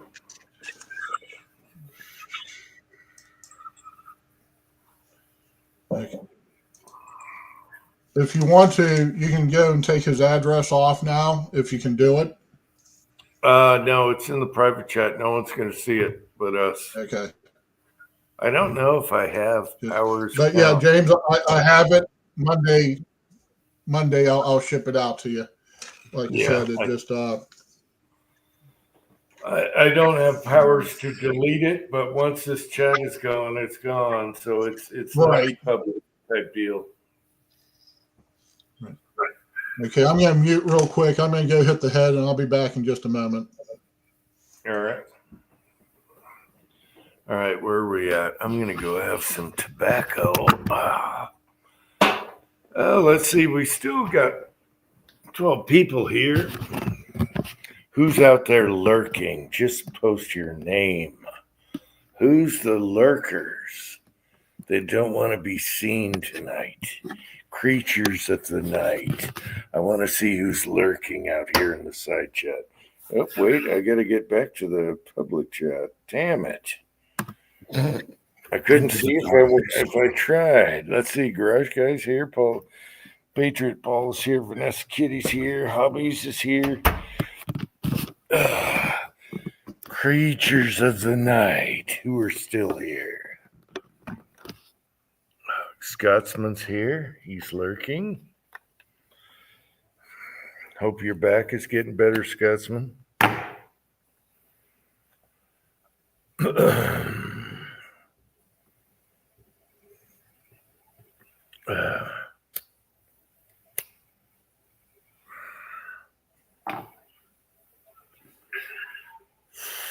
William Gainley is here, lurking. Creatures of the night.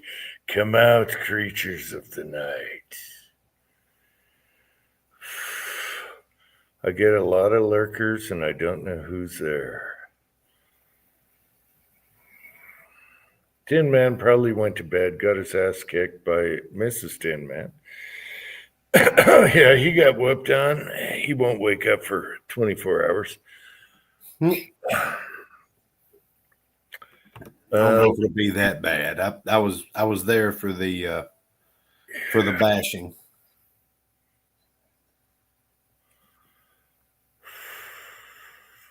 Something about sheetrock. Vanessa Kitty's never lurking.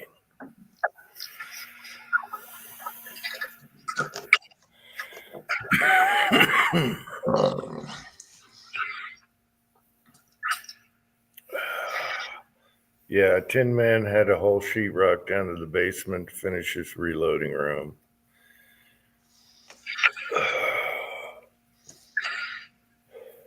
All right, what else is going on here? A lot of weird things in the news, but we'll save that for later, I guess. Yeah, I got a lot of news alerts and all that stuff today, but I hadn't looked at any of them. I was too busy trying to get home. Well, basically, the Ukraine, now that Trump's in office, the Ukraine is already talking about negotiations. Putin's a little cranky right now, and then the other one is what's her face that runs Mexico now. Yeah, what's her face? She was supposed to help stop the migrants, and they had a verbal agreement. She comes out the next day and says, "No, I didn't say that." Obviously, the cartel got to her because the cartel will take your family, your grandchildren, any cousins, anyone you know, they're going to take them out. So now she's kind of backing off on her thing. And the consensus is the cartel got to her as far as holding the immigrants back with the, cutting off some of the trade there. So we'll see what happens there. But there's already some stuff going on before he even gets in office. So they're diving, ducking, moving, getting shit done. We'll see what happens. And we got some rhinos. We have rhinos, so we got to worry about them too. They've been showing their ass. What about the North Korean soldiers in Russia? Yeah, well, they're fighting drones right now, and they're starving. So finally, they got a meal. Yeah. They finally got to eat properly. They were supposed to be the elite, but they're not. They're a bunch of pussies. Well, they haven't been in a war in 50 years, 55, yeah 60 And years. all they are is bodies and targets right now. Yeah. See, here's the bad thing. Now that they're, we're hearing about all the ones who are getting shot up and all that, but their officers are getting training now, and they're getting training while getting shot at. Yeah. South Korea hasn't been in a war for 60, 70 years either. So, I mean, they stand there and they yell at each other across the border and maybe shoot at each other once in a great while. But they have no clue they have no but clue. now they're getting their education. Yeah. See, we just came out of 20 years of constant combat where we had our privates becoming corporals and sergeants, or lieutenants becoming, captains and majors under fire. So, but now the North Koreans are getting that experience, and so if they do decide to go south, all of a sudden that's going to give them a little bit of a leg up. So we need to be careful about that. Well, they're worried about defecting. They can defect and tell the real story of what's going on, the North Koreans. There's so much going on right now, but yeah, they're not seasoned. They have no clue what's going on. The Ukrainians are seasoned. The Russians are throwing all their crap people on the line. And it seems like Putin is saving his elite soldiers for later. So that's what it looks like to me. He's just throwing crap out there. And the Ukrainians are kicking their butt pretty much. So, and they got the drone thing down packed. So there you go there. Yeah, there's And nothing like a good old fashioned war to teach you how to fight. So, like I said, when all this first kicked off, I didn't want us to be involved in any way, shape, or form. And when I saw that the Ukrainians were actually going to fight and it wasn't going to be like, say, in Vietnam, it was like, okay, well, maybe we could help them. And right now, just I'm ambivalent about it as far as that goes. The more the Soviet stuff we destroy, that's just that much less Soviet stuff we're going to have to fight against. When Putin decides to, unless Putin retires and they get somebody in there who's not wanting to do all this, trying to recreate the Soviet Union. Yeah, Russia isn't that strong right now. He's saving his reserves, his good people. He's just throwing crap out there on the line. And they're getting annihilated by the Ukrainians. But the Ukrainians are giving kickbacks. I'm sorry, they're giving kickbacks to Biden or whoever. Who was paying all these billions of dollars. They're getting kickbacks, so it's all. It's probably not even so much the Ukrainians are doing the kickbacks, because a lot of this money we hear about going to Ukraine doesn't leave the United States. It just goes straight from Washington to name manufacturer here, because what we're doing is we're selling them our old stuff with money that we're loaning them, and then we're going and buying. Yeah, the North Koreans are fighting. It's a small contingent, like 10,000 troops, and the Russians. Well, the word is it's up to 50,000, and North Korea is benefiting by Russian arms for trade for bodies that are just getting shot up. Yeah, the line. But some of those guys are going to come back and they're going to have an education. They'll be able to teach their people. They'll have experience and they'll be able to be more effective if they ever decide to go south, like I said. So I think half of them are defecting already. They've had enough of that. They're like, what the hell is this? What is a drone? They're totally screwed. They have no idea. So they're just lucky to get a meal. Oh. Anyway, there's already negotiations going on. Trump's not even in office, and the Ukraine's already talking about, well, okay, and Trump's going to say, okay, give them their territory back. You can have this territory back. Let's stop this. And that's what it's up to right now. And he's not even in office yet. And the Ukrainians are already thinking, yeah, it's up to the Ukrainians will probably do some more invading of Russia just for more bargaining chips. Just for more land to give back later. And then they'll redo the border there and everyone's happy and we'll stop this stuff. So that's what Trump's working on right now.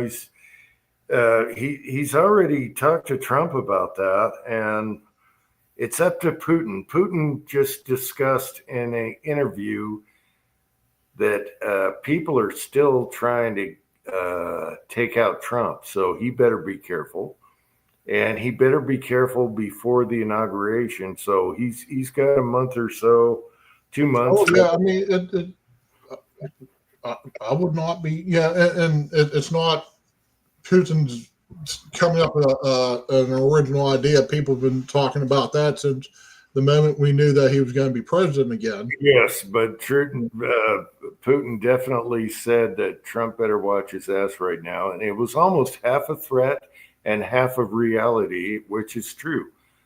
Keep your head down, Trump, until you get inaugurated. And then we got a vice president there that would do the same thing. So that's what it's up against right now. We got to keep Trump safe for, what is it, a month and a half? What is it, 2 months? Yeah, but here's the thing. Probably the Secret Services is likely to kill him as anybody else, because they let some real serious shit go down in Butler. But anyways, here's my question. Let's say he does whatever the circumstances are, he can't be inaugurated. He dies, he has a stroke, they Poison. Something. Yeah. Since it's the party, the Republican Party won, that means J.D. Vance just will advance to being the president then, doesn't it? Yeah, but he needs to get in office to finalize all this, and then the threats go away because they already know Vance is going to stick with the same program. Right. But now Trump better keep his head down and keep that guy safe, because there's a lot of countries out there that aren't going to be happy what's coming. And that's a fact, Jack. And then, so like I said, I'm hoping that he does manage to bring some change in. And hey, he did last time. Now he'll do it even better now that he knows who the rats are. Yeah. We did it last time. I was a lot happier guy being retired on investments than I was with Biden. We lost a ton of money during Biden. And, I'm back up to where I was, but we went through I took a couple bumps there, but I don't live on my retirement yet. So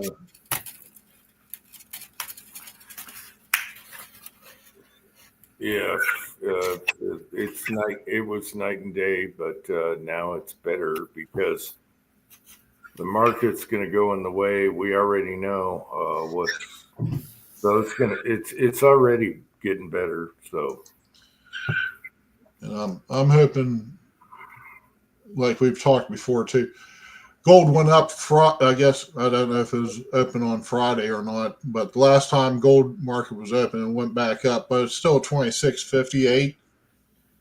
So, well, okay, gold jumped when Trump was, it was a landslide. However, it's going to mellow out and then it's going to go up again. In Alaska right now, there's going to be a lot of gold coming in, and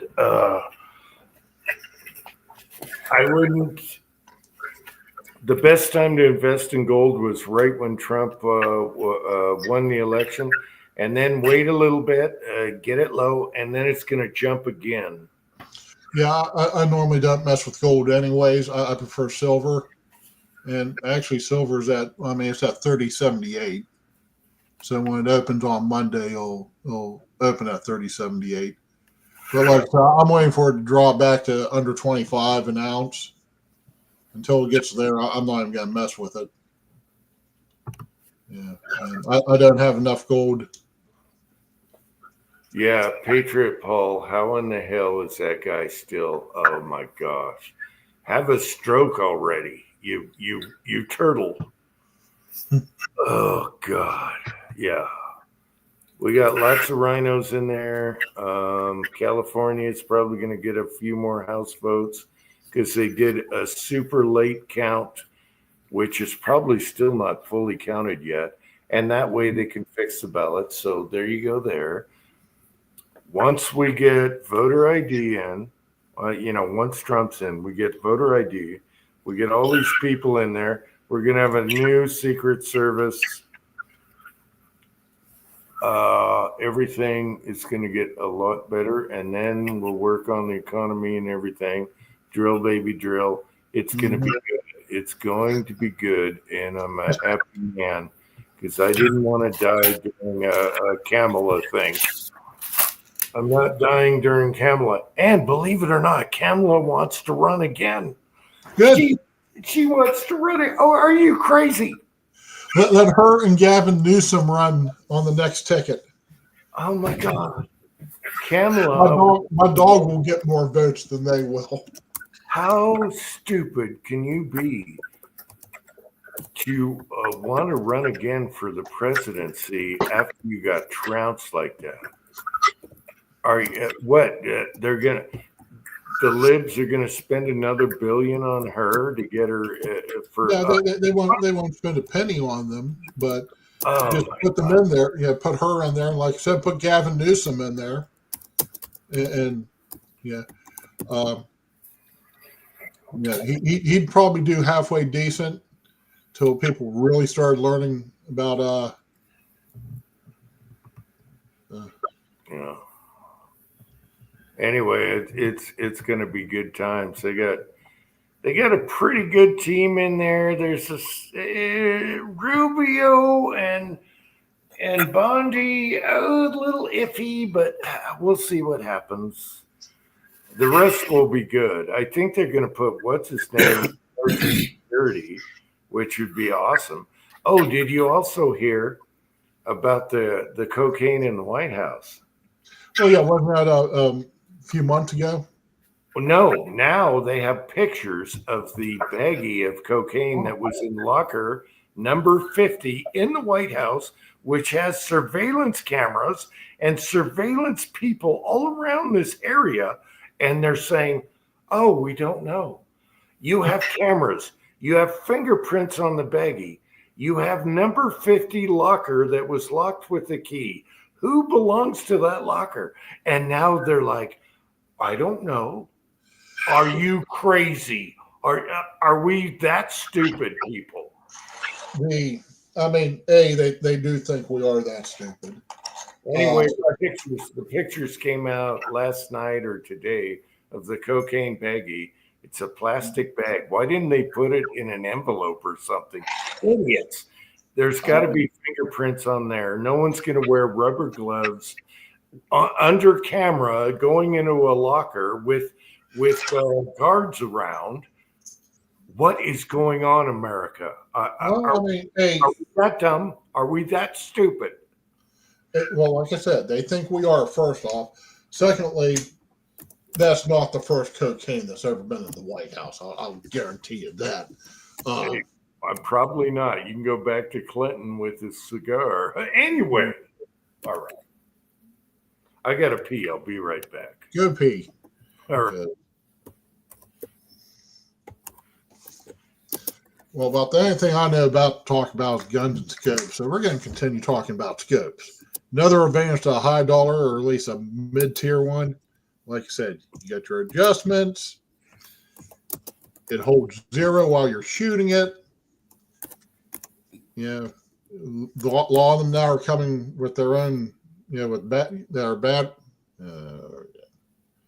That have a battery, so you have lighted reticle. So, and spend the money, folks.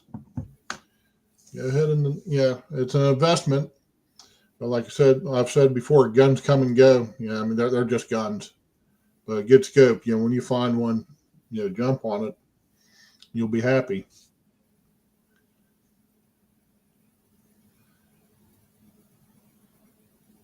Yeah, Patriot Paul says when Gavin's turn is up, I can see them elect Kamala and send Newsom to run for president. Thing is, I don't think Newsom will, outside of California, will be very popular. The Northeast would love him, but that's about it. He'll be about as popular as a case of the crabs and herpes mixed together. Exactly. But that's okay. Let him do it. No, believe me. Let them burn their resources. I think the great thing is when AOC said she was putting up a presidential bid, Please do. Please Yeah. do. At least she looks good. Yeah. Well, for a donkey, yeah. Yeah. I mean, Because she does look like their mascot. she can have the looks on her face, yes, like a brain jackass, but Keep in mind, she was a bartender and then became a congressman. well, I mean, She's got as much experience in that as I have nuclear physics to get us to Jupiter. well, okay, that's true at first, her first term, but now she's a politician. Well, I mean, she's still just as damn stupid, but now she's got experience under her Yeah. belt of being stupid. So, and then I mean, it's it's a damn joke, and I find it funny, which is why I hadn't watched any news since the day before Thanksgiving. And I don't watch TV news. I got my own sources and stuff that I use. right. And they're not all meme channels and stuff like that. But I hadn't watched any of it. I'm like, this is just a shit storm. Wait for it to blow over and then figure out how big the waves are, and then go from there. Because I mean, that's how. If you watch everything all the time, you're going to drive yourself nuts. It'll make you insane, and you'll forget about what you need to worry about, which is your family, yourself, and if you're a religious person, your religion, Right. and just taking care of the things that matter. One of the best analogies I've ever seen was the guy had a mayonnaise jar, and he poured a bunch of ping pong balls in there, and asked his class, "Is the jar full?" And they said yes. And then he added a smaller jar of pebbles in there, and he goes, "Is the jar full?" And they said yes. And then he added a jar of sand in there. Now, is the jar full? They said yes. And he goes, "Okay. Now, your ping pong balls are you, your family, your job, all the big important things.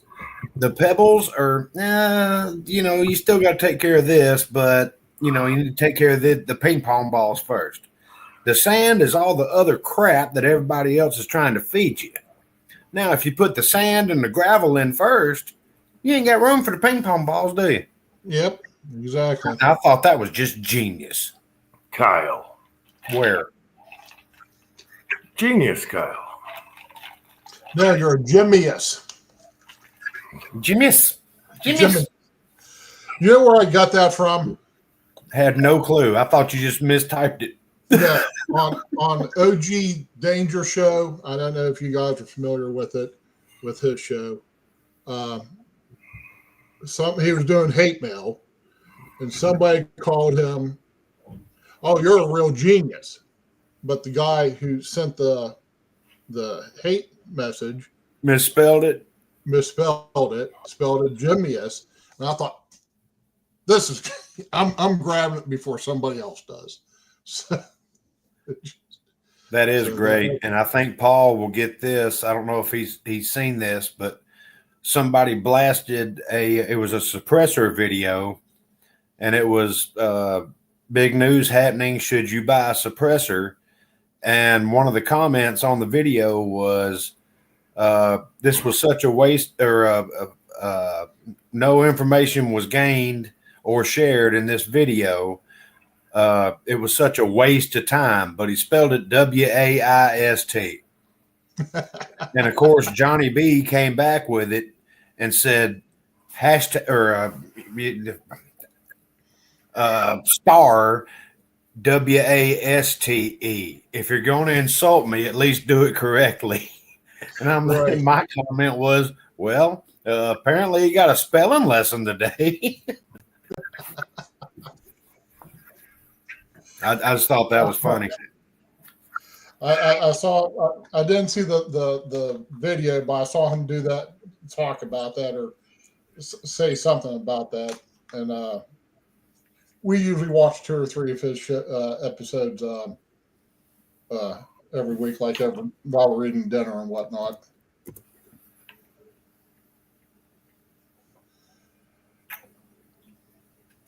Sorry, I'm just adding a phone number here.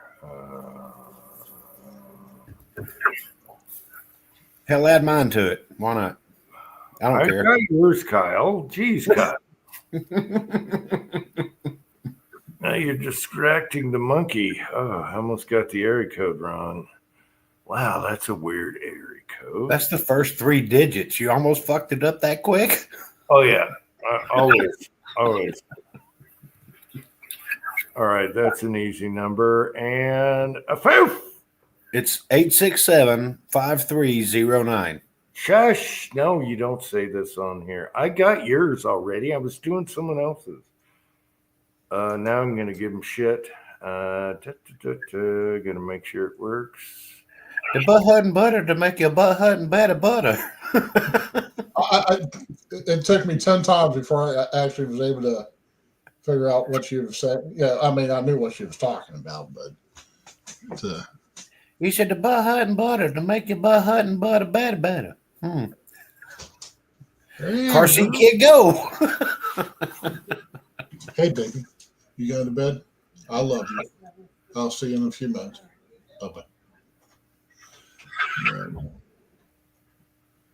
Yeah, Paul, you're right. When the first time I saw that, God Almighty, I was cracking up. And yes, I totally get it. I've been watching him for years.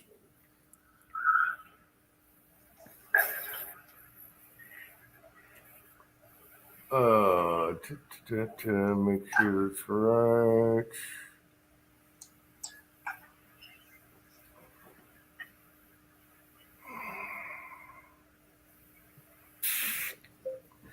Bitch. Damn. Bitch.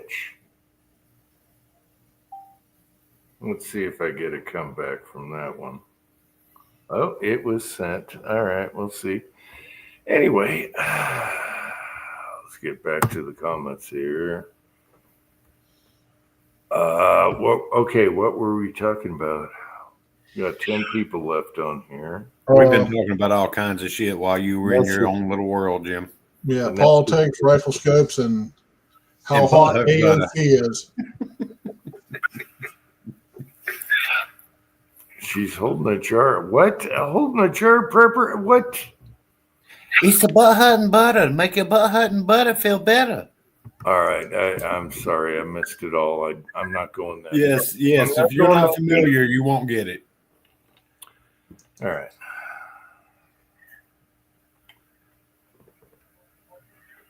Anyway, so what is with the butter? Because we're talking about the butt and better. The butter that makes the butt feel better. You know, it's pretty bad when you walk away and you walk into a butter argument. Anyway, what else is going on? I'm looking at pictures of AOC right now. She's actually a good-looking woman. Of course, I like olive-skinned women anyways. But here's the one that I find funny. She's wearing a dress. She's wearing a dress that says "Tax the Rich," and she probably makes more in an hour than we all do in a month.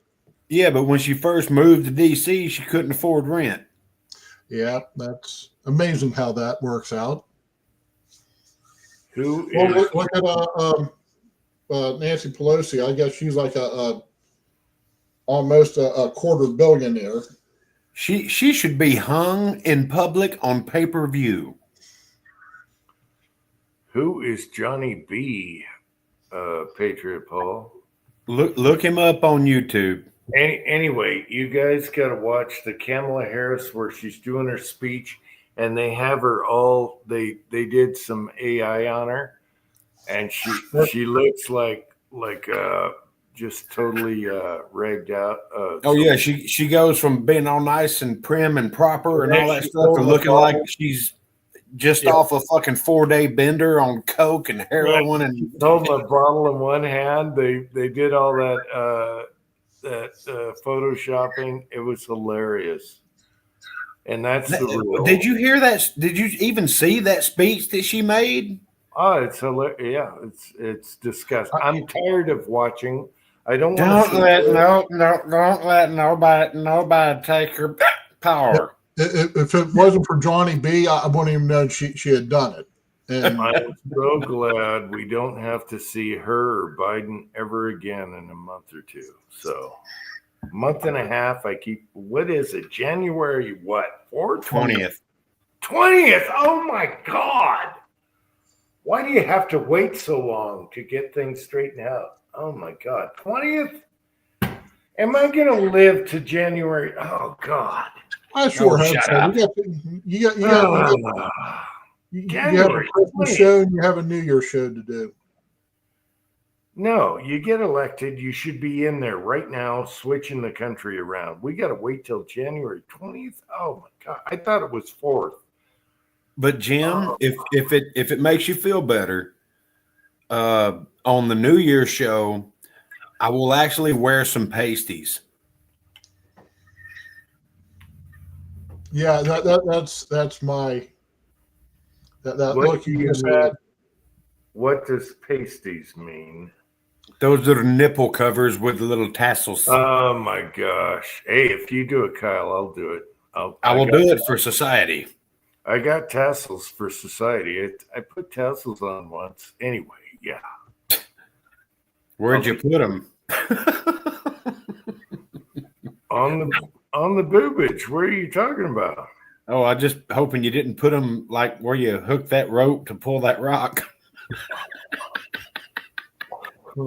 Scotsman saying no. Please God, no, Kyle. Please God, no. I'm just going to get some bleach so I can wash my eyes out if it actually does happen. Oh my God, Man Boob Tactical, new YouTube channel inbound. Let me get my phone. Son of a bitch.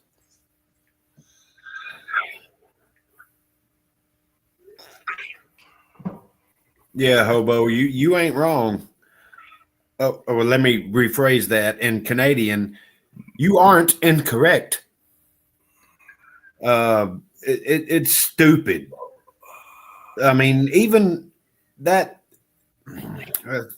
I can say that here. We've been on long enough. Even the Hawk Tua girl is a damn millionaire now. And somebody said, well, are you going to, give any recognition to the reporter that was there? And she said, no, I did it all on my own. I'm like, oh, you did you? So, Hey, well, hobbies. Did you see where Trudeau went to Mar-a-Lago and got caught on the hot mic? oh, I didn't see that one. Yeah. What are you doing? Well, I see everything, okay? I'm a monkey, but I see everything. Anyway, Trudeau went to Mar-a-Lago to the party. He was on the hot mic talking with this little crew of minions, and he had to go kiss the ring of Trump. So you guys can look it up somewhere. It's all out there in the internet, and it's on camera and mic. And he said what? He was discussing stuff with his little group there. Oh man, what was he talking about? Anyway, he got caught on the hot mic talking about you can see it. It's on YouTube. It's out there. It's priceless again. Anyway, I think he's gone because Canadians are sick of his shit. And what's the other guy's name, Hobby? His name is so bad at names. Anyway, they were talking. What do you guys have? You have your little Congress. What do you Canadians call your little group? It's kind of like England. Anyway, they're Parliament? going Parliament. Okay, yeah. And they're going back and forth between Trudeau and the conservative guy. I can't think of his name right now. I thought it also started with it. You haven't seen it?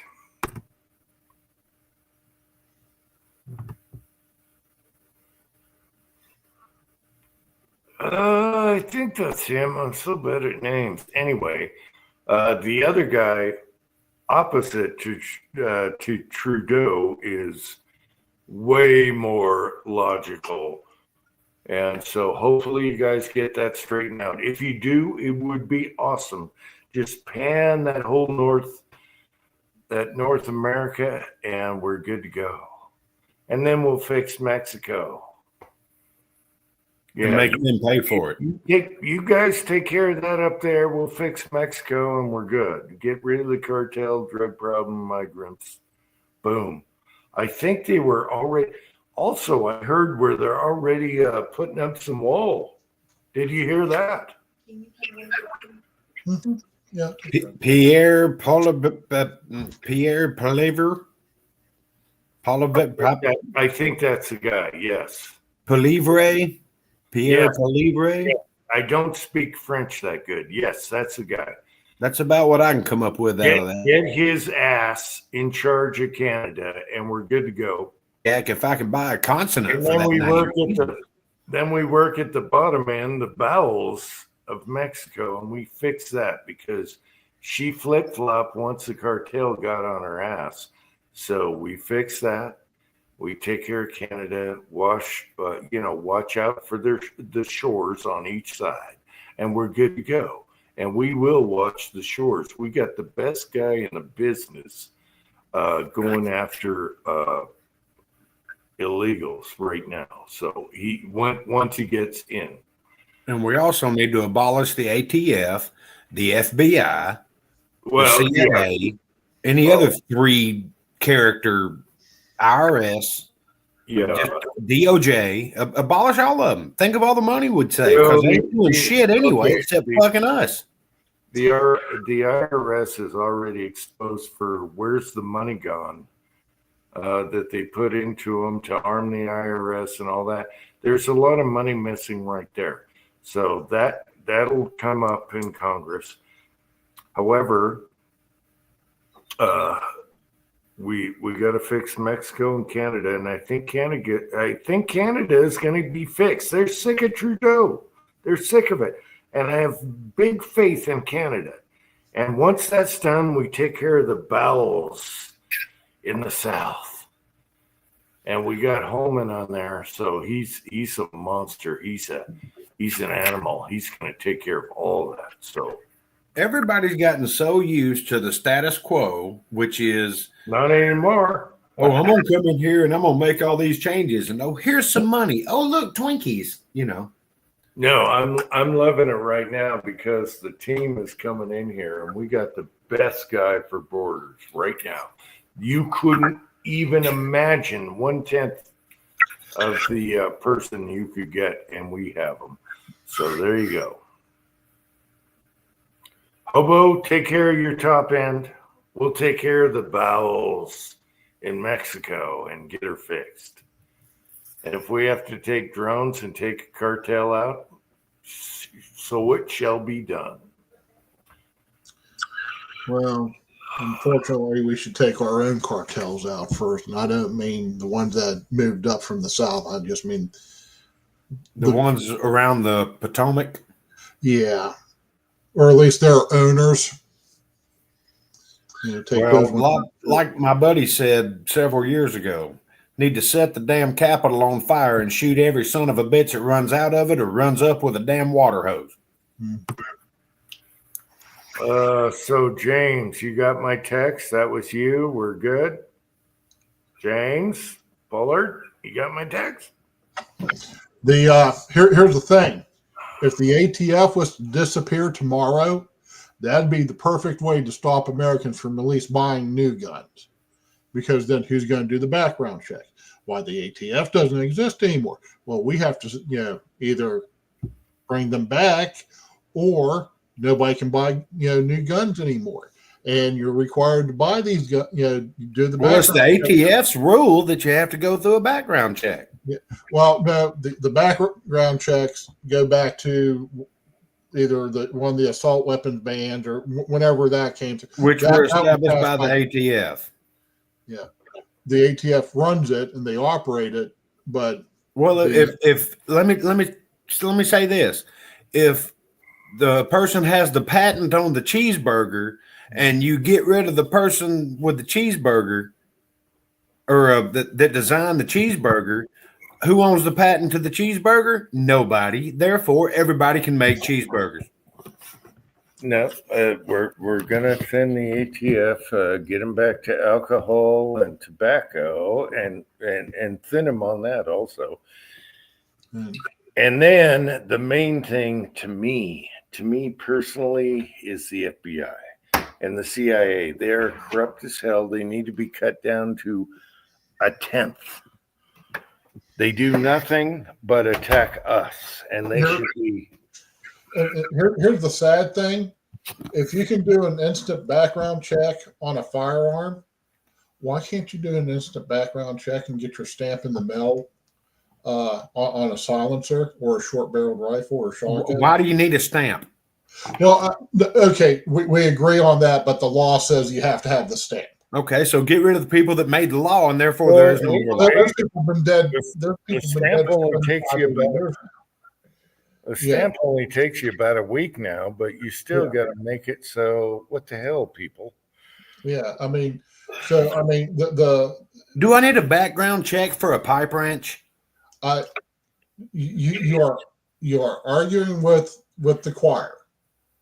Yeah, we're all on the same page here, but regardless of whether or not we think it should be done, the law states that if you want to stay in compliance and not have the ATF kicking your door in at 3 a.m. and killing your dogs and probably your wife and kids, and they'll get fucking awards and bonuses for it.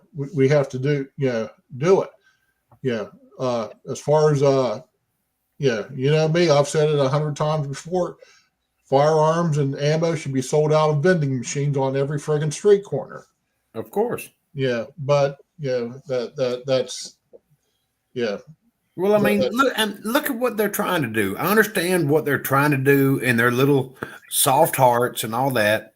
We're trying to say that we're doing something to appease the people that keep us elected or employed or funded, however you want to look at it.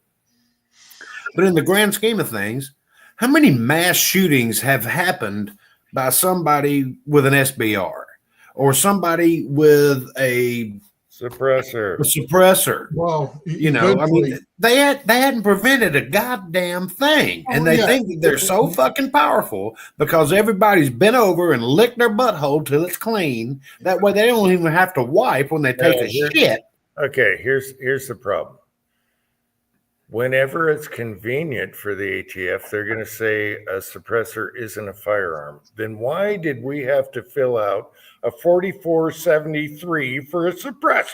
Why did I have to wait 16 months? Because it's considered a firearm in common use. And now that it doesn't go their way, they're trying to avoid that subject. Which tells you it's all a bunch of smoke and fucking mirrors. It's bullshit. Every suppressor, I had to fill out a 4473, which is a firearm. And now they're flip-flopping. No. Because someone's got to call them on that. The Congress and the Senate and the president said, yes, suppressors are firearms because we're writing this rule that says it is, and we just made it a law. So why isn't there a law against having a loaf of bread? Why don't you have to fill out a form to have a loaf of bread? And the ATF is saying, no, it's not a firearm now because it's convenient. No, I filled out a 4473 on every suppressor. That is a firearm. And now you're saying it's not? What's wrong here? A foof. Yeah, and give me my money back. This is all going to be taken care of with the new team coming in. I mean, I'm looking at my kitchen table right now, and I can see 5 suppressors within arm's reach if I want to make them into that. You see, that's another place where they just walk in your office and they say, oh, hey, you have a pop bottle here and you have some rags? That's a suppressor. You're in violation. That's what I'm saying. It's totally stupid. No, the point is, we know this. The point is they're flip-flopping on what is considered a firearm or common use. Do you know how many suppressors are out there in America right now? It's common use, and it's bullshit because It's like 47 million just in the last year or something. every suppressor you fill out a 4473, and that's a firearm. And I had to sign each one. And now they're flip-flopping and say, no, it's not a firearm. No, this is all going to be straightened out. This will, I guarantee you, it'll be straightened out in the next 4 years. I'm really hoping a lot of this stuff. I'm just hoping to what's going to happen is it's going to have to go in front of Congress. Just like they when they outlawed all this stuff or regulated all this stuff through laws, President Trump isn't going to be able to wave his magic wand and make it go. I mean, I guess he probably could. It'd only be good for 4 years, though. 8, whatever, however long. But eventually, those laws that were passed originally in 36, and then again in 68. And then again in 89 and 94. Yeah, 94. Yeah. Yeah. You're talking about George Bush outlawed at a stroke of a pen. He outlawed more firearms than Bill Clinton ever did. So the fucking Republicans are not our friends. Also, you're talking about laws versus ruling. Right. Okay. Laws versus rules. And the laws, it's totally bullshit. So this will get. They might be bullshit. At one time in the state of Ohio, the speed limit was 55 miles an hour for trucks. I know because I have enough speeding tickets. It was bullshit. Yep, I've got a speeding ticket for going 57. Yeah, so now the speed limit's 70. Like it is in most of the other states, and it's not a split speed limit anymore. But at one time, it was still the law in that state, and I got ticketed for it. So, me too. And so I mean, until those laws are either struck down, like Vanessa's talking about, there's going to be some actions at the Supreme Court shortly. So either unless they're struck down by the Supreme Court, or unless we organize and get these laws taken back off the book, there's not going to be. There are, but the vast majority. First time I came across 470 out of Wheeling back into Ohio, and I saw the sign said 65 for it was just 65 miles an hour, and there was no split signs. I drove for probably about 10 miles looking for the friggin' cops just waiting to ambush me. What it comes down to, does the ATF make laws or rules? And which is right? Laws versus rules. They cannot make laws. They make recommendations. It's going to be cleaned up. The way the Congress was doing is they say, well, we're going to defer these decisions to the ATF. Well, now it's been, and the Supreme Court has struck down any government organization making what is essentially a law. So that's been struck down. Now I can't go. I can't explain it very well. The ATF doesn't have power for that. So and the EPA doesn't have that power, and the cut them at the knees. Who knows what the friggin' IRS can do, because it's. But well, the IRS is already hurting for money. There's missing money already. They were going to arm the IRS. Now they're screwed. Now there's missing money. There's a whole investigation right there. So it comes down to laws versus rules in the Constitution. And I really think this is going to get cleaned up this time. And this is the only chance to get cleaned up. I agree with you. I think a lot of this stuff is going to get struck down, but unless the SCOTUS strikes some of this stuff down, and they haven't always agreed with what would be generally our opinion. They say that there can be firearm laws, there can be regulations put in place. It has to be done through Congress, but there is basis for regulations there. So unless we go in there and get rid of the 1936, the original 1936 Gun Control Act, or at least heavily modify it, unless the Supreme Court just wipes it out, which they've already upheld it several times. I look at it this way: the next 4 years here. Hopefully, Trump stays alive until the inauguration. The first 4 years is cleaning up all the crap that's been going on, and then within the next 8 years, we get our rights back, and laws versus rulings and all that, cut down the chaff, the FBI, the ATF, CIA needs major cleanup also. No one talks about that. And then you have 8 other agencies we don't even know about. Clean it up. Maybe only 8. Within 8 years, clean this shit up, because I don't think Kamala's coming back after 4 years. I'm sorry. Unless you find someone really good.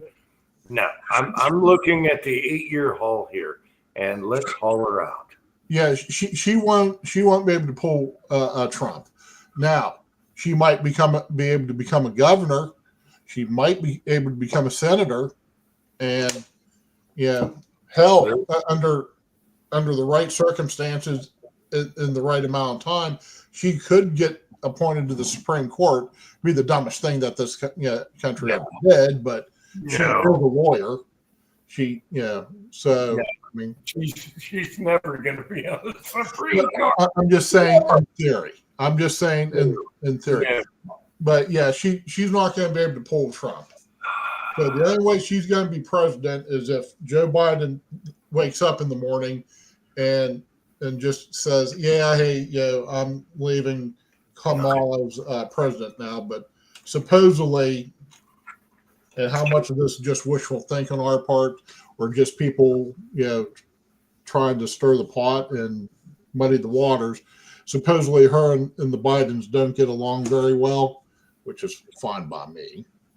But right now he's got 2 guys on his team that are gonna chew the crap out of the fat right now. That's Vivek and it's Elon, believe it or not. They're gonna cut the fat so bad. I'm hoping you got RFK that's working on food and everything and safety for our health. However, he does not like the CIA. He does not like the FBI. He knows his ancestors got screwed. He's going to have some impact on that, whether behind the scenes talking or whatever. Just give us 4 years and then 8. And we're settled. We're fixed. Well, and Patriot, figure out what people vote for next time.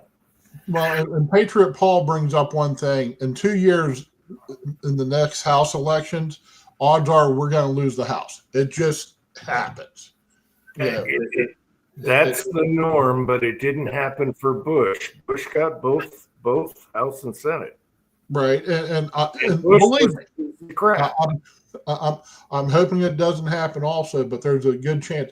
So we got 2 really good years of stuff, but letting Kennedy loose to go in there and start, I guarantee you, people are already picking out the rhinos and saying, "No, we're not voting for him again. We have one from this state. He's gone." So people are going to oust that out. I got faith in it now. After this election, I'm like, okay, we don't have that many dingbats. I thought we had more dingbats. Now the people have spoken. Let's see what we can do with the House and Senate now. Yeah. Well, repeat. We're kind of repeating ourselves now, but yeah, hopefully, it works out where they are able to hold on to the Congress and the Senate and keep things going, and just start, getting rid of a lot of these agencies, these redundant agencies. Uh, right now the law says that you have to do these certain things to own certain things, whether it's right or wrong. That's what the law says. So if the ATF got abandoned tomorrow, it'd be the best way to control firearms and class 3 and all that stuff. Okay, but Patriot Paul, Mitch is going to be gone. He might even have a stroke before all this goes. Another stroke.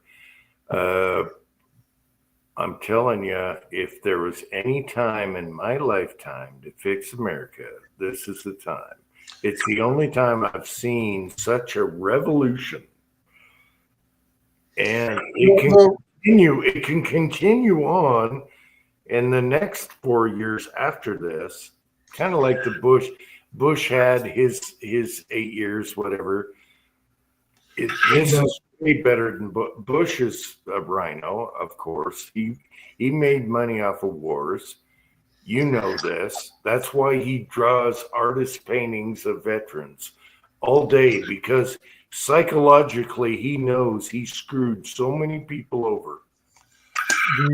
The Reagan Revolution was pretty damn important also, even though I'm not a big fan of Ronald Reagan. Why not? Why didn't you like Reagan? I'm just curious. Because of the '86 Machine Gun Act. Yeah. Here's the thing that Reagan always did, and I picked this up, and I'm dumb as a box of fucking rocks, and I figured this out when I was 19 years old. The Democrats would do something, and they'd push something through, and he'd sign it, and he'd say, well, I was promised that if I let this happen, they'd do this instead, and I got fooled. Well, it was me. Yeah, and he there was just a lot of stuff that he let go by. Yeah, he let the Democrats get away with. He tried to work with everybody. Well, he played he'd go out there, and whenever he'd let something go through, he'd blame it on the he'd just do that, oh shucks, they got one by on me, and well, we'll just have to work on getting taking care of that. Yeah. He did good at crushing the Soviet Union, but he also did a lot. He passed the '86 law. Now, I'm not real familiar with how the laws work. And when all that happened, I didn't have enough money to buy guns anyways at that time. And so a lot. I guess there was a lot of stuff that there was a lot of good things in that bill, but the Hughes Amendment that everybody let just go through. I liked Reagan. You can't have it all, but Reagan had flaws, and I think you need a crazy motherfucker like Trump that he's different than Reagan. And I will say I like Trump better than Reagan, and I'm living through both. I think once everything he's not a politician. In 4 years we're going to sit back and say, Donald Trump, did a pretty good job overall. I lived through the Carter, Reagan era, the gas crunch, and all that. Reagan took a hell of a long time to get the economy back, where Trump did it right away. Yeah. And this time, I think he's really going to do it right away. And that's the difference. But Trump has flaws. He's not a gun guy. Trump isn't a gun guy. He's got to listen to his sons about guns. And he does. What is good about Trump is he listens to everybody and tries to go along. And the first time he listened to too many rats, now he's more focused and he's got a better team. He's got a way better team. One team is going to thin the herd in the government. That's the biggest thing we ever needed that Reagan couldn't do, is cut all the chaff in the government, the wasted money. Mm-hmm. And now you got, you got Elon and you got Vivek. They know how to thin the herd and what is wasted. Do you know how much money we spend on bullshit that has nothing to do with anything? There is so many millions and billions of dollars that are wasted. If these guys can cut that, and then can listen to more, his son's Second Amendment suppressors, give people their rights, I think it might work. I'm just being hopeful here. Let's talk hope, like Obama said. Oh yeah, that worked great. Anyway, I'm hoping. And Vanessa, back in '84, you could have probably bought them for what, $150, $200 in your tax stamp, because she was saying she should have bought those Uzis back in 1984. And just think if you had a crate full of those. For me, Trump's biggest drawback is not knowing about guns, Second Amendment. He doesn't concentrate on that. He's trying to work on the economy and nationally and everything. And if he could only focus on the Second Amendment a little bit more, I'm a happy guy. But I think the people around him are going to focus on that also. So we'll see. I mean, hopefully this time around, he's going to have better help, like you said. It just, we're not going to know. We can sit here and stare at our navel all day long. It's going to come down to House and Senate, and the next 2 years when we revote and all that, and thin the chaff and the herd, get the rhinos out of there. Our biggest focus should be getting rid of the rhinos.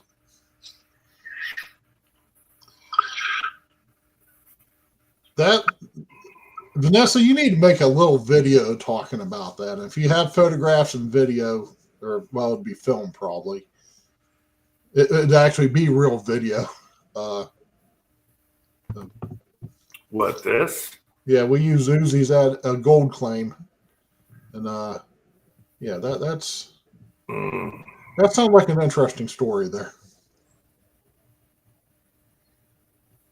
I just have a hope that Trump puts his ear to the ground. He's shaking a lot he's shaking hands. He's talked to a lot of people in his rallies. He kind of has an ear what's going on. Okay, don't screw with the Second Amendment this time. Don't fall through my nose. Hopefully, I'm just hoping it's going to go better this time. He does listen and factors, but who knows? We'll see. Right now, I'll tell you, he's better than Reagan, what I lived through both times. So Trump solved the economy like that. And then COVID hit. Probably they threw that on purpose, but COVID was almost on purpose, I want to say. COVID screwed everything up. Here's my opinion of what COVID-19 was. Maybe it was a lab. Maybe it was deliberate. I'm just thinking that's we're making it too complicated. It was just a slightly more harsh flu than what we've dealt with in the last few years, but they took advantage of the situation. Everybody got in line. They had. I got a fly around here, so Yeah, it was just the opportunity, just like 9/11 happened, because some Muslims decided to crash airplanes into buildings, but everybody was waiting for their excuse to get whatever their little project push forward. Yeah, the don't let it guess who's crisis go to waste type of thing. Guess who's running right now under COVID? The guy that started it all and was the guy, and Trump actually listened to him. Guess who's running right now? Running away. Yeah, he's gonna be in Congress. He's gonna be in court. Who's that? So we'll get it all settled out. It's a flack. It's all a big flack thing right now, but it'll come back to a pattern, and we're gonna see it. I know it. I just feel it. Well, Jim, who are you saying was the guy that was in charge and is running for election?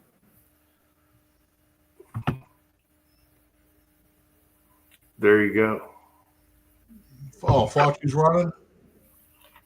What's he running from? Death? I mean, yeah, he's like 85 years old. So He's running for shit. He's running for relaxo pants and a goddamn lazy chair. What the hell is a lady chair? Oh, A lazy boy. Oh, lazy boy. A recliner. A lazy chair. I thought you said lady chair. I was like, what the hell's that? And the bad thing is, think about all the money that we paid that lying son of a bitch. Yep. Over the last, I don't know, 40 years? He was making twice the president's salary. Not only was he in on it, he made tons of money and then got all the press. And then Trump was like, okay, we'll go with no. And then lied about getting money on it. Yeah, now Trump and his whole team knows better than that. So I have hope for this. I have lots of hope for this stuff right now. And he should be prosecuted. He made too much money. He should be investigated, and I'm hoping he should be investigated, and then he should be in one of them damn guillotines. I'm hoping he's under investigation. He should be. They started a little bit, but I'm hoping the next 4 years he'll be investigated. If not, the next 8, he should be in jail. Well, his old ass ain't going to live to see prosecution. Well, and I want Diddy in jail also, if you guys know what I'm talking about. I want all of them in jail. I want Diddy in jail. If they committed treason, I want them dead. well, I don't believe in capital punishment, but I do believe in tar and feathering on their way to prison for the rest of their lives. Yes, I highly believe bring back tar and feathering. That would solve Schumer, Pelosi, and what's the penguin guy's name again?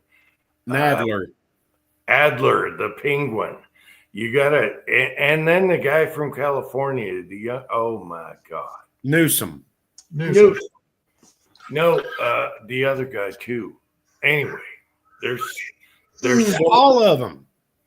Hey, there's so much tar and feathering out there to do. Drill, baby, drill, so we have more tar, and pluck feathers out there, people. No, tar and feather ain't enough.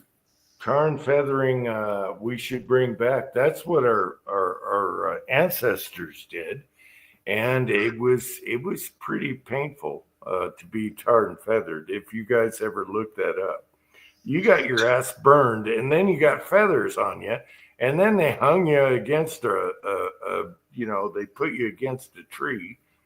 Well, as long as they commit to the third part of the tar and feathering, I'm okay with it. Yeah, but tar and feathering, if you go back in history, tar and feathering was pretty effective. It was, because no one else wanted that. So they changed their ways. Yes. Tarn feathering. I'm telling you what, I gotta.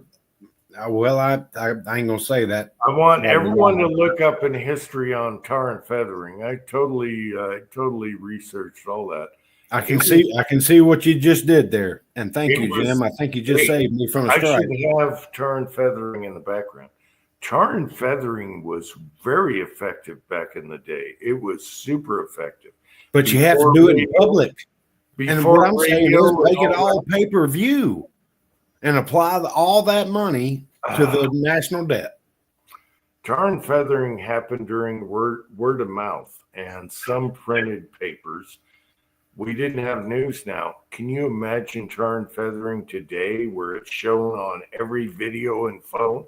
Exactly. We didn't have pay-per-view back then either, but can you imagine how much money that would generate? Tar and feathering would be way more effective today with the media. Back then, it was word of mouth and a couple newspapers that maybe got halfway to the West Coast. Tar and feathering was awesome. Anyway, I would prefer to tar and feather people just because I'm Indian. We love to torture.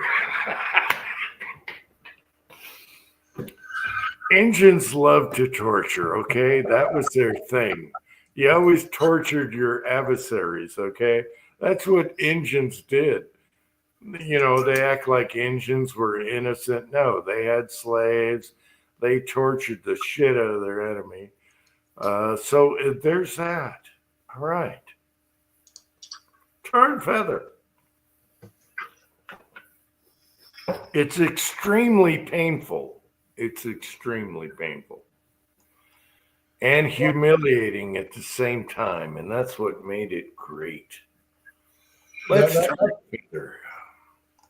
the humiliation that only lasts for a while, but it's the pain, like you were saying. Oh, and the feathers seal it up where normal medical practices can't repair the flesh, so you end up with infections and all that stuff too. So I can't imagine anything worse than being hot tarred and feathered and tied to a tree.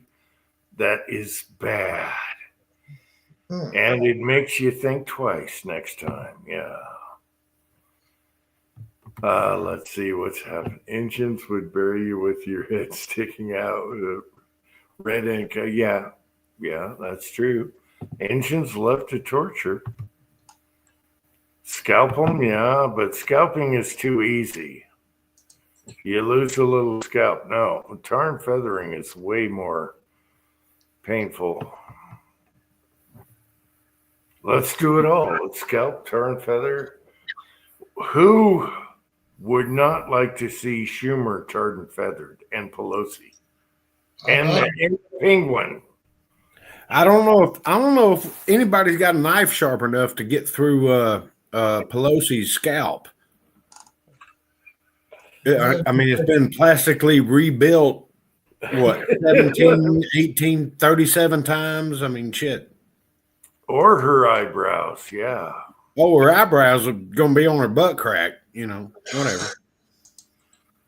We're going to get banned for this one for sure. And fuck them if they do. How about that? We'll make a new one.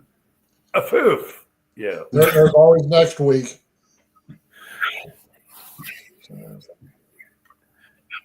Is it wrong for me to turn my camera on and show me stropping my knife at this point? Or I'd enjoy watching you do that, so I can maybe learn a better technique.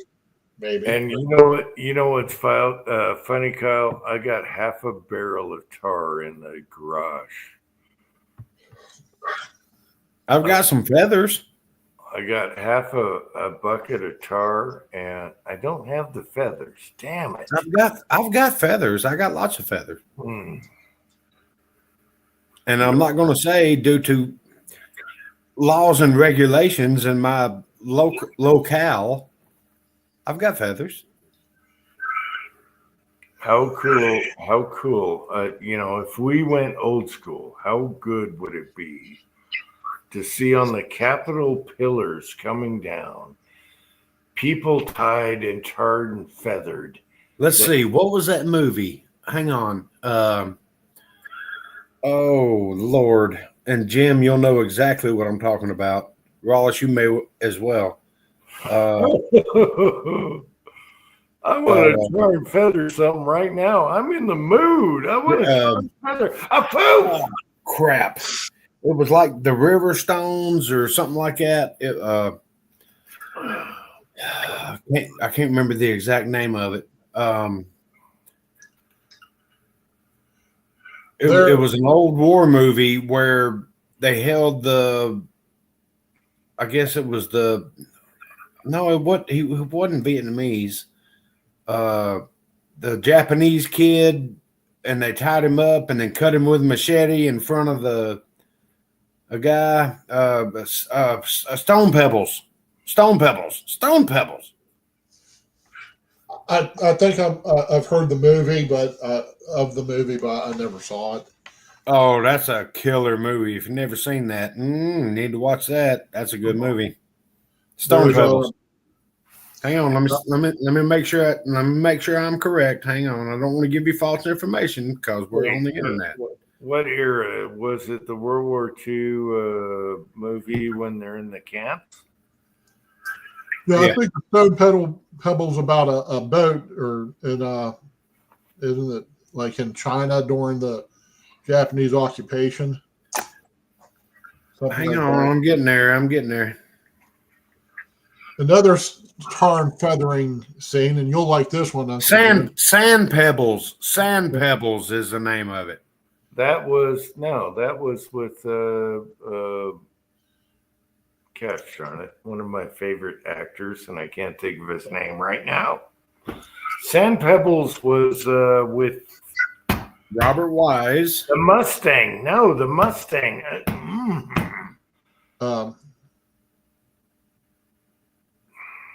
How come I can't? We were just talking about Steve McQueen. Steve McQueen, Sand Pebbles. He was the engineer in the boiler room. Yep. Yeah. Yep. That was a good movie. That was a great movie. And they had a lot of drama making that movie, by the way. Yeah. Independent, rebellious U.S. Navy machinist made first class aboard San Pablo on the Yangtze Patrol in China. Yeah, what brought up Sand Pebbles, though? We were tar and feathering people. We're talking about tar and feathering. Yeah, but there was no tar and feathering. They hung his mate that was a Chinese guy that and then started slicing him with a machete to try to get they hung him out and started slicing on him, and that was Steve McQueen's like apprentice guy that he really liked, and Steve McQueen got pissed and he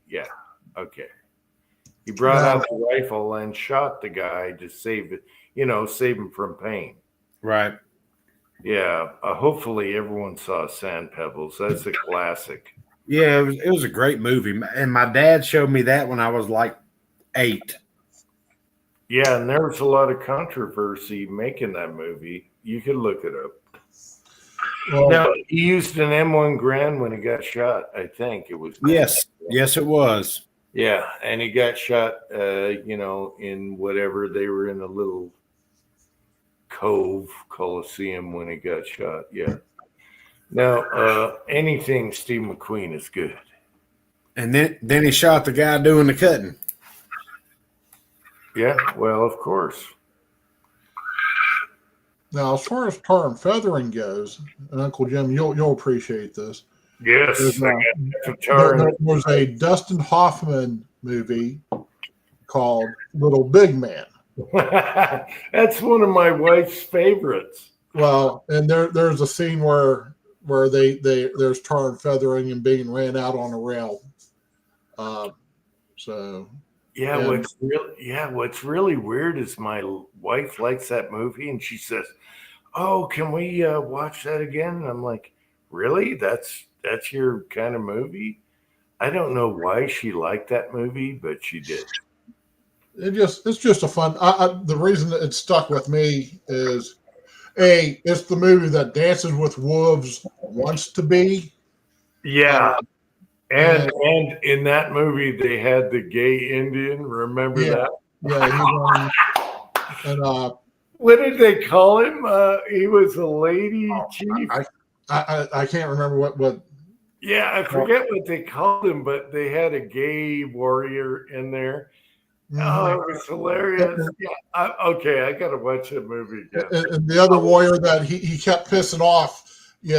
He's trying to be a friend and everything. Every time he turns around, he's pissing the other guy off. Yeah. And so, my wife's been wanting to watch that again. We're gonna have to sit down and watch it again. But I remember the gay Indian in there, and a bunch of other stuff. But it was fun. I'm trying to remember what they called the gay Indian. It was hilarious. They had a name for him. Oh, it was hilarious. I can't remember that. Anyway, it happens in all cultures. yeah, exactly. And then, and the worst part is, his wife, who was abducted by Indians, winds up being married to the guy who he keeps pissing off and is always throwing revenge upon him. Yeah, they always want to fight. Yeah. And he winds up getting stuck with his ex. Yeah, well, his what would be his ex-wife then, and she's just horrifically mean to him. Side chat. Let's show me how smart you are. What was the name of the gay Indian? It was two. I forget what it was called. Like two. Oh man. I could look it up, but you guys in the side chat, I want to know what the gay Indian son of a chief, one was gay, and what they called him. It was funnier than hell. Anyway, yeah, the Indians dealt with woke too. There you go. Freaking hilarious. Now I got to watch the movie with the wife again. She's been wanting to watch that for like 2 years, and I'm like, yeah, whatever. All right. Look it up. Look up the movie Gay Indian. I want to know the name. No, it's not Zimbabwe. What the hell is that? No, I saw the couple of other things. Oh, that was too back far to remember. It wasn't that old. What was that made? That was made in 1980 or something, that movie. I don't know. Come on, side chat. I think his name was Little Horse. And the actual actor was named Robert Littlestar. Okay. Because I think Younger Bear, who's Cal Benelli. Yeah. They got fucking Italians playing Indians, which is not unusual. Yeah, that's okay. Here's the pet peeve. If you look at all the old Westerns and they show Indians, they're either Italian or a white guy with a bunch of stuff on their face. They never used Indians in movies, in the Westerns. They use fake Indians. And as soon as I watch a movie, I'm like, fake Indians. I'm not interested. It's garbage. And then I was actually responding to Kitty's post from a little bit earlier about who made certain knives. And I was referring to one that I carried. And it was made by the Zambezi company. Of course, it was an import, but that some bitch worked. Okay, let me get back to the pet peeve. My wife was watching a Western today or yesterday, and they had Spock as an Indian. Spock from Star Trek. Nimoy? Nimoy as an Indian. Leonard Nimoy, Spock as an Indian. Why can't they use Indians in the movies? It'd be more realistic, but every Western has fake freaking Indians, whether they're different nationalities and put makeup on. Why couldn't you just get an Indian to be in the background? I don't get it. Okay, you got to have high cheekbones. Well, and You got to have dark skin and high cheekbones, okay? and the girl who played his wife, Sunshine, she was from Hong Kong, so it's like, I mean, at least that's more accurate than Italians, I guess. You know, they used Charles Bronson as an Indian. He was from Hungary or whatever. You know, they just couldn't pick out Indians. They had to go all around Europe to get an Indian. What the hell? Yes, many Westerns use Mexicans too, Yeah. but they weren't Indians. Mexicans are half Indians. They're part Indians. Because depends on which one. they're parts Spanish and South American Indians, but that's not American Indians. American Indians are almost Chinese. They got big cheekbones, fat faces, blah, blah, blah. Unless you're in the mid eastern area, then you're thinner faced. And believe me, I know all about Indians, so don't anyone give me guff. All right. Yeah, why is it though? There were so many. Nothing turns me off worse than a Western, and the Indians are all fake and actors, you know. Well, it's one thing if John Wayne's playing, you know, half Indian or maybe an Indian or whatever. You know, there is a certain thing called acting, so I'll give them a little bit of that. But it seems like you got a cast of 100 Indians, and 90% of them are Italians or somebody else. Okay. One of my favorites. Do you guys remember Lurch from the Addams Family? Lurch? Yeah. The You're giant. right. He played a giant Indian, okay, in a movie. I forget what the movie was, but it was actually awesome. But Lurch from the Addams Family was an Indian, and he's like 9 feet tall. It's hilarious. They're probably going for his size in that one instead of.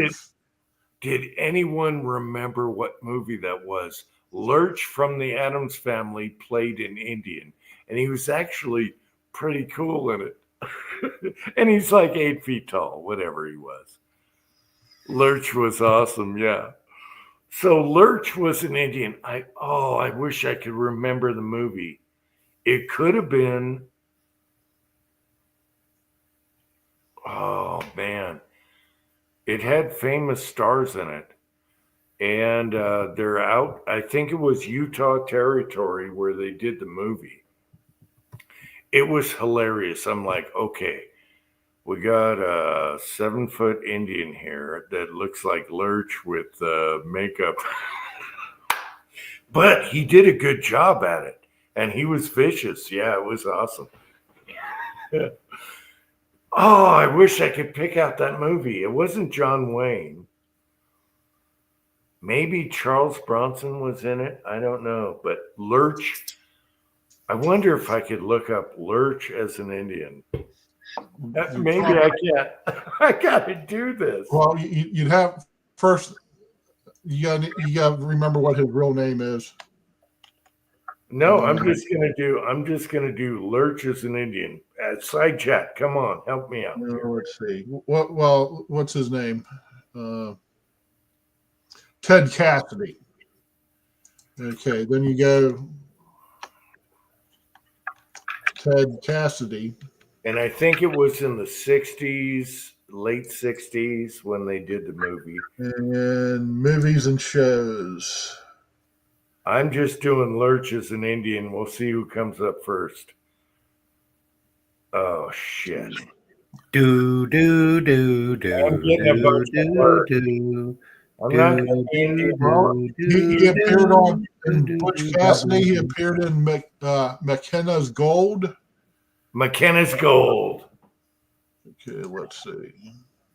Okay, that sounds right. That sounds right. McKenna's Gold. I did Lurch, and all I got was Lurch. So you got it. Right. All I got was Lurch because I searched Lurch. No, I Weird. searched Lurch as an Indian. So McKenna's Gold. How the hell do you spell that? MACC EANNA. Okay, there he is, right there in that McKenna's Gold. Yeah. You got a link, a picture. Yeah, here. Let me see if I can. It's everyone has to watch that movie. It's awesome. Yep. Copy that and go to private chat. MacKenna. Okay, I just sent you in the private chat. That had Gregory Peck in it, didn't it? I do believe so. Oh my God! No wonder it was so good. I love Gregory Peck. If no one, Okay, I sent you a link.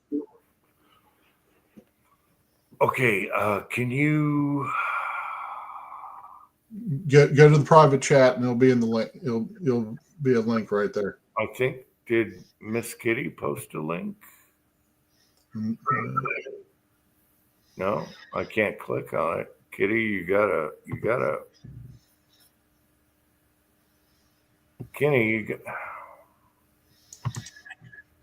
Oh, I gotta post this. Okay. Everyone out there, you got to look this up. Gregory Peck and you can't. Yes, that was the movie. Yes. Let me Yeah, see. she sent you the same link that I sent you. Okay, let's see. Private chat. Or well, I Okay. sent a slightly more detailed or a different one, but it's the same. It'll take you to the same place. All right. Hopefully, I can post this. Not only do you have Gregory Peck, one of the greatest actors ever, you have Lurch, and he's the arch enemy in this, and it's so good. You guys have to watch this. Let's see if I can post this. Did you notice that during what's his name's trial for the murder? Gosh darn it, I can't do it. What the hell's the name of the actor who killed those people on set? Baldwin. Yeah, Baldwin. You notice every day when he was in court, he was looking more and more like Gregory Peck as when he was older, doing the from some of his older movies.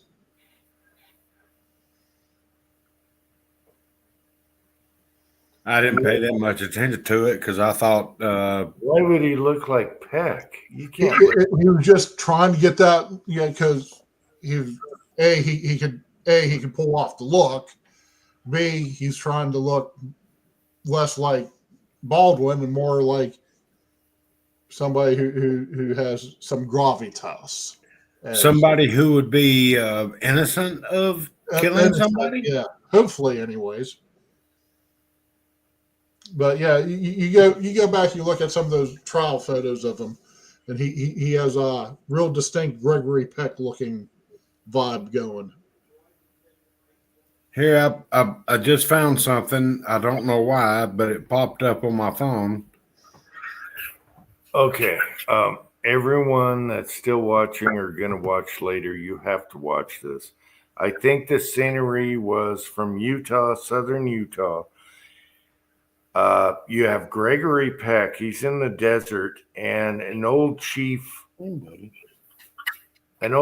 shoots at him or whatever, and the old chief knows where this gold is.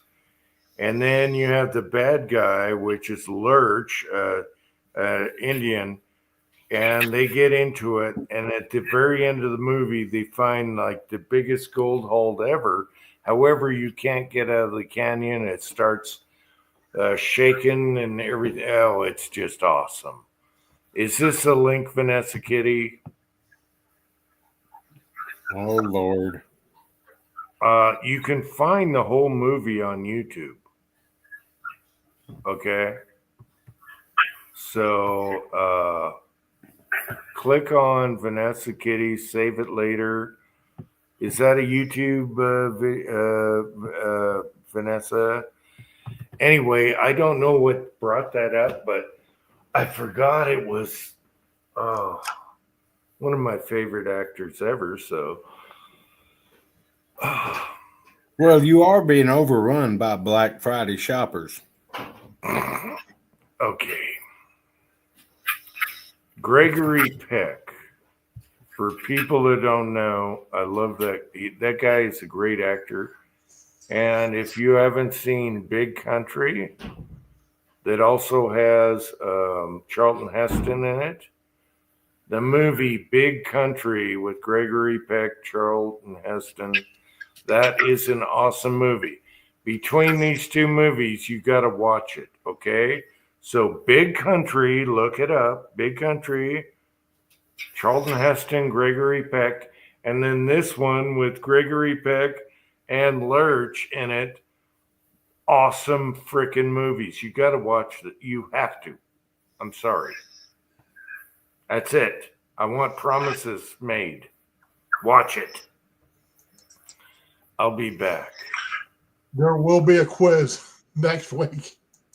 Yeah, look up what I just said. Big Country, Gregory Peck, Charlton Heston. Awesome movie. And then this one with Lurch and Gregory Peck. It's awesome. I'll be right back. You guys make me laugh because I've watched Big Country a million times. Big Country is about Gregory Peck moves out to the country to marry this girl of a rich guy that has a huge ranch, and it's Big Country. And he was a sailor captain, and Charlton Heston hates him right away because he's marrying the girl he wanted, and it just gets into it's just awesome.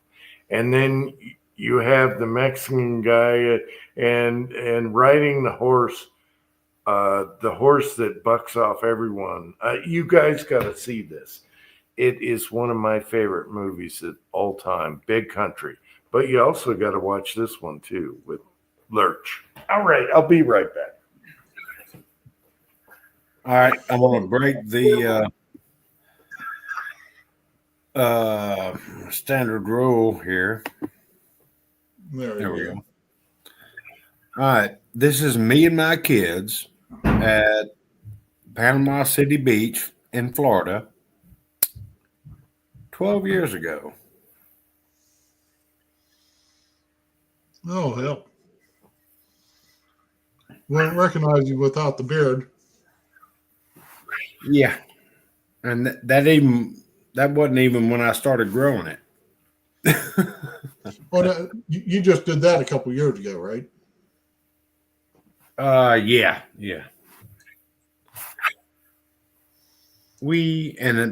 I've cut it off a lot since then. I've really trimmed it down for the marriage because I used to tuck this in to my belt. Mm-hmm. And Okay. yes, I'm not that tall. I don't have that patience. It was still 3 feet long. Yeah, I don't have that patience. This Plus, just there's always happened the to. possibility I'll have to wear a mask.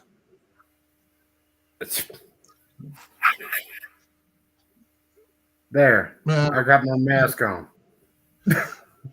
Exxon or BP might not be so tolerant with that idea.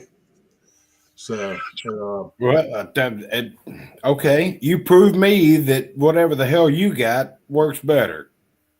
You I mean, know? I can walk around with a gas mask on, but people gonna look at me funny. Well, but that's the point. Sometimes I'll go to a chemical plant and you're supposed to be clean shaven because of Oh no, I can totally see that. I yeah. can totally see that. Yeah, no, I'm all talking COVID mask. No. Yeah, but as far as COVID was concerned, and we still got people that come in with their Superman, whatever paper fucking bullshit and all that. I'm like, all right, whatever. Oh, and Patriot Paul, Last Man on Earth, the 64 version is you're right. It's it's on right now. Okay, that's a good one. All three versions of that movie is good as far as I'm concerned. And if you go on YouTube, you can find some really deep dives of people tearing them, not tearing them apart in a negative way, but just doing deep dives and retrospects on them. But yeah, no, back the way I did it with the COVID, when I went to a customer, if they're wearing masks, I'd put a mask on. If they weren't wearing masks, then I wouldn't put my mask on. I just you just got to deal with your customer. Yeah, you're going on to their place, and if they want people wearing masks, and normally 99% of the time they weren't wearing masks anyways. Yeah, I was having to go to a lot of doctor's appointments during that time because of certain things that were going on. And I was like, do I need to wear this? And she's like, I'm only wearing this because I have to. Mm-hmm. You're good. Yeah, they don't work, but I'm only wearing it because I have to. I'm like, I will not tell anybody that you ever said this. And she was like, I don't care one way or the other. I was like, well, just take it off so I can understand what you're saying. And she's like, no, have to keep it on. I'm like, gotcha. My I do testosterone shots. So the doctor who I go to now, he was in his element. He was probably hiding in the basement with a shotgun, wearing a bunny suit, all wrapped up. But all the other doctors that worked for him, they said it was all bullshit. Yeah. Well, yeah. I mean, when my doctor said it's all bullshit, I was like, then why are we doing it? Wait. Testosterone shot? What? Oh, yeah. For what? Just keep my testosterone levels up. Yeah. Once you start getting a little bit older, your testosterone starts to drop. And just wait. I'm older than you. You're telling not me everybody can go outside the garage and get their rocks off. I agree with him. You lose your testosterone right over time, but there's tablets like vitamins you can take. Yeah, well, I just do a shot once a week, and it seems to work. Wait a minute, you go in for a shot? No, I do it myself. You shoot up? You're a shooter. I'm not shooting heroin. He's a shooter. That's Jesus, Jim. No, a lot of people do it. Are we talking about wrapping the arm and oof? No. Usually it's in the stomach or the leg. You just go right here, and you can do it in your buttocks, but I'm too damn old and stiff. I was gonna say, and try that. And I asked him, Rollins done got the butt shot. I was gonna say, do you take it? I ain't got no butt to shoot up, anyways. I was gonna ask, do you take it in the butt or not? No. Jesus Christ! Listen, all right. Even here's one of my problems. The reason I have to wear suspenders, I got this big fat gut that pushes my pants down. But the worst part is, if I was on roids and I looked like this, I'd be the laziest. Okay, you're 60. What? I'm 57.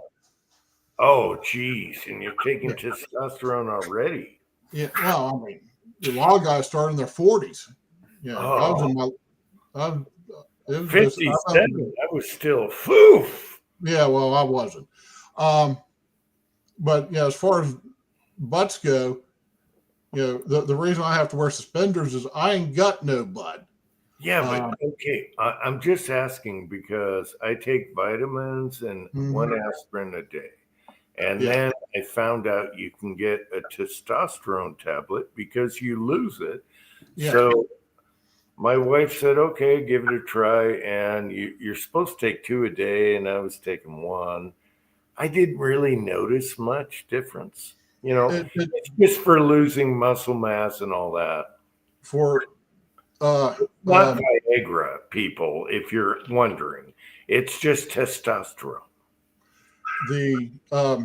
No, I know if I'm off it for a while, I do notice a difference. So, but it's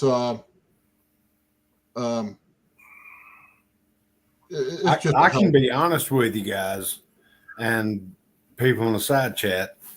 I used to have a lot more body mass than what I have now, and it was all muscle.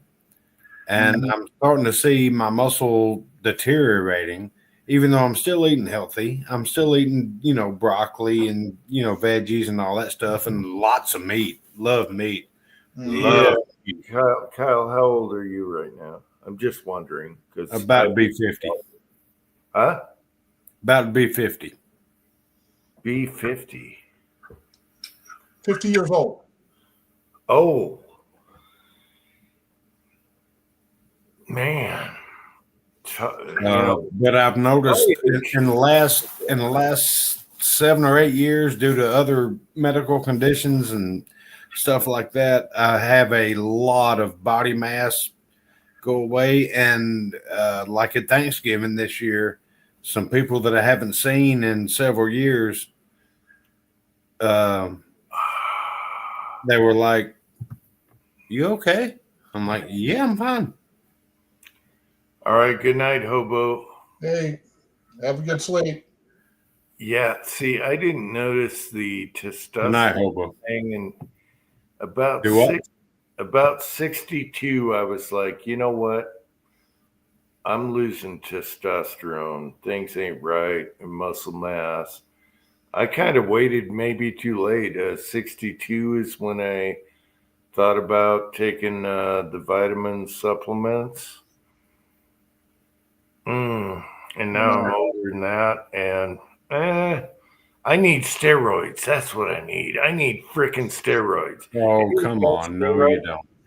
No, Anyone you don't. needs steroids? Yeah, anyone got steroids? That's what I need. Well, yeah, but see, here's the thing about the steroids that people say, "Oh, well, he's on steroids. That's why he has all that body mass."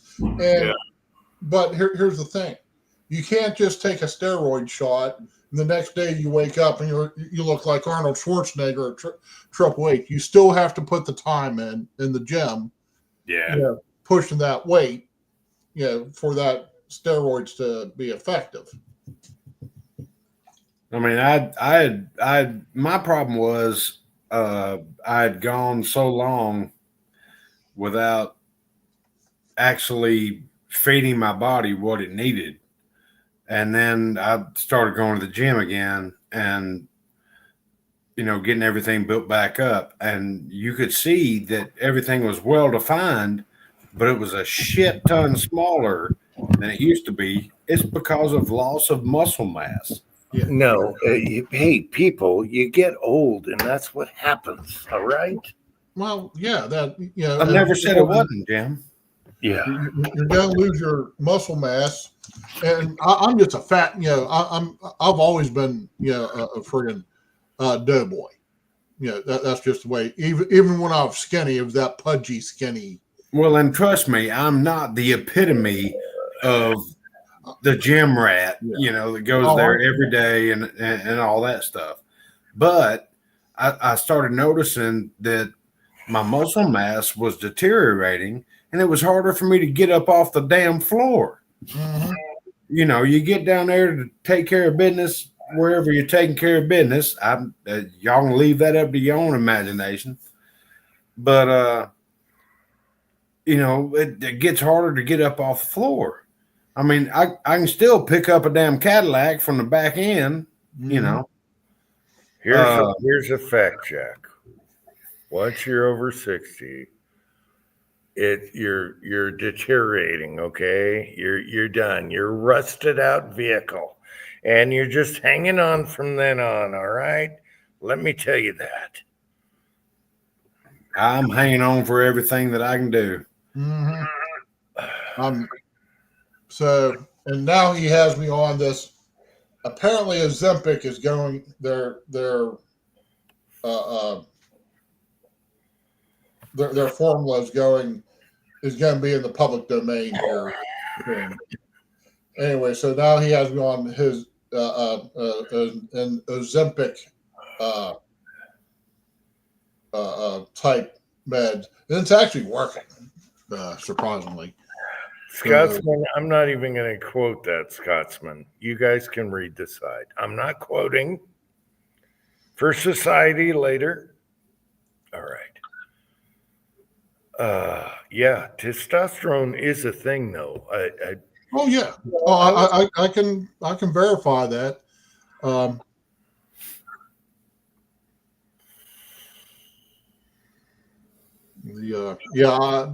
have trouble. I've gotten a lot better about my carbs, but I still like them. And this is a bad time of year as far as carbs go. Well, today's society says carbs are bad, but you got to have carbs. We always had carbs. Even drink, Here's our problem. Genetically, I'm designed for 150 years ago in Eastern Europe when starvation was the norm. Yeah, that's why my body had retained so much body fat.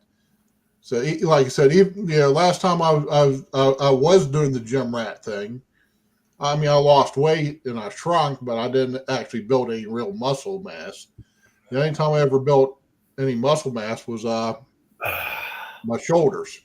Shit, I really didn't. I didn't shrink when I was going to the gym because I was taking, protein powders and, I wasn't going stupid. I was just making sure that I had enough protein. I was eating T-bones for lunch at work and stuff like that. Chicken and a lot of chicken. Just making sure I had enough protein and all that stuff. I wasn't getting bigger. I was just getting more defined and all that stuff because I was losing weight because my body had what it needed. But I've really noticed in the last 10 years that I used to have some guns on me, man. And no, it happens. It's now the only guns I got on me are on my side. I can still pick up a Volkswagen by myself, but that doesn't matter. Of course, I can't walk for the next 6 weeks, but let me address Patriot Paul here. He said about man, millions of years, mostly meat and all that. But yeah, they didn't live to be 65 or 70. You need some veggies in you. You do need carbs in your diet, but we just consume so much carbs, and then the shit. Well, I mean, one thing is good carbs, and one thing is this shit, which there's a whole bowl full of this shit right next to me. Yeah. Before I came on, after we ate dinner, we had pork chops. Well, then we had macaroni and cheese and stuffing. Well, most of that's just nothing but carbs to start with. Then I had a piece of apple pie and a little bit of baklava. Yeah. So. Baklava, that's good. I love it. Matter of fact, a friend of mine, his wife is making some spinach pie. I'm hoping she makes some. Yeah. So. No, that baklava is awesome. Okay. This is just the store-bought stuff, not like what my yaya made, but it. Oh no, he's going skeletons on me. Yeah. The oldest skeletons we have and studied thousands of years ago. They were from. All right. Oh, Patriot Paul, I got to get you on the live chat sooner or later. Oh my gosh! You want to talk about something good? I love bread. I love bread. Okay. I did not like this when I was younger as a child. Look at that. Broccoli, yep. Look at that head of broccoli. I love broccoli with ranch dip. I can eat that raw all day long. I'm not saying slather it in, ranch or blue cheese or cheddar cheese or whatever. What? This is in my future for tomorrow. What? Yeah. Whether my wife likes it or not. Yeah, I love broccoli with ranch dip raw. And then, to be healthy. And then also, if it gets old in the fridge, you boil it and put a little butter on it. Hell yeah. I got four heads like this from my veggie lady that's a customer at the store. And she was like, just give me $5. Yep. I was like, nah. Vanessa knows what I'm talking about. If your broccoli is not as fresh as it used to be, and then put it and steam it and put butter on it. Oh yeah. Oh, this is fresh as can be. It's not even a week old yet. The crazy Scotsman's right about what he put in there, but the biggest thing that is hurting us is processed sugar and high fructose corn syrup. Those are two of the biggest things, and it's in everything. Yeah, amongst all this other, All I got to say is embrace your age. Your body's going to break down. You're not going to be able to do all the stuff you did when you were younger, which, I'm taking multivitamins and vitamin supplements and, this, that, and the other. And I just understand I'm getting older. I'm not 18 anymore. No. 18, you can eat at McDonald's, everything's fine. But then again, everything has changed in McDonald's too. So yes, I'm getting old. Doesn't mean I have to be decrepit. So. No, I'm not decrepit yet. Almost, but not. No. I was out cutting the brush. I got a pretty good sized brush pile in the back. And that's why I'm always touching myself, because every time I itch, I think it's a fucking tick. I've only drugged 3 of them off me today. Anyways, went ahead and cut a dead pine tree down. So we're going to have some nice firewood. But, just getting motivated to go outside and do stuff. If I wasn't doing testosterone shots, I'd just sit up. I'd be too lazy to even grab the remote. That's how lazy I would get sometimes. Okay, I got a question for Patriot Paul. How old are you, Patriot Paul? And there's nothing wrong with having eggs for brekkie every day. Get your protein. But yeah, once you get older, there's nothing really you can do about it. Unless you take steroids like RFK. I swear he's taking steroids. There's no way. All right. No, he'd be bigger. Nordic bath is, he's saying ice bath. Nordic born is saying ice bath. Yeah, well, I'm out in the snow all the time. What are you talking about? All right. Well, it's for inflammation. Yeah. So, it's kind of cool that we're all kind of the same age and talking about it. I just beat the piss out of my body.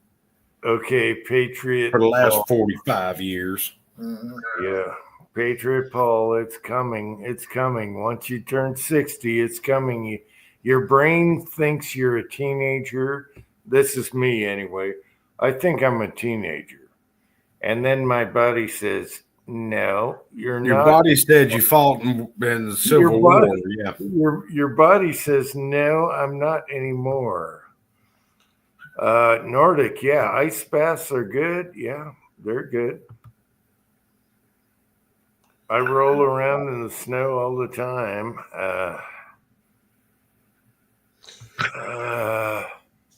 It hit hard when I broke my back. Yeah.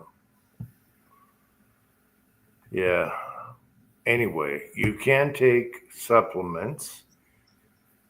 Definitely, whatever the woke generation tells you, have eggs for breakfast. That's really good protein. And And good cholesterol. Eggs being considered bad for you, that's been done. That's been done away with for decades now. So but yeah, eggs, some meat. butter is good for you. Protein, any kind of meat. Don't believe what they tell you to be a vegetarian. That's bullshit. Yeah. Actually, just Jeff, I blew my back out when I was a teenager. I had to have surgery. So, and I've done that exact same thing. Rolled over the wrong way and twisted wrong, and next thing you know, I can't walk for a week. Yeah. It's too bad we can't revive our youth. We were indestructible. You couldn't break us when we were young. There was nothing I ever feared. But when you get older, your body is telling you, no, you can't do that anymore. No. Yeah. And going back to what Pollard said, I used to be 5'11". Not so much anymore. I was never 5'11". I was always 5'10". I'm probably shrunk a little bit since then. I don't know. That's because you hadn't been to a doctor to get properly measured. Well, maybe I'm 5'9.5" now. I was always 5'10". I've always I was like 13 years old and I was 6'1", and I'm still 6'1" now, but just eventually I'm certain I'm going to start shrinking. So I had a whole lot of landing on parachutes at 18 miles per hour. mm-hmm. Wham. Yeah, Wham. that's probably not good for the knees and the lower back. Oh no, dude, I can hardly walk some days. I never once jumped out of airplane, and just make sure that if you ever do, it's a perfectly good airplane. Yeah, because you'll be better prepared for it if you jump out of a perfectly good airplane than one that's going down. Yeah, and Patriot Paul's at 6'1", so. And then, I think I'm probably still 5'10". I don't know. I'm going to have my son measure me. I do a couple different supplements, fish oil. And I remember listening to you talk about, Kyle. That's one kind of put me in the looking into it. But fish oil, and I've been trying iodine, seeing if that does anything. And doesn't seem to be hurting. The Nordic Born, I've never in the military because I busted my back when I was a teenager. I was considered 4F, so they didn't want me at the time. I tried to, I did my physical, so, and then all I got to say is when you get older, take a multivitamin for your age. For me, it's men over 50 or whatever. Yeah, and then good old one a day. Half of aspirin, and I do like broccoli raw. So, and then cook it if it gets old in the fridge. So that's always good.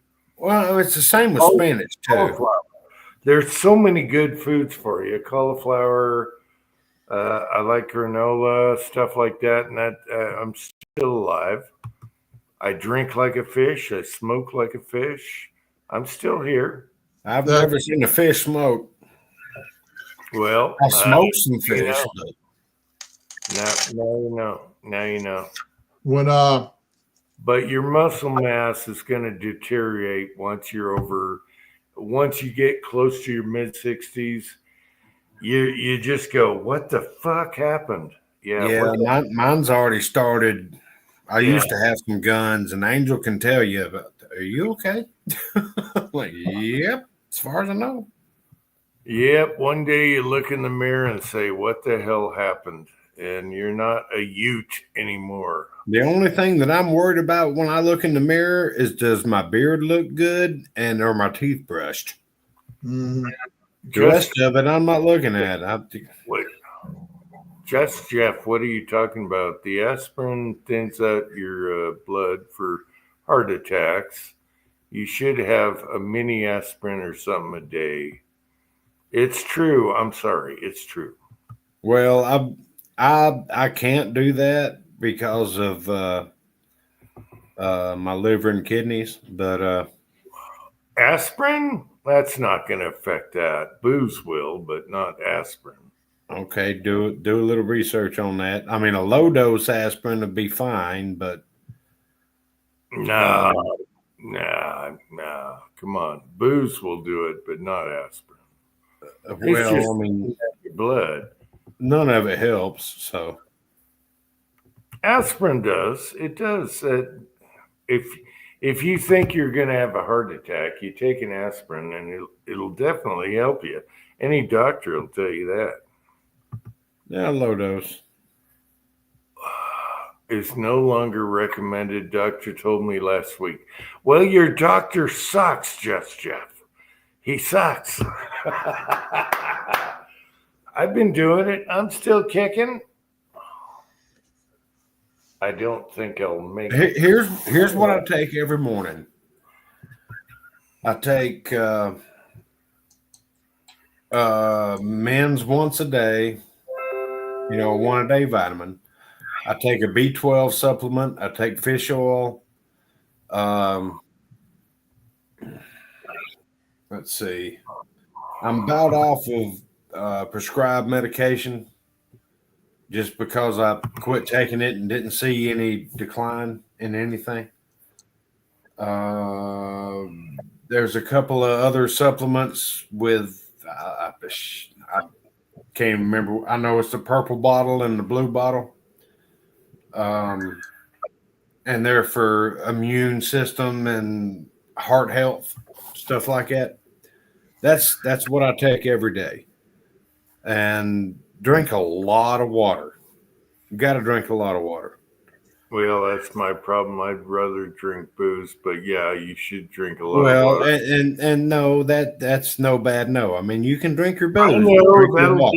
dehydrate you. I know you're supposed to drink water, whatever.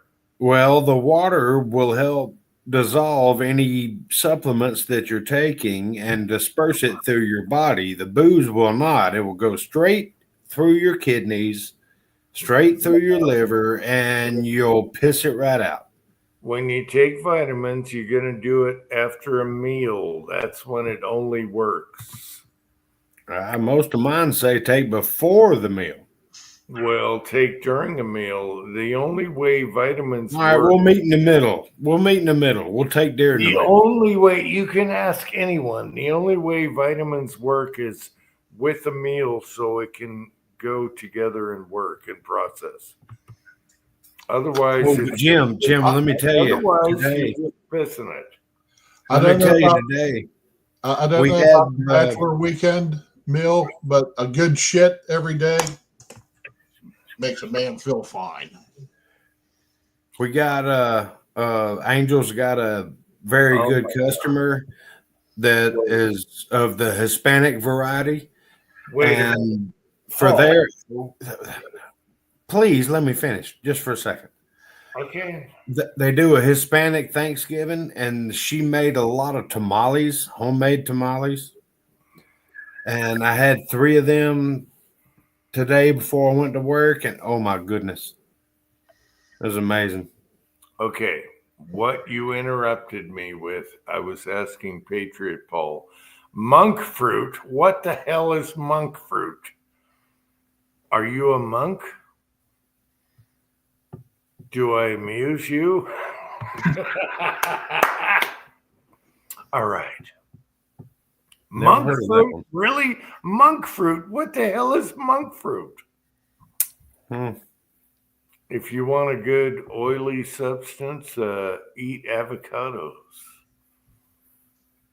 Eat meat. There's nothing wrong with meat, people. No matter what the woke tells you, eat Straight meat. up protein. Straight up protein. Butter. It's all good for you again, even though they told you it wasn't a long time ago. But you still need your fiber. Yeah, well, have a good fibrous cereal, and you're good to go. And eat your oats. Oatmeal is good. Talk about your heart. Oatmeal is probably the best thing for your heart. So eat oatmeal. I love oatmeal. The next survey will tell you don't eat oatmeal. No, oatmeal's always been good. I love oatmeal. That's awesome. It's a sweetener, Uncle Jim. Doesn't spike your blood pressure. Who cares about my blood pressure? Sugar. Blood sugar. Diabetic anyway. What? Probably a diabetic anyway. Who cares about my blood sugar? I like my sweets. Yeah, that's my problem. I like my sweets. So let me get this straight. We went from Okay, so Patriot Ball, I get it. Yeah, I'm probably half diabetic. I don't know. I like my sweets, okay? All right. I'm going to live my life the way I freaking want to. I don't care. You think I want to be 80 years old and can't get around and live my life that way? No. I want to die before that.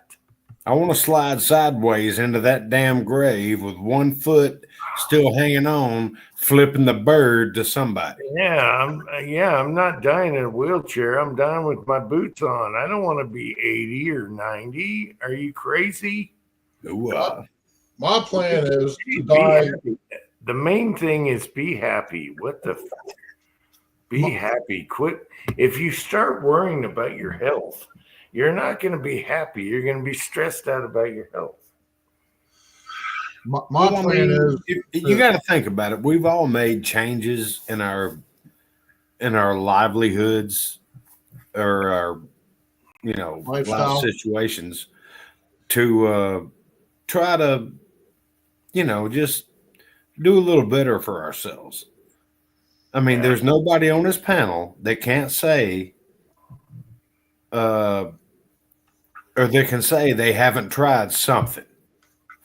Oh, I'm open to just about everything. My goal is to, and this is just a minimum, is to die when I'm 150 years old, banging two 75-year-old broads.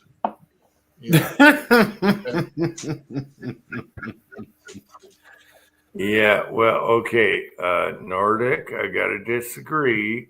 Most 80-year-olds aren't in the greatest health. I'm sorry, they're not. I don't know. A lot of them are. A lot of them are in better health than me, but I have better balance than they do. Let's see. Is Sylvester Stallone 80 now? He's probably close. He's okay. Yeah, my mom, I mean, she has a lot of health issues, especially diabetes, but she's 83, 84, something like that. She retired when she was, just a year or so ago. Now, she worked in an office. She wasn't a ditch digger or anything. Well, what everyone forgets is you have genes, and there's different genes. Some genes you're going to last forever no matter what you do. You have so many people that smoked like a fish, drank like a fish, and lived to 84 years old. Didn't take any vitamins, didn't care about none of that stuff. They Right. lived to 84. And it was nothing but salt, ham, and eggs in the morning. And it better be country fried steak, eggs, and hash browns for dinner. If you look at the Rat Pack and a lot of movie stars I can name off, they all lived to 84. They they chain smoked, and they drank for breakfast. They drank all day. They lived to 84, and it's genes. Okay. Yeah, speaking of chain smoking, I'm gonna go out and have another cigarette. And you can just look at the Rat Pack. All of those guys did the same thing. All right. So do you really want to live to be over 84? Is it a good life or is it a burden on your family? I don't know. That's up to you. That's up to you. As long as you're paying your bills, you're not a fucking burden. Yeah. Well, if you're 80, you're on retirement anyway. Be right back. The like I said, my mom, I think she's 84, 85, whatever. But yeah. Okay. Oh, wait, I gotta address Nordic here. Your body's a machine, but there's different genes that run that machine. Some genes are acceptable over other genes. So I guess it's synthetic oil versus regular oil. All right. Yeah. Yeah. Mom probably has some pretty good genes rolling through her system. But it's also, she lives in 2024 where we have some pretty damn good, I don't trust the medical community, but at the same time, we have some really exceptionally good health care nowadays as far as treatments, options, and stuff like that. Stuff that would have, for instance, my stepfather, he has lung problems. Stuff that would have killed him, 30 years ago, 40 years ago, he's just fine now. Yeah. All right. James Pullard. Okay, you got good genes, James. Doesn't matter what you do, it's your genes. It's definitely your genes. There's a huge difference. Some people die at 45, never smoked in their life. They were perfect. They were pristine. They died at 45. It's genes. My whole left side of the family, they're all in the late 80s. The other side's late 70s, very late 70s. So what more do you want? And they did whatever they wanted to do. And they went through a lot more. They went through asbestos, lead, all these toxic things that we don't have today. All that good and tasty stuff. They lived through all that lead, asbestos, all that stuff, and they still live that long. So now we don't have all that baggage, even though our food is worse now. They ate natural foods, homemade cooking. So there's an issue. I'm guilty of eating frozen foods and crap. Yeah. But I still live longer than I thought I would. Anyway, don't be afraid of your shadow. Living people. Enjoy. If you're a health nut, you can be hit by a car tomorrow. It doesn't matter. I've seen a lot of health nuts not last longer than I have. So there you go. I know people that are dead. I have all my brothers are dead, my stepbrothers, and they, so there you go. Now, do you have both brothers and stepbrothers, or just stepbrothers? Stepbrothers, and I have a half brother that's younger than me. He's kicking. He's doing just fine, and he's healthy and he's rich. Let's see. Stay clear. Yeah, fast foods are going to kill you. They're full of crap right now. Yeah. And I probably eat fast food 10 times a week. I like a good hamburger. I like fried food. Yeah, I'm not going to be afraid of my shadow. I'm just going to enjoy what I like. Well, my problem is I just do it way too much. It's one thing, Yeah. do it once or twice a week. It's another thing to do it, literally 7 days a week. Because you eat stuff out of the truck stop. Unless you're packing a lot of your own stuff in your refrigerators. I don't have a refrigerator in the truck at the moment. Yeah, and what canned goods I have, it's all garbage. Yeah. Well, most of your fast food is garbage.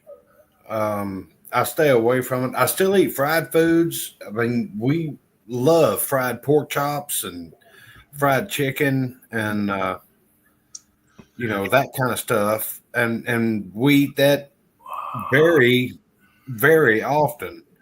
But it's all prepared here in the house. It's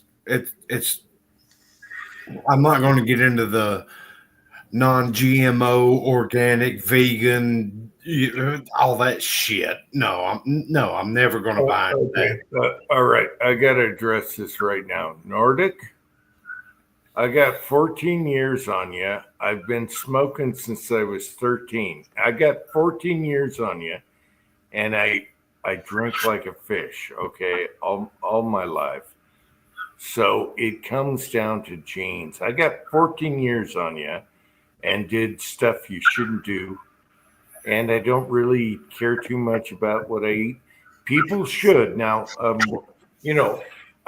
moral of the story, yes, eat healthy, be 90, and try and eke out a good life when you're over 80, which I don't think is a good life because you can't bobsled down the driveway. You can't bobsled down the driveway. All right. Anyway, there's that. It's genes, people. It's genes. So if you got bad genes, be super healthy.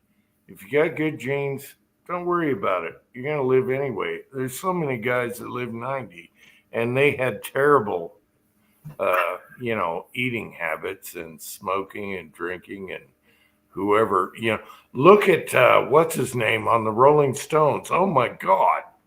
Keith Richards. Keith Richards. Is he still alive? Yes. Keith Richards is still alive. Game over. He fell out of a coconut tree at 83 years old and lived.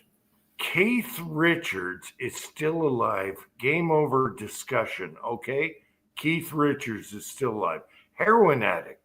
Drink 2 bottles of whiskey a day, whatever. Keith Richards, still freaking alive. So Nordic, I'm watching it on 2 different devices. That way, if I have to step away to take a pee or go ingest some nicotine or something like that, still got you. I just got you muted. All right, so Keith Richards is still alive after all he's been through. Heroin addict all his life.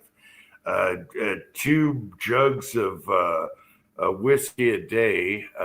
What did he drink? Not Jim Beam, the other one. Jack Daniels. Jack Daniels. And he's still kicking. So it comes down to genes and when your number's up, okay? If Keith Richards is still freaking alive, what can I tell you? And there's so many. Every one of the Rack Pack, they live to 84, and they smoke chain smoked all their lives. Anyway, Dean Martin. Well, I mean, it's like, shit, I can't remember what the hell I was going to say. Of course, it's better to take care of your engine, but I'm just saying, genes is a factor. A friend of mine was a guitar tech for Stevie Ray Vaughan, and he said what they have to do in the morning to get Stevie awake is insert a certain amount of cocaine into a bottle of Jack Daniels and then pour it down his gullet, and then he'd finally come awake, and then he'd get up and like, let's go, let's do it, you know.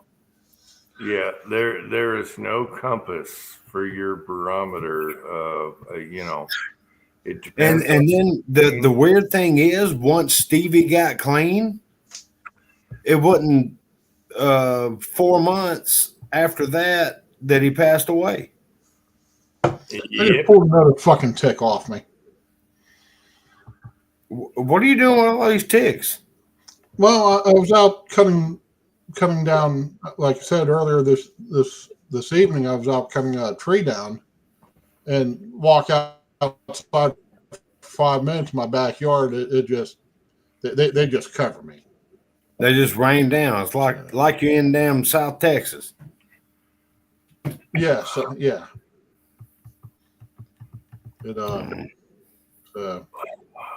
I probably have like friggin' Lyme disease times 10.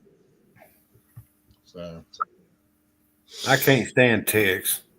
They're leeches on society. yeah. Patriot Paul, there's no health care to take care of Keith Richards, what he's done, and the rest of them all out there.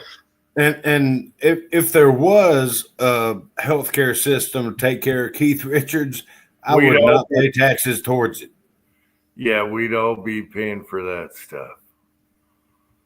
Yeah. However, I don't want to overplay this. It's good to be healthy and everything, but if you're healthy and scared, most likely you're going to be hit by a truck somewhere.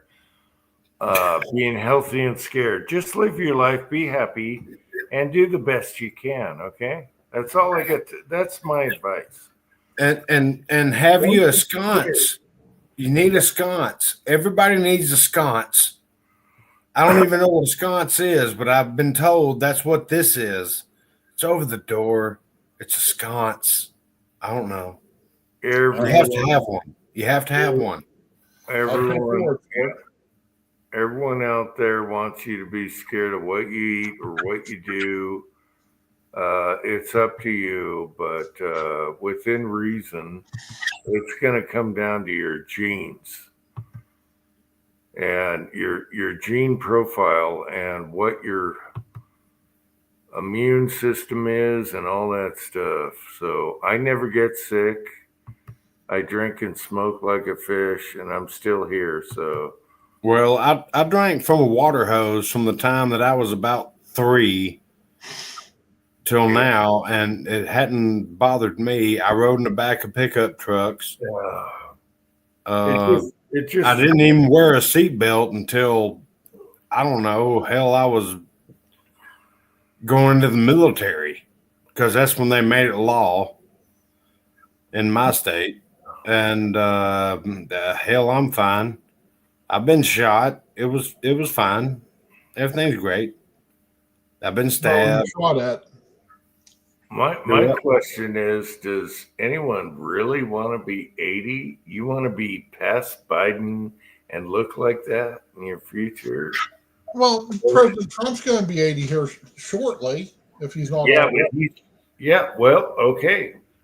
And he eats fast food all the time. He doesn't smoke or drink, but he eats fast food all the time.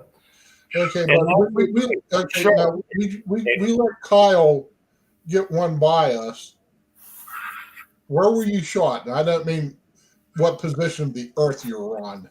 You want to see it? Not if it involves anything below the belt. No, it's not below the belt. Okay, yeah, sure. It's 2:30 in the morning. Let me see if I can get this here. Right here, right below the plate carrier. Oh, okay. I don't know, Jim, if you can blow that up. I don't mind. Really? I don't care. I don't give a shit. Oh man, you need a tan. Oh my gosh. Fuck you. You right white here. boy. Right here. Right here. Okay. Right below the plate carrier. You Well, can so- ask Scotsman. He's seen it. Since you're saying plate carrier, I assume you're overseas at least for a Yes. certain time. So Oh man, Nordic is all over my ass. Okay, Nordic, I get it. I get your side. I get it. It's wider than me. Scotsman, you've already seen it several times. Shut up. All right, Nordic, I get it. It's okay. We can all agree on whatever we want. I'm trying to. Oh, Milky Belly. Oh. Just hold a dinner with an 80. Oh, you just had a dinner with an 81-year-old man, yeah? Okay, that's kind of the average for kicking over. But is it, okay, here's my theory. Say you're 80 or 90, 85 or 90, what quality of life do you have? Someone taking care of you, you can barely get around. Is that what I want in my life? No. I want to be independent. I want to go with my boots on. I don't want a nurse. All right? That's what I'm saying. I agree with Vanessa. Now I haven't smashed all my ribs, but I broke several on my right hand side when I slammed into the dash of my pickup truck because I wasn't wearing my seatbelt. And that's all the further we're going to carry this conversation.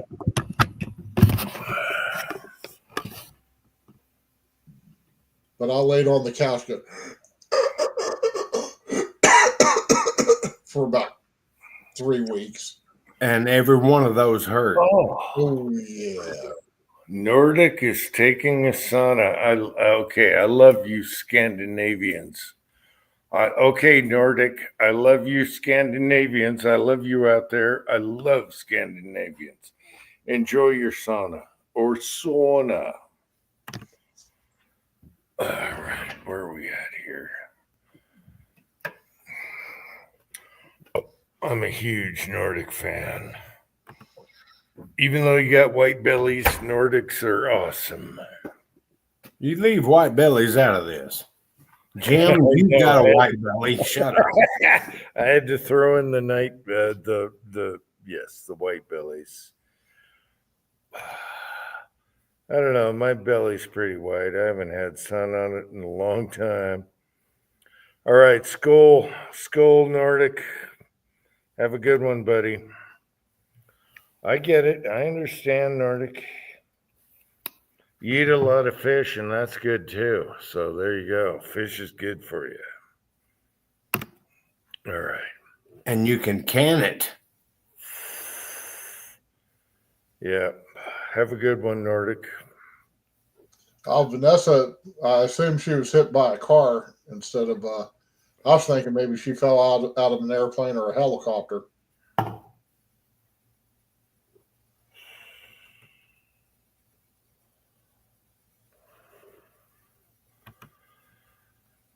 Yeah, take care, Nordic. I love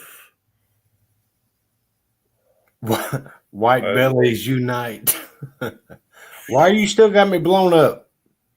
Oh, I'm sorry. I mean, it doesn't matter to me. I can start showing off some shit. I'm trying to quote everyone right now. All right.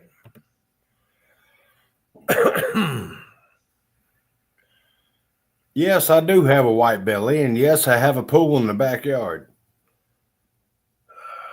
How much I hate that sumbitch. I'm trying to quote everyone here. I love Scandinavians. My wife and son are definitely Scandinavian style there, Norwegian and stuff. There's nothing wrong with having white skin because you've never been in the sunshine or an engine. It's okay. I'm fine with that. You've never been an engine or been in the deep sunshine. All right. I get it. No, I am an engine. I love Nordics. No, I'm talking to the Nordics right now. Oh. They've never had engines, but or deep sunshine, but that's okay. We all, half of the side. Yeah. And Paul, I keep the pool open just for my son wife is half, and my dogs. My son is half Norwegian. My wife, everything. Yeah, I get it. I get it. I keep the pool open for my wives and my dogs. Actually, only one wife, but wife and dogs, they love it. So if it was up to me, I'd fill it up with Christmas trees and bass and just go fishing. Give them plenty of structure for the young ones.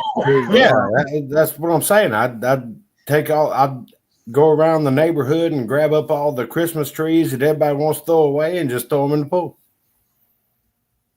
Crappie over here, bass over here, whatever. Put a little bubbly thing in there to keep it oxygenated, Nordic is still here. I don't know why I'm picking on Nordic. I'm not picking on him because half of my family here in the house is Norwegian or Sweden, okay? Or no, Swiss. So mostly Norwegian, but yeah, I appreciate you white bellies. But yeah, you're white. We not white, but right. We will survive this upcoming mess. On the other hand, some of my ancestors ate dogs and they were redskins. All right. We all get along, okay? All right, Nordic?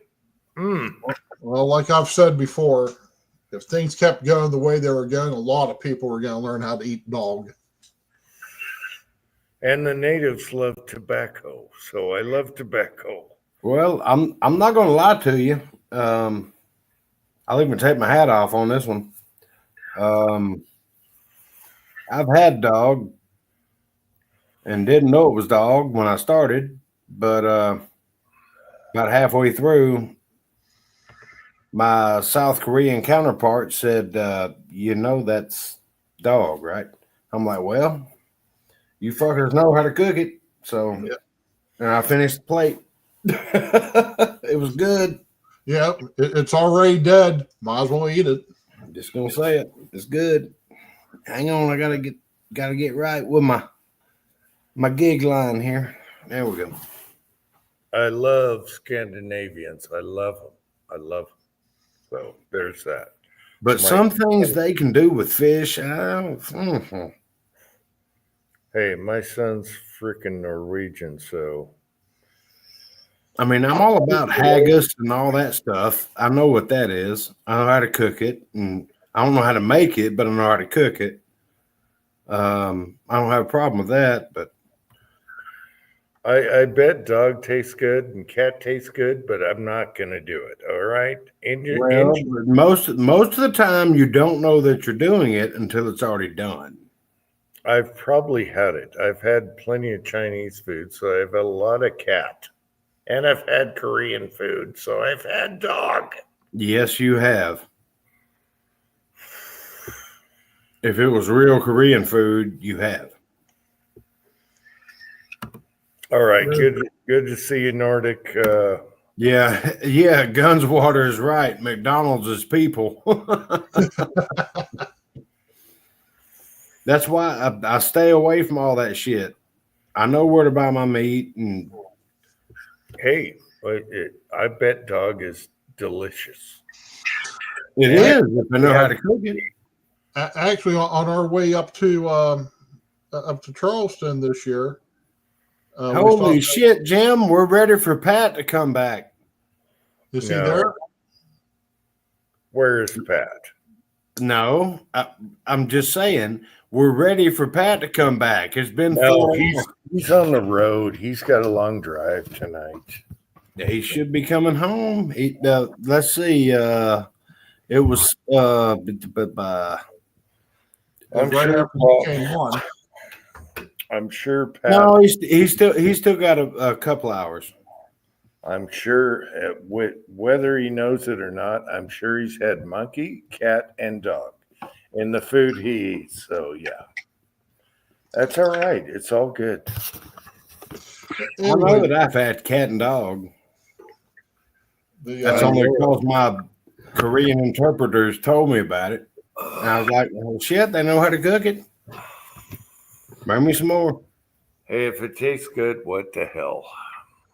I mean, I've had alligator. I don't know if I've ever had horse meat or not. I've eaten groundhog. Never eaten possum. Oh, possum's good. It's just a little greasy. I'd have to be pretty damn hungry to eat a possum. Nah. Oh, yeah. Nordic, yeah. I mean, think about it. Think about it. It's an overgrown squirrel. Well, no, a groundhog eats the same thing a cow eats. Grass, corn, stuff like that. The problem with possum is they eat the assholes of the cows that, you know, are okay. I don't have a problem with that. I'm not not eating their stomach.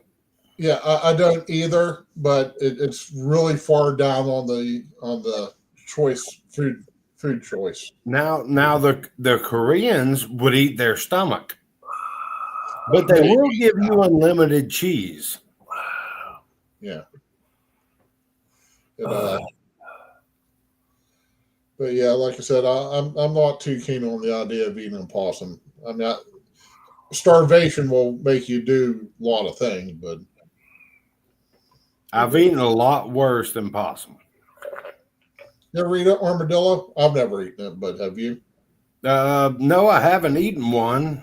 I've killed a few. Yeah, I've never killed any. At least not that I know of. I don't like armadillos because they carry all kinds of crazy shit. Well, the one big one is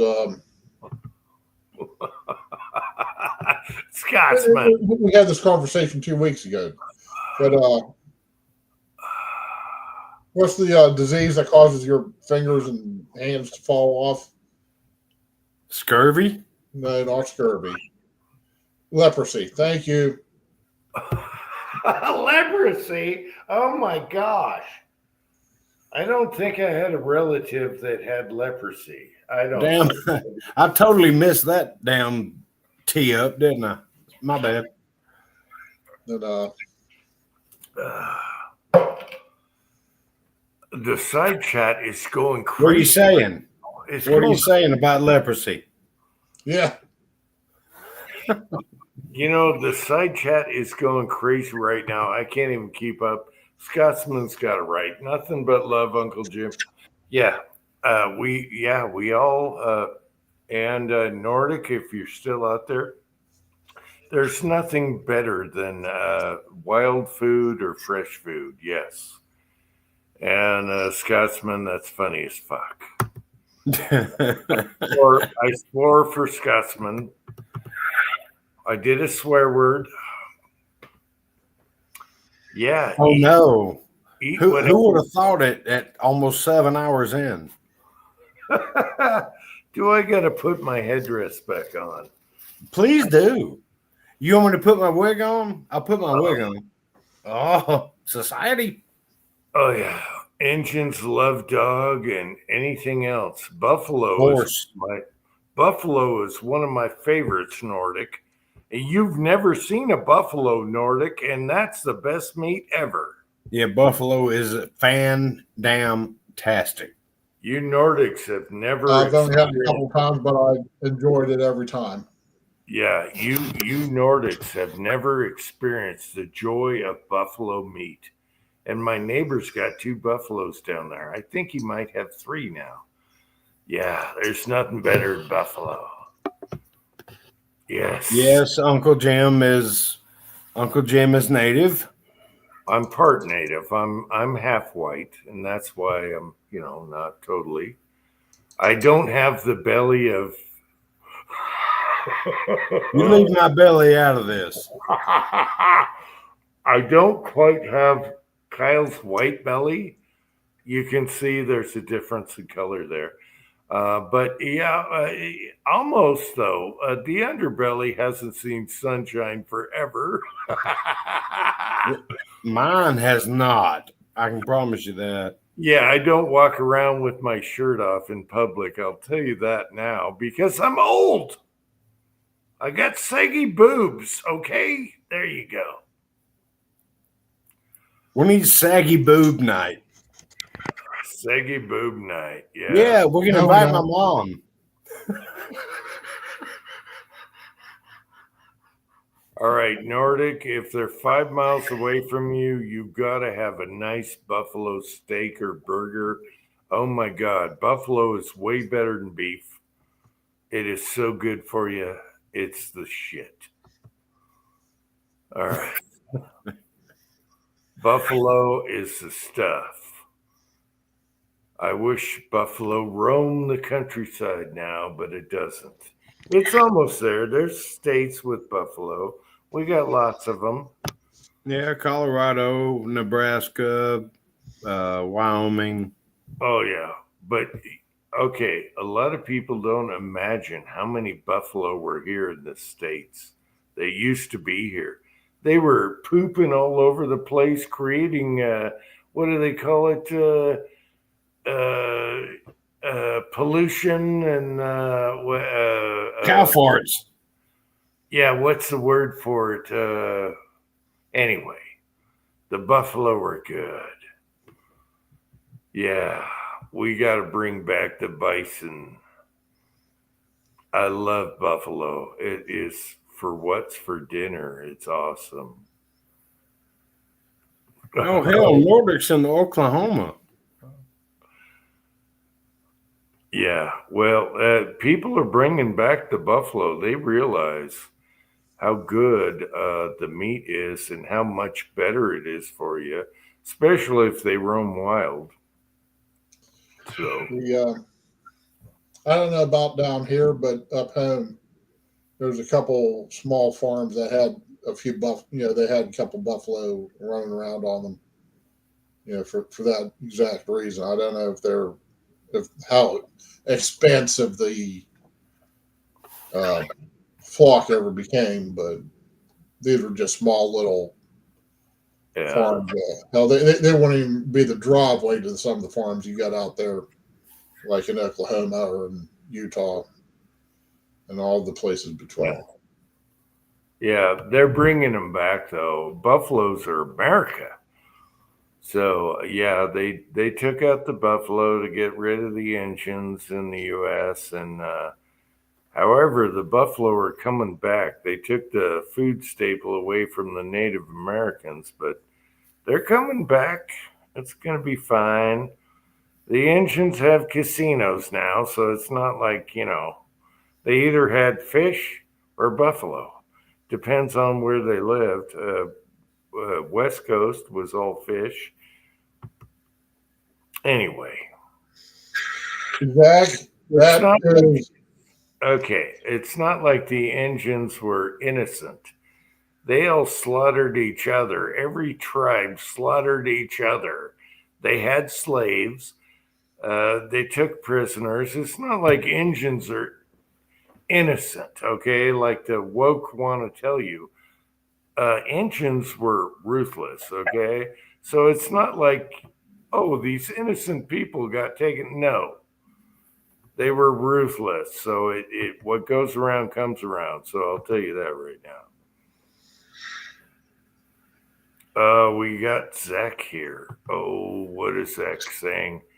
Zach, In the upper right, American, where the God's green earth is so bright at. What the hell does that mean? that is the Clay County shooting range just south of Jacksonville, Florida, in the early spring of this year. And the particular rifle in question is a Howa 308.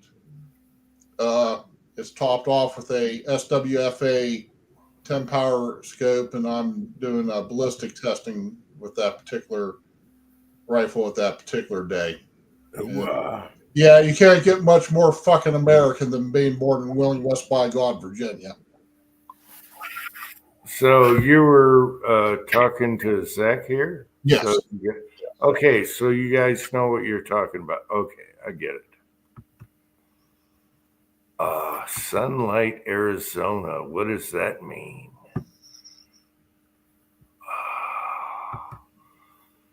Man, the side chat's going crazy. That's the truth. The natives, but the disease killed many of the. Yeah, of course. Anytime a group comes in, they're going to bring their diseases with them. Yeah, of course. Yeah.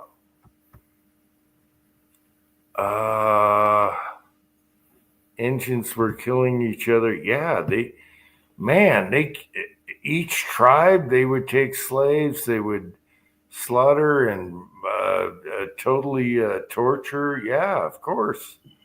The Native Americans weren't as innocent as the woke want to tell you. They were vicious. If you want to, the last thing I want to go against is a freaking engine. He's going to torture my ass if I live. Are you crazy? Yeah. Yeah. So yeah. Damn, I'm looking all gangster over here. Hang on, let me fix this shit. I'm just trying to keep my head warm. Shit. Nordic, my grandmother was Cherokee, so yeah. And they were the most civilized of all the engines. You want to talk about vicious? Oh my gosh, yeah. They were a big tribe, though. I was joking about that picture. Man, I'm having a hard time keeping up with the side chat now. It's going crazy.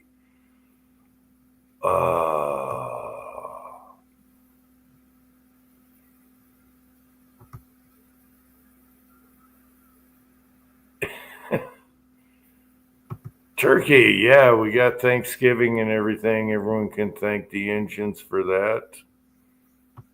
Helped the white man over here while they were starving. And you guys do realize Thanksgiving, they came over, they were starving, and the engines helped them with food and turkey and how to grow shit. You got to admit that. All right. That's a no-brainer there. That's history. And then they took the land. That's all right, though. I'm both, so I can talk. I get it. That's how it works in the world. Oh no, the Cherokee weren't that brutal. The Cherokee were actually pretty civilized. It was the Midwest to Western Indians that were more brutal. So Cherokee was absolutely. They were actually very civilized as far as engines go. They were pretty civilized. Yeah, the Cherokee were. They weren't as vicious as the other engines. They want to be left alone. Now the Comanche and the Navajo were the western side of like a branch of the Cherokee. It was about the same. The Navajo, were peaceful. The Comanche, they didn't want you to set foot on their land. Period. Well, the further west you went, the more vicious it was, and until you got to the very west coast, and they were more fisherman type engines. So if you stayed off the west coast and took half America, the engines were the most vicious. Apache was the word that the tribe that I couldn't come up with. Yeah, they were brutal. They were very territorial. Comanche, there was a lot of tribes that were always fighting amongst each other, taking prisoners. They took slaves. As a matter of fact, Indians had black slaves also. They didn't prefer them as their favorite slaves, but they also took black slaves when blacks were slaves here in America. So nobody is without, no one's innocent here. And you can look it up in history. Uh, American Indians had lots of slaves of all colors and creeds, and they had specifics on what they liked the best and everything. It's hilarious. If you look at real history, you'll see that. It's easy to find. All right. But I tell you what, the last thing you want is an Injun to torture your ass. They were the worst. They were the most nasty son of a bitches. Believe it or not, they were. Just look at history. Look at what they did to the bluecoats. I mean, they'd chop them off, stick sticks down there, and all kinds of stuff. Yeah, the last thing you want to do, I'd commit suicide before I let an Injun take me prisoner. All right, that's a fact, Jack. Just look at history, look it up. It's all there if you get past the woke history. It's bad. It's real bad. No one is innocent here in America, but it all kind of worked out kind of at the end. Indians got their casinos and white man got their land. I don't know, whatever. I'm not going to fight about it. There's no winners, no losers. No carbs for Comanche and Apache. Oh, yeah. Well, there ain't no carbs in the desert, you know. Well, they were, no, he's talking about vicious. He's talking about warriors there. I think that's what he's talking about. Well, they ate meat. Yeah. Only way they get it was cannibalizing horses or humans or, coyotes every now and then. And your little dogs too. They love dog. Horses, if the horses were useful, they kept the horses. That was their transportation. They love horses. Certain tribes were so good on horses without a saddle, they could beat the crap out of white man on a saddle. They were so good at it. Well, there's a place just on the outskirts of Las Vegas. It's called Saddle Tanks, and actually there's a trail to it. It's where the Indians would run from the cavalry because they knew where the water holes were, and you're buried in canyons and all this stuff. And they couldn't see you. And if you didn't know where the water holes were, you couldn't find them. And that's where they would replenish their horses and feed them and this, that, and the other. And it turns out that the Indians were a whole lot better at riding without water than the cavalry was. Oh, yeah. And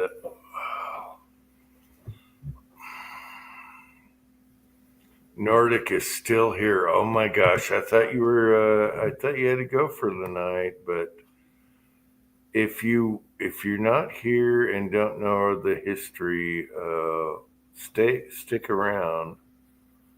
Have you heard Corp are using native land to make sure? All right.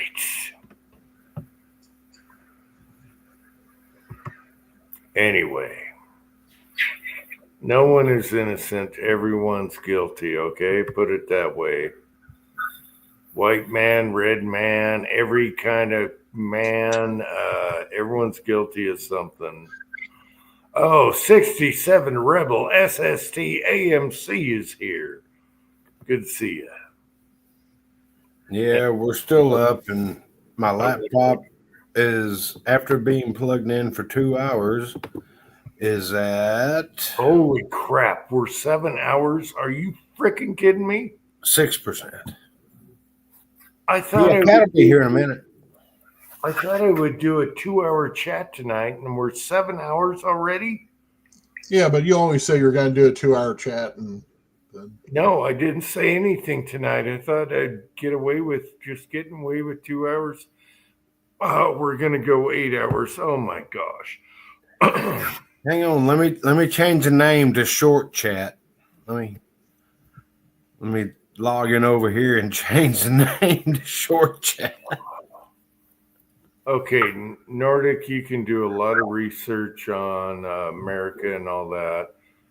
If you get the proper research that are factual, you will see that both sides are guilty of stuff. So, yeah.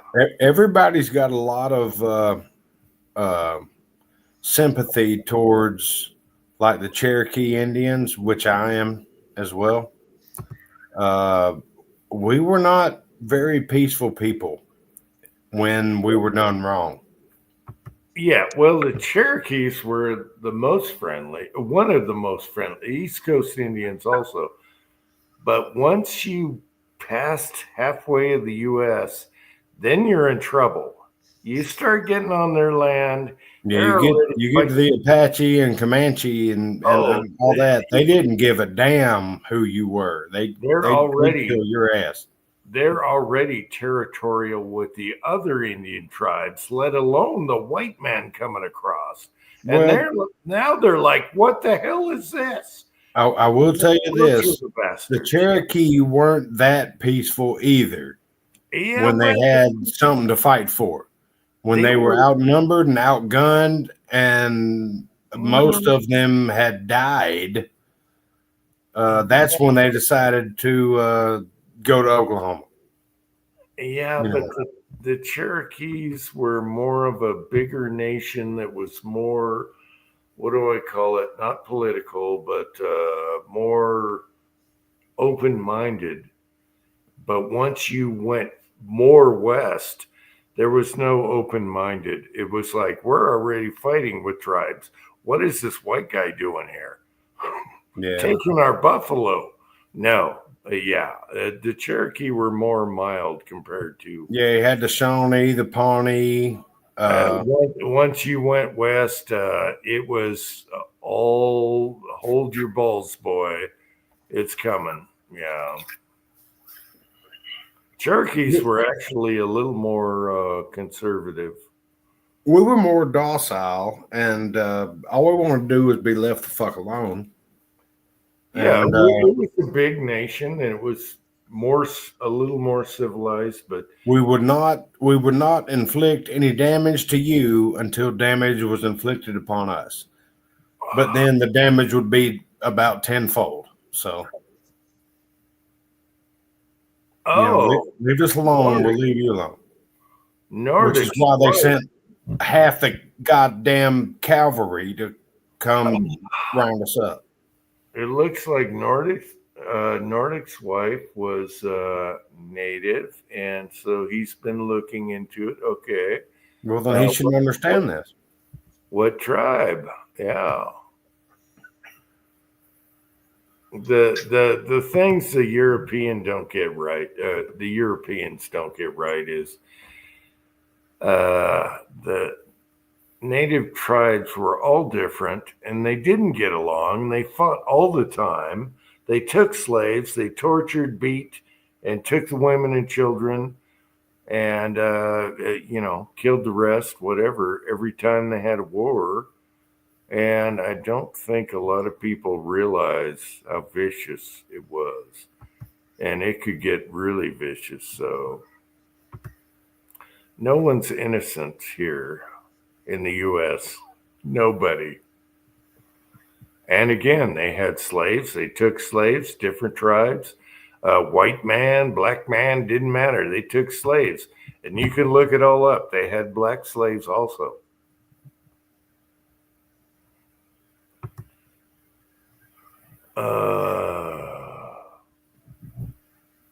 All right, I think I'm caught up. I got to go up and refill here.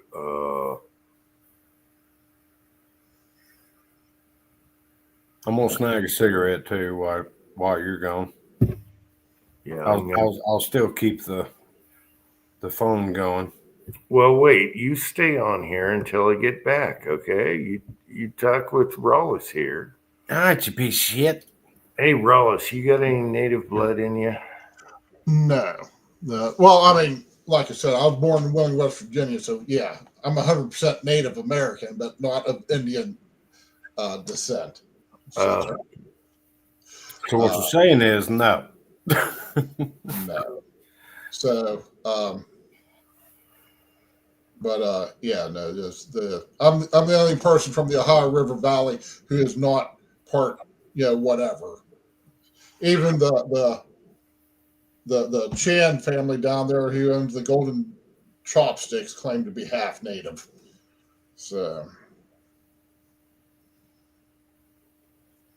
you get a lot of that sometimes. But, Well, here's another thing about slaves. My first ancestor that came to the country was basically a slave because he got traded to the Indians. So if that ain't a slave, I don't know what it is. He was a cabin boy in Virginia. And if you guys know my last name, you could look it up. First white settler in Virginia. I blew it. Now everyone knows my last name. Anyway, he was basically a slave. They traded him. So slaves go everywhere, woke people. It doesn't matter what color you are.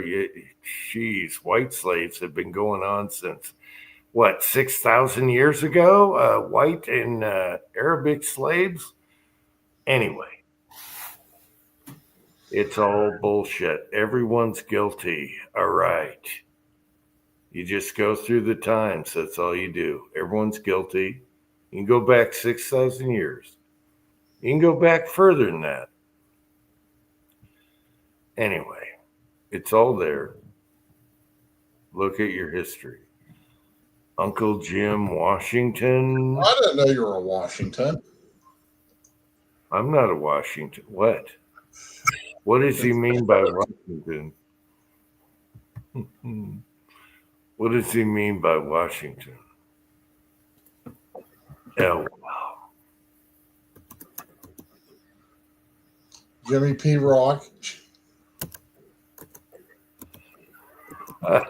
all right, guys. I'll be right back. I need a refill and a smoke. I'll be right back. Keep her going. Let's go. Let's do the 8 hours. All right. Oh, we'll do 8 hours. I want to see West Covina pop back in. You want to see him come home? Yeah. All right. I'll see you guys in a minute. Oops, wrong button.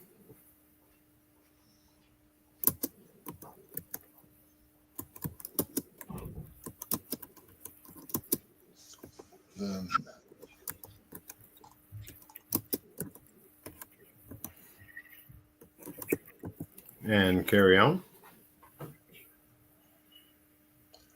I'm reading through some of these chats I might have missed. I think I nodded off there for a second.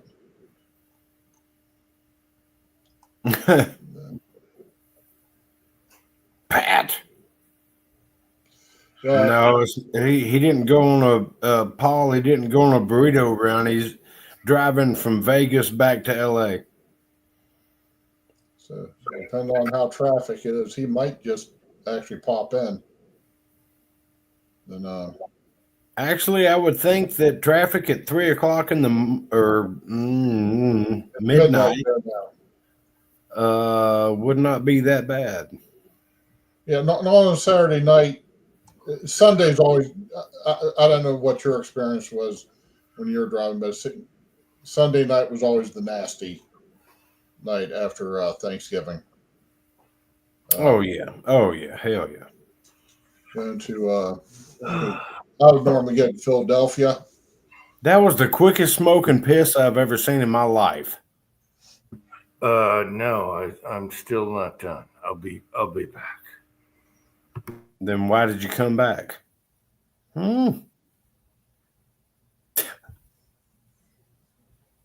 That was weird. Yeah. It's. I mean, if I said I got to go take a smoke and a piss, I'm gonna go do whichever one I need to do first, and then the other one and come back. It's kind of weird. It is Uncle Jim, though. Yeah. He was getting a drink and a smoke. He wasn't gone long enough to get a smoke. And, Unless he's a super sucker. I'd hope not. I like to enjoy mine because I don't get to do it at work. Because every time there's no customers in there and I walk outside to smoke a cigarette, somebody pulls up and I throw away a perfectly good cigarette and I'm like, son of a bitch. Right. Then about a couple months ago, He forgot to pee. a couple months ago, I actually borrowed a cigarette off. Well, got a cigarette off of a fellow I worked with. I smoked about half of it. It was like really good. Then after that first half was over, it's like, yeah, this kind of sucks again. So, but yeah, Nordic Born says earlier, 7 hours. Are you serious? Nordic, they used to do load development on this show. Mm-hmm. And go out and shoot it and come back and redo it again. Mm-hmm. So,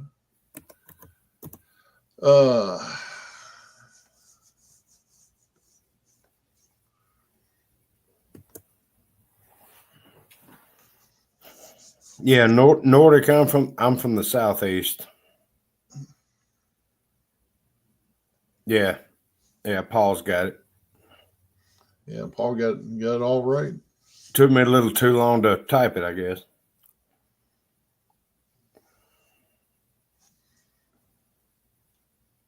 No, Nordic's in Oklahoma, right? Yeah, he said he was in Oklahoma. His wife's, I think, is it Choctaw?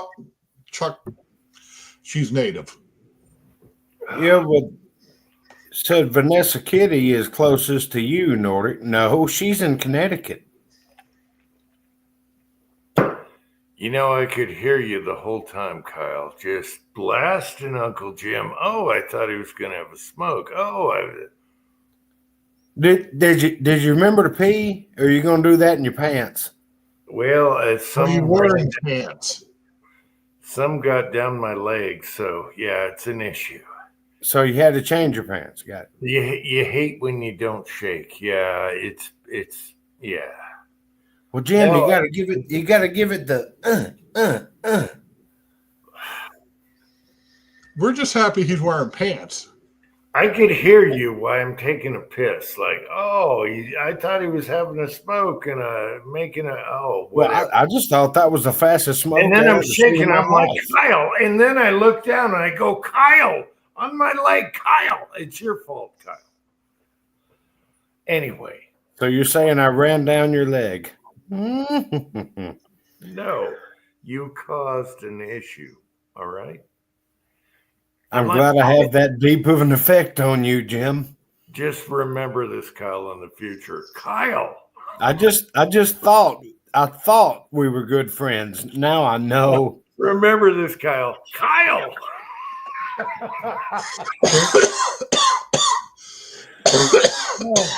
Hey, Jim. Oh my God, Nordic is still here. Okay, all right. America. Good to see you, Nordic. America. Now I'm gonna have a smoke. Yeah, I don't have. Damn it, son of a bitch. Anyway, now I'm gonna have a smoke. All right. We'll continue. We'll go out to the garage here. I missed something. I'm not sure what I missed. Hang on, let me scroll back.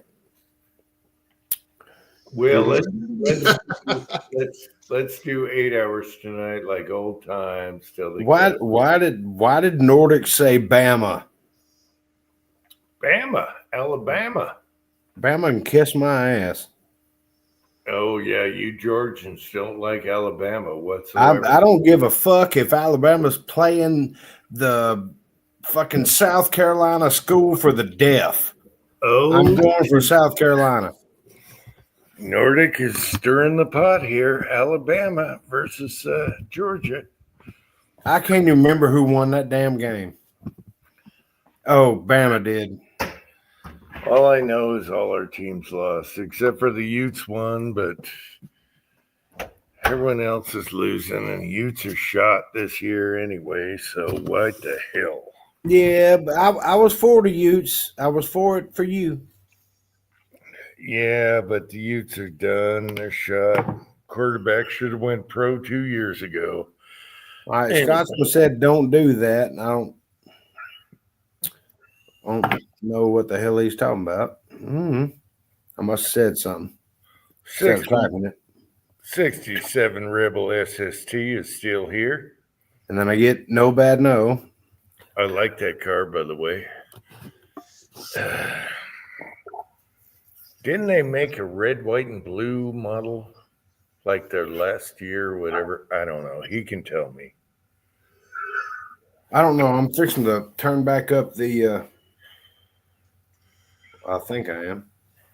James Pollard is still here. Nordic's still here. Vanessa Kitty's still here. Scotsman is still up there. Let me go upwards here. I can post a link if anyone wants to come on.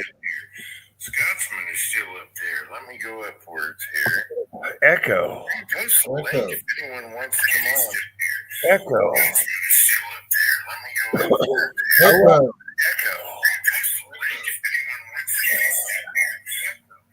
Garage guy is still here. Echo. All right. I thought I had to throw that in there just so we could have an echo. Rebel, 67 Rebel SST AMC. I want to ask you, didn't they have a red, white, and blue model like one of their later years, like they did with the what was the other car? Anyway, let me know. Turn that shit off. I did. I'm leaving. I'm going to take a piss and take a smoke. I'm doing the Uncle Jim. Give me an Uncle Jim moment. Turn up your microphone so I can talk to you while you piss down your leg. I want leg drippage. You got it on my leg while you were talking shit about me. Now I want it on your leg. A piss for a piss. You're a hard man. A leg for a leg, Kyle. I got up 3 times to go get some Toms. I finally remembered Look to at the do it. wall. Look at the walls. If you can't do it because I'm talking, look at the walls, think of the color, and calm down. And then pee down your damn leg to make up for what I had to do. All right. How's the side chat doing? The machine. What are you talking about, Rebel? They made a red, white, and blue I don't know. I don't know if it was 67. One of their later years, they had red, white, and blue cars. Same with the other one, the square model. Anyway, he's not answering. They're all talking. All right, I'll just post down here. All right, Rollis, how's it going? Other than a little bit of indigestion, it's going pretty good. Man, the side chat's hard to keep up with right now. Kyle is laughing. He must be in the bathroom. Leg shaky, wakey. I just got my Relaxo pants contaminated because of you, Kyle. It's your turn. Wakey, shaky. Yeah, we're circling back around to muscle cars again. Yeah, I'm trying to figure out the Rebel SST. I swear it came in red, white, and blue. Maybe it might have been a regular. I don't know. Well, he said called the machine. So Yeah, but what does that mean? I don't remember. well, I mean, I don't know. Might mean that they called it. Okay, they called it the machine. I don't remember that. Yeah. I remember they had their short little sedan. What was that one called? I think that was the first one they did in red, white, and blue. What model was that? Just a little Nova looking, early Oh, Nova. okay, there it is. Relaxo pants. Wait Let's a minute. Trying to catch up to everyone. It's red, white, and blue. It's the AMC. It's 1970. 1970. Okay. I thought it was later. Yeah, I thought it was later. the pictures I'm looking at, it shows one that's the red, white, and blue like you described, but then it also showing one that's like a brown with the black racing stripe on the hood, a big one. And yeah. And then they had another model. Gosh, what was that called? I thought their first model that was red, white, and blue looked like the early Novas, the little tiny ones. Mm-hmm. Oh, what was that called? Anyway, I forget. Oh, I like this one that's red with the black. It has the fancy hood scoop on it. And okay. I like this red and black one though, over the red, white, and blue. Yeah, you're probably talking about an AMX. No, this one's shown as being a machine also. The machine. The Machine. I don't remember The Machine. Yeah. But yeah, this red, white, and blue one you're talking about, it is called the 1970 AMC Rebel Machine. Okay. And it's just done a red, white, and blue Motov, whatever the fucking term is. And but it's yeah, it's too bad.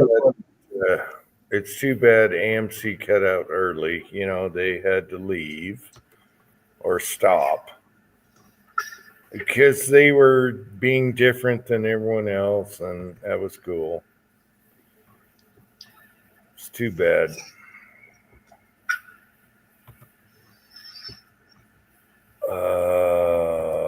Kyle, man, the side chat's just going crazy for 11 people here. It's going crazy. How you doing, Kyle? Are you wiping yourself off right now? How are your relaxo pants doing?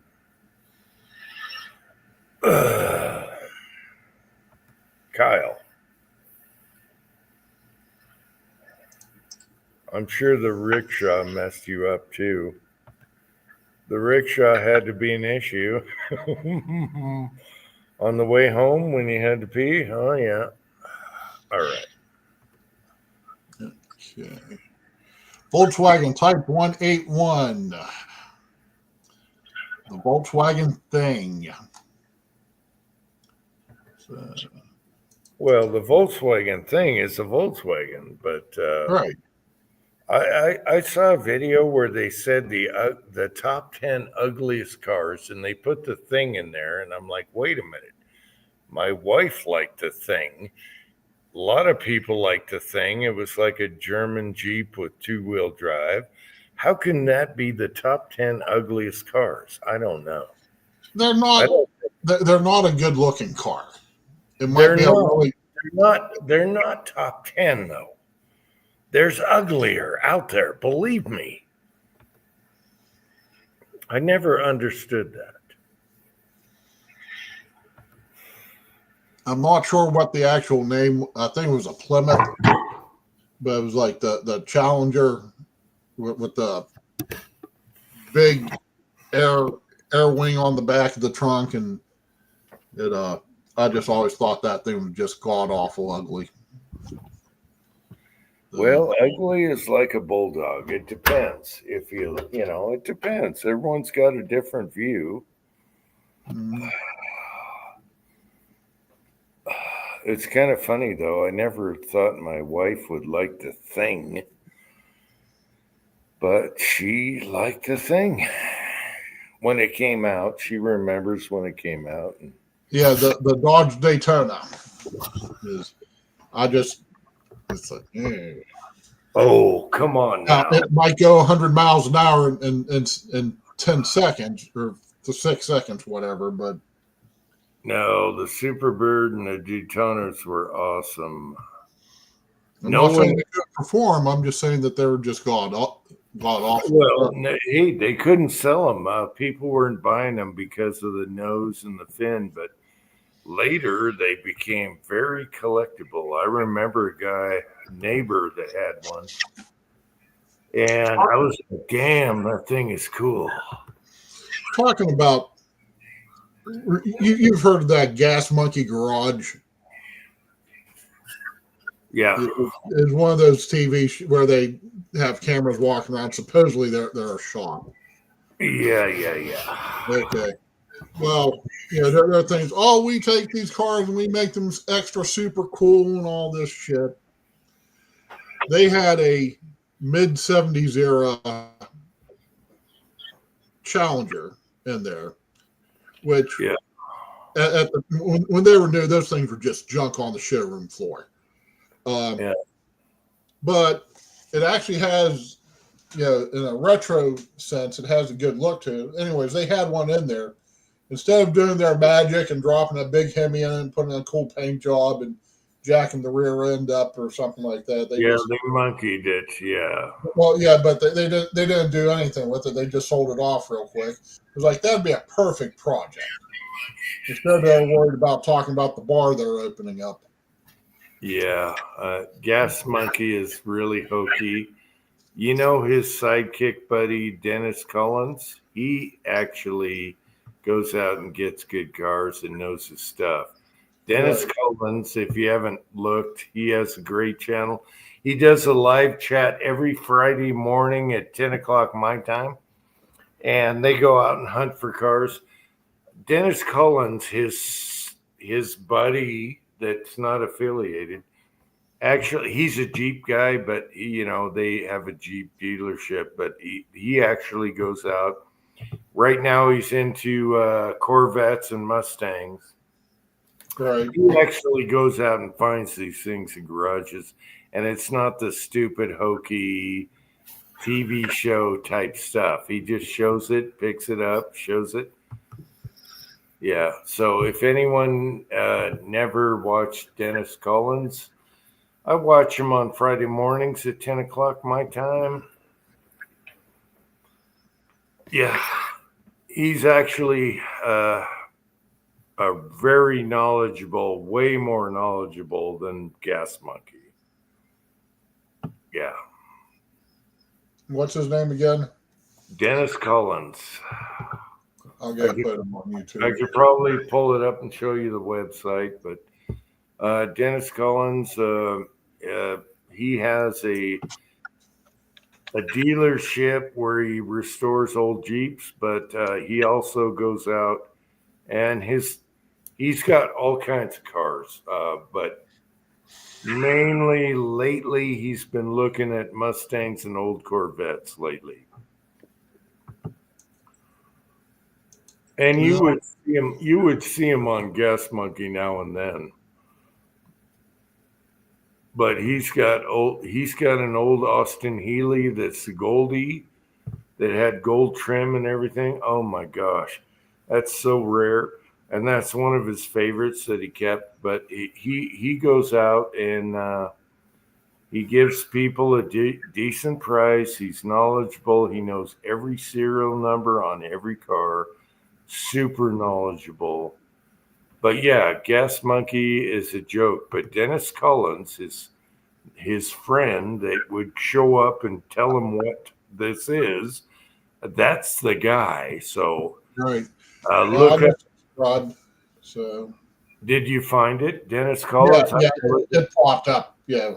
Okay, I can look it up. But Dennis Collins, that's the guy that actually knows about cars and everything. Oh yeah, no. Next show he does, I'll pop in. See. Yeah. Yeah. So yeah, but I like that guy because a lot of cars he likes, I like. Except for he gets a little overdone on Corvettes and Mustangs, but the other cars in between, he does a lot of Mopars. So yeah, he knows it. He knows his stuff, and he does it for the joy of it. So yeah. Oh man, the side chat's going crazy. We only got 10 people on here, but the side chat's just going crazy. It's hard to keep up with everyone here. Kyle says Kyle, you're here. Okay. Yes, I'm here. Yeah. 6% battery, and how many percent dribble down your relaxo pants? I'm actually not even wearing my relaxo pants yet. I'm still wearing my work pants because as soon as I walked in the door, I came here. Okay. I mean, I can change clothes. No, it's all right. I wanted to know if you went through what I went through. I got to change my relaxo pants now. There might have been a dribble, Yeah, just from laughing. Mm-hmm. I could hear you guys, and I'm like, son of a bitch, and I'm shaking, and I'm trying to finish, and oh my gosh, now I got to change my pants. Mine actually hangs through my relaxo pants, so I don't really have to worry about it. But all right, maybe I'm old enough to get a diaper now. All right. oh, you going full Biden on us? Yeah, I was gonna say maybe I can just sit in the chair during the live chat and wear a diaper and worry about it later. What I was trying to figure out is where's all the goddamn leftovers from fucking Thanksgiving? Really? I mean, You don't Jesus. Oh, I mean, I got plenty of gumbo left over, but I ain't eating up that shit. God damn. I got a half a turkey in the fridge. I'm gonna have sandwiches for a while. I got a pork loin in there that I'm just not. Fuck it. I'll go to bed hungry. Mom just did a chicken dinner. I mean, yeah, she just did, and it was pretty much all gone by the time we were done eating. And when Susan and I, we did pork chops tonight, so we got more leftovers from the in-laws sending stuff over. Yeah, when we got back. The side chat's killing me. I'm sorry, guys. Oh, air fried chimichangas. Yeah, that sounds good. I actually had tamales. One of Angel's customers, they do a Hispanic version of Thanksgiving, and they make tamales. And she sent a whole bunch of tamales home with Angel, and I was lucky to get 3 of them.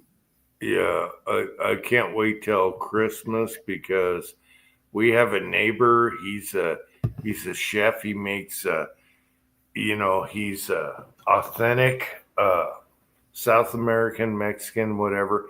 He makes the best tamales ever, and they bring them to us every Christmas time. I can't wait. I can't wait. You can't beat a good tamale. You really can't. Why is this thing always in my eyes? Jesus Christ. Oh my gosh. He makes them fresh, and we get them every time at Christmas time. Feliz Navidad and all that. Yeah. Oh my God. He is the greatest cook of tamales. It's been for like the last, 5 to 7 years or something that I've known you. Yeah. Yeah. Yeah, I know y'all are going to enjoy those. Oh, yeah. Yeah. They bring them up every year. I'm so thankful. Yeah. And if you know how much time it takes to make tamales from scratch. I mean, once you get everything going and all that stuff, it's not that hard to make a fuck ton. Yeah. But it's all the work that's put into it before it ever gets to you. Yeah, he makes them for all the neighbors. He does a scratch. It's in the whole of the the corn husk. Everything is wrapped. It is so hang on a awesome. minute. Hang on a minute. I got you, boo. I got you, boo. Maybe. Oh yeah, I can't wait for his tamales. They're so good. No, bad, no.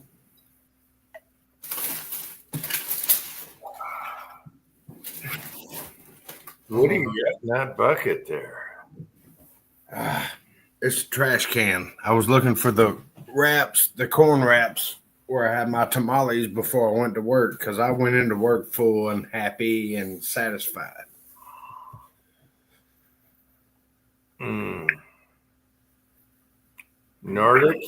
Nordic, have you ever had a good tamale? Authentic tamale. Oh my gosh. Oh yeah. Oh, these were great. Some were chicken, some were pork, some were beef.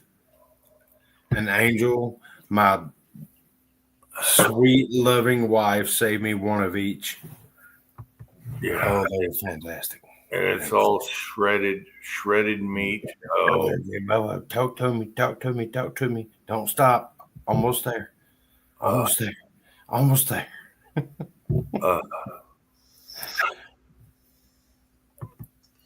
I wish I could send Esau some of these tamales, but they would be toast by the time you got them.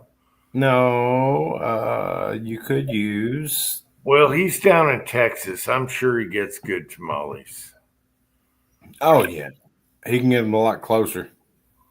I used to get a burrito in Arizona that took 2 days to eat. It was so big. Wow. Yeah. What is with all these acronyms from Nordic?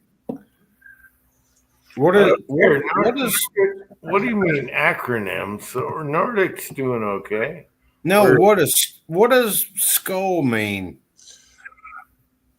Skull is that's a phrase. It's either you're chewing tobacco or it's like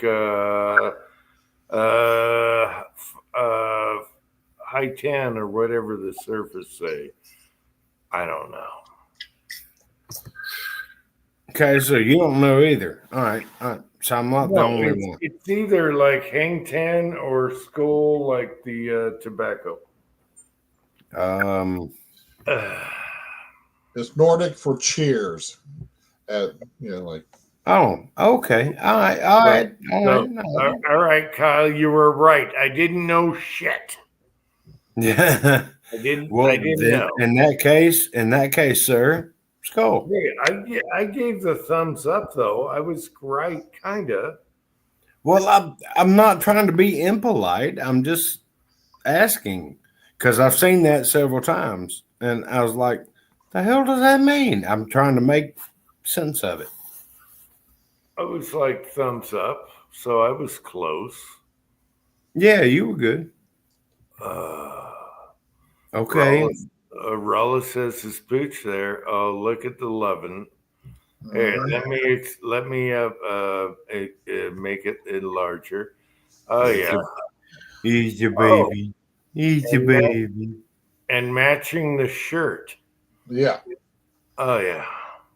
We love the babies. Look at the trust in the eyes. Yes. Daddy, you love me. I know that. Mm-hmm. Is he a him or a her? She's a she, and a real she. And a real she? Not an American current day she. Wait a minute. A real she, not a him, her? Yeah, exactly. So it's one of those, do you want to give a treat for me? Oh, yeah. Instead of, you want to give a treat to me. So, okay. She's a real she where we know what the gender is without playing against males in sports. All right. Yeah. All right. Exactly. All right, Jim. I got something I want to send to you. I know you hate this. Well, I gotta say she's a cutie. So there we go. Oh yeah. Her, Oh yeah. She's cute. And Susan, Vanessa agrees. She said cute doggy. yeah, Susan's All right. niece. She had a male and a female Shih Tzu, and then they bred them, and they kept two. They gave two to our in-laws. We inherited her, and every once in a while we get them all together. And before we had her, we had a Shih Tzu, but Pekingese. He was a vicious little bastard. He'd go after the neighbor's bulls all the time. Yeah, and he weighed maybe 15 pounds. He'd go after these 1,500-pound bulls. Yeah, he thought he was a friggin' pit bull himself. But, All right. Well, Gunswatter knew who she was breed wise. And I'd say the engines would have loved her as a delicacy. Well, she doesn't have enough meat on her to make a halfway decent salmon. She's a cutie. She's a cutie. Look at those trusting eyes. Oh yeah. Let me do one more close up. Trusting eyes. Oh yeah. You gotta love that. Hey girl. Oh, she's a good girl. Yeah, Oh, she's a good sweetie. girl. You're a movie Sweet. star now, huh? Oh yeah. Of course, my dog's fixing to come in here since I said that. But Jim, I sent you something. Now, what would you do? A text? Yeah. Ah, jeez. What would you do if you were in the wilderness and saw this? Well, I got mountain lions like that. What are you talking? What the hell is that? That's my dog. That's your dog? Yep, that's my Baloo. It looks okay. He looks. Zoom in. I don't think I can show it here. Yeah, Nordic. She doesn't spend much time hunting, so she chases. I can show it here. Well, maybe. Wait. Oh, maybe I can do it here. That's She my looks baby girl. But She you can't show what she's on top of. a rock. She's my mountain goat. She's She got a looks rock or a like a tree. mountain lion. That's like half mountain lion. The first time I looked at it, I thought mountain lion. Half mountain lion, half dog. Look it. That's my baby girl. That would be freaky on one of my boulders in the backyard. Exactly. Because I'd be like, what the hell is that? Which I can't believe that my wife did not have the orange bandanas on her neck. Her neck. What are you doing? An 80s movie? What? No, it's hunting season here. We let our dogs run wild, so. Yeah, it definitely. I thought half mountain lion when I first looked at it. Well, I showed that picture to my boss, and I said, "What would you do if you was walking and saw that?" He goes, "Back up very damn slowly." I'm like, that's my dog, Pete.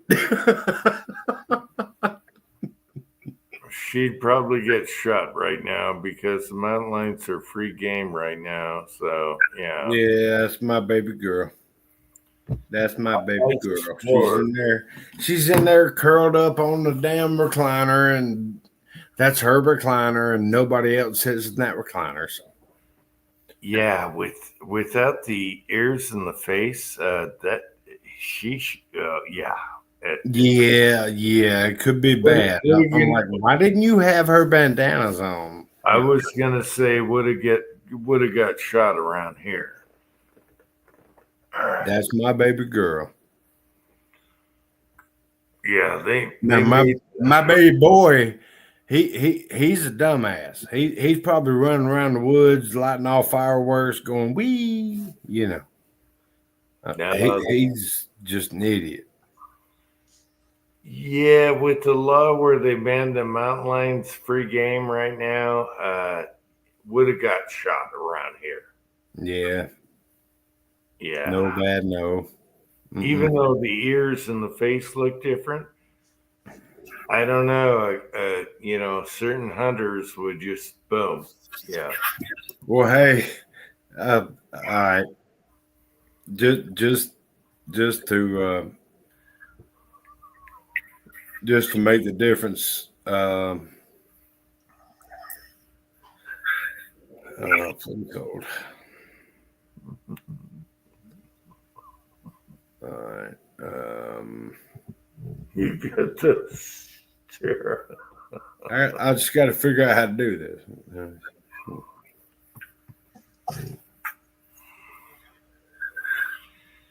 Yeah, not something you want walking around here right now. No. Jesus. Come on.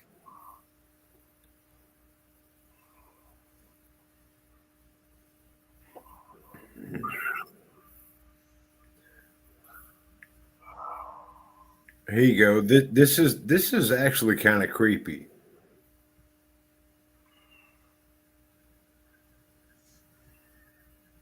All right.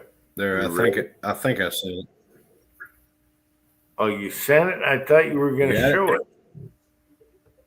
No, I was gonna. I got to show it. Yeah, see, that's going to get shot around here right now in the winter. Right now, yeah. I'll try and show it here. See, I got a That's my background. mountain goat. Almost looks like part of the rocks. She's camouflaged. You see her? Can somebody make her out? Yeah. She's right at the lower half there, the Yeah. eye. You can see once you find her face, you can pretty much pick her out. Wouldn't last long around here. Right now, mountain lions are free game. So anyone can take a mountain lion out and wouldn't do too good around here.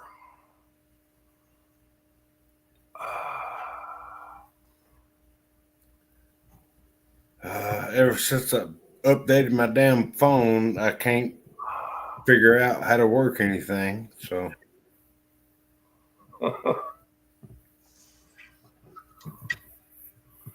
For protection, okay. Yeah, if something was walking around back here, they're not going to make it because somehow they turned off the tags for mountain lions right now. And so there's my other one. He's like, what? all right, that's not a mountain lion. That's not going to be, yeah. Yeah, he's standing up in the shallow end of my pool going, what? Well, are you worried? Yeah, that's Gunner. He's a goober. I love him. He's stupid and he knows it. But he also does respond to commands like, the fuck?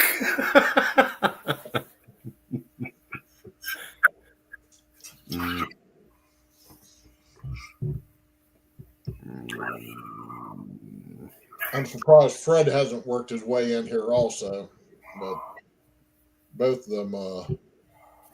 And Scott's, if I'm not wrong, both of them think they're lap dogs. One of them's 120 pounds and one of them's about 70. Yeah, they're not lap dogs. Yeah, they still think it though. Yeah. Good God, I look ridiculous. You gotta let me know my gig line ain't right, man. Come on now. Now, what's the SA stand for? Yep. I don't know. It stood for buy one get three free. That's what it stood for.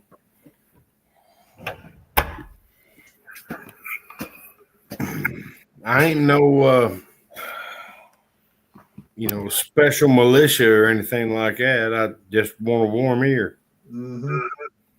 Guess it could be Springfield Armory. Keep it all gun themed. We'll call it that.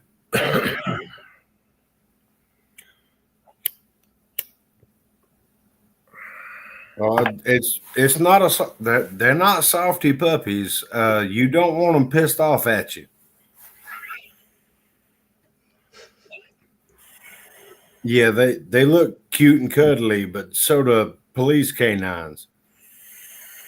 I'm not saying mine are that highly trained, but I speak the right words. Gunswatter says, I thought it was Pittsburgh Pirates. How did you get? Here? No. I tell you what, Kyle, this morning, I think it was, massive turkeys all over the yard, and then rabbit tracks, everything. It was all, no mountain lion, but yeah. I was going to use that for the backdrop, the massive turkey tracks everywhere, but yeah, I had mass turkeys everywhere now. I don't know why they come up here when it's so cold, but whatever. They're looking for something. Yeah, but there's nothing. Well, it might be where I've heard that turkey are like salmon. They come back to where they were born. They like to come up when it's cold out here with snow. So anyway, our food source. Oh, we're almost to the 8-hour mark. Pat. Yeah, Pat's on his way home. But we'll once it gets to 8 hours, we'll cut her off. But yeah, I got massive turkeys. This is like the Georgia game last night. 8 overtimes. Come on. Somebody just score. I don't even give a shit who wins. Just somebody score. Yeah, with the Streamyard, it might go over 8 hours because it's not free right now, but it's going to be free in 3 days, so we're back to normal.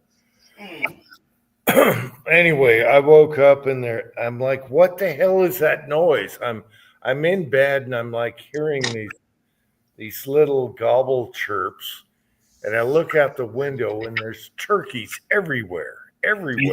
You thought your wife was outside watering the garden, didn't you? There's rabbit tracks, and then the cats are looking out the windows at the turkeys.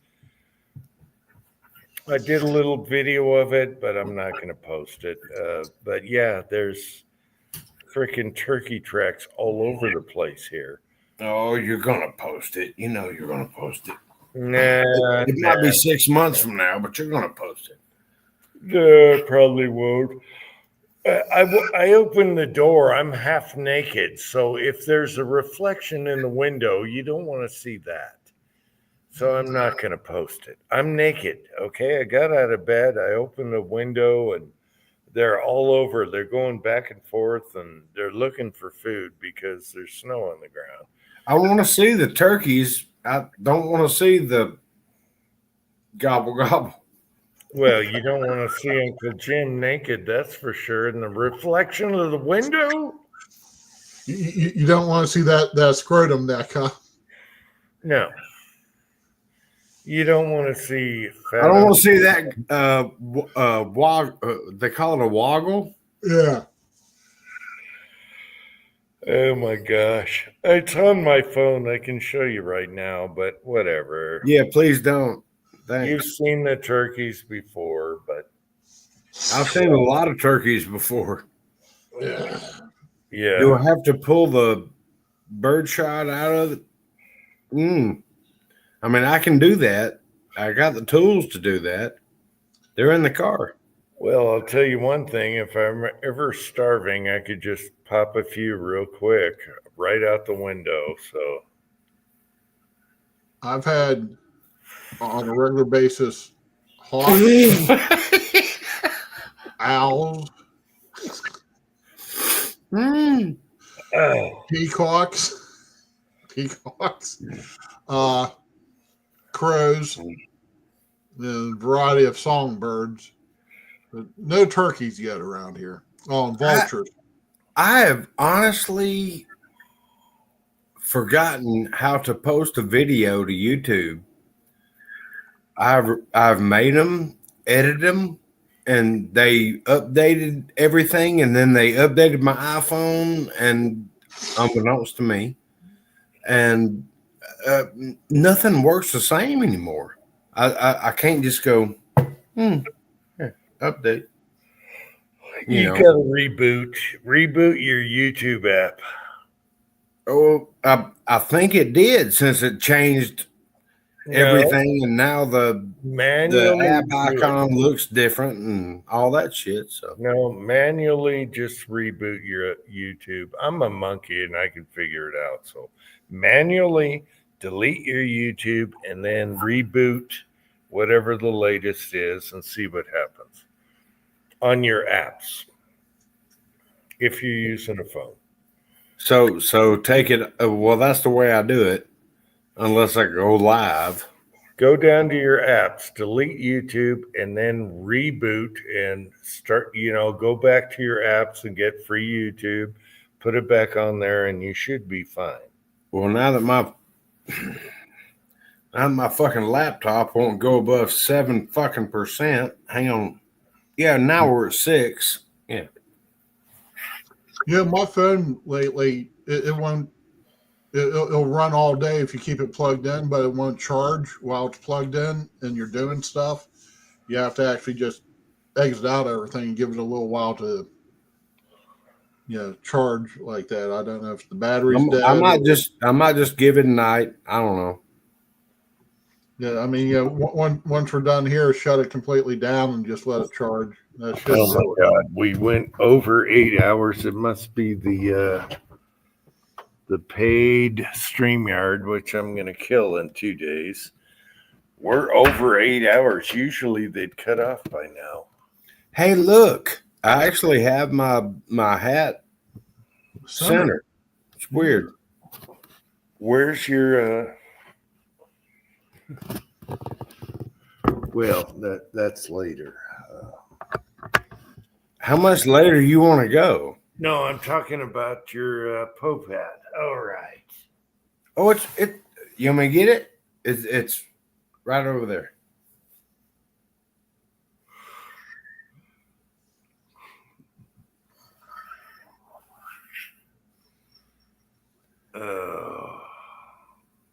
All right, guys. I think we're. Yeah, I have a kitchen I need to clean before I go to bed. I've been up since 7, so. I've got a Cowper's gland I need to cleanse before I go to bed. A what? All right, If you guys. know, you know.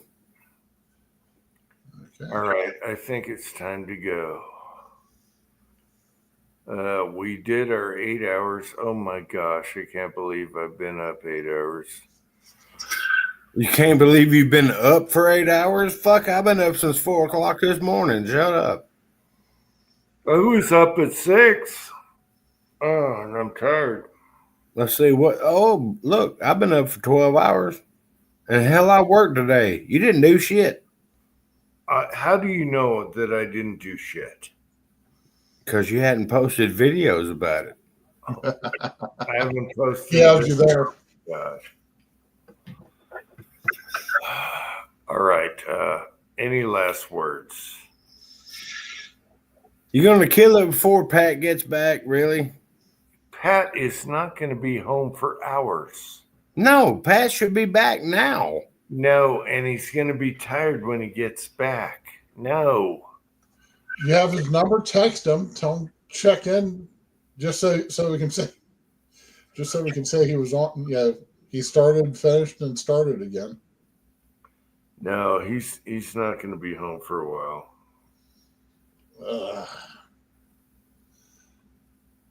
And he saw it. It won't be the first time I've been there for 24 hours.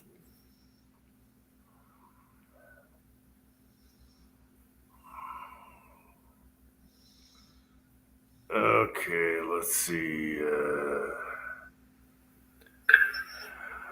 Oops. I got a little. Oh, I can't show with the background. Ah, screw it. I'm not doing it. Anyway, massive turkeys. We got rabbits and turkeys in the backyard. Sounds like a good dinner. How much stuff? Yeah.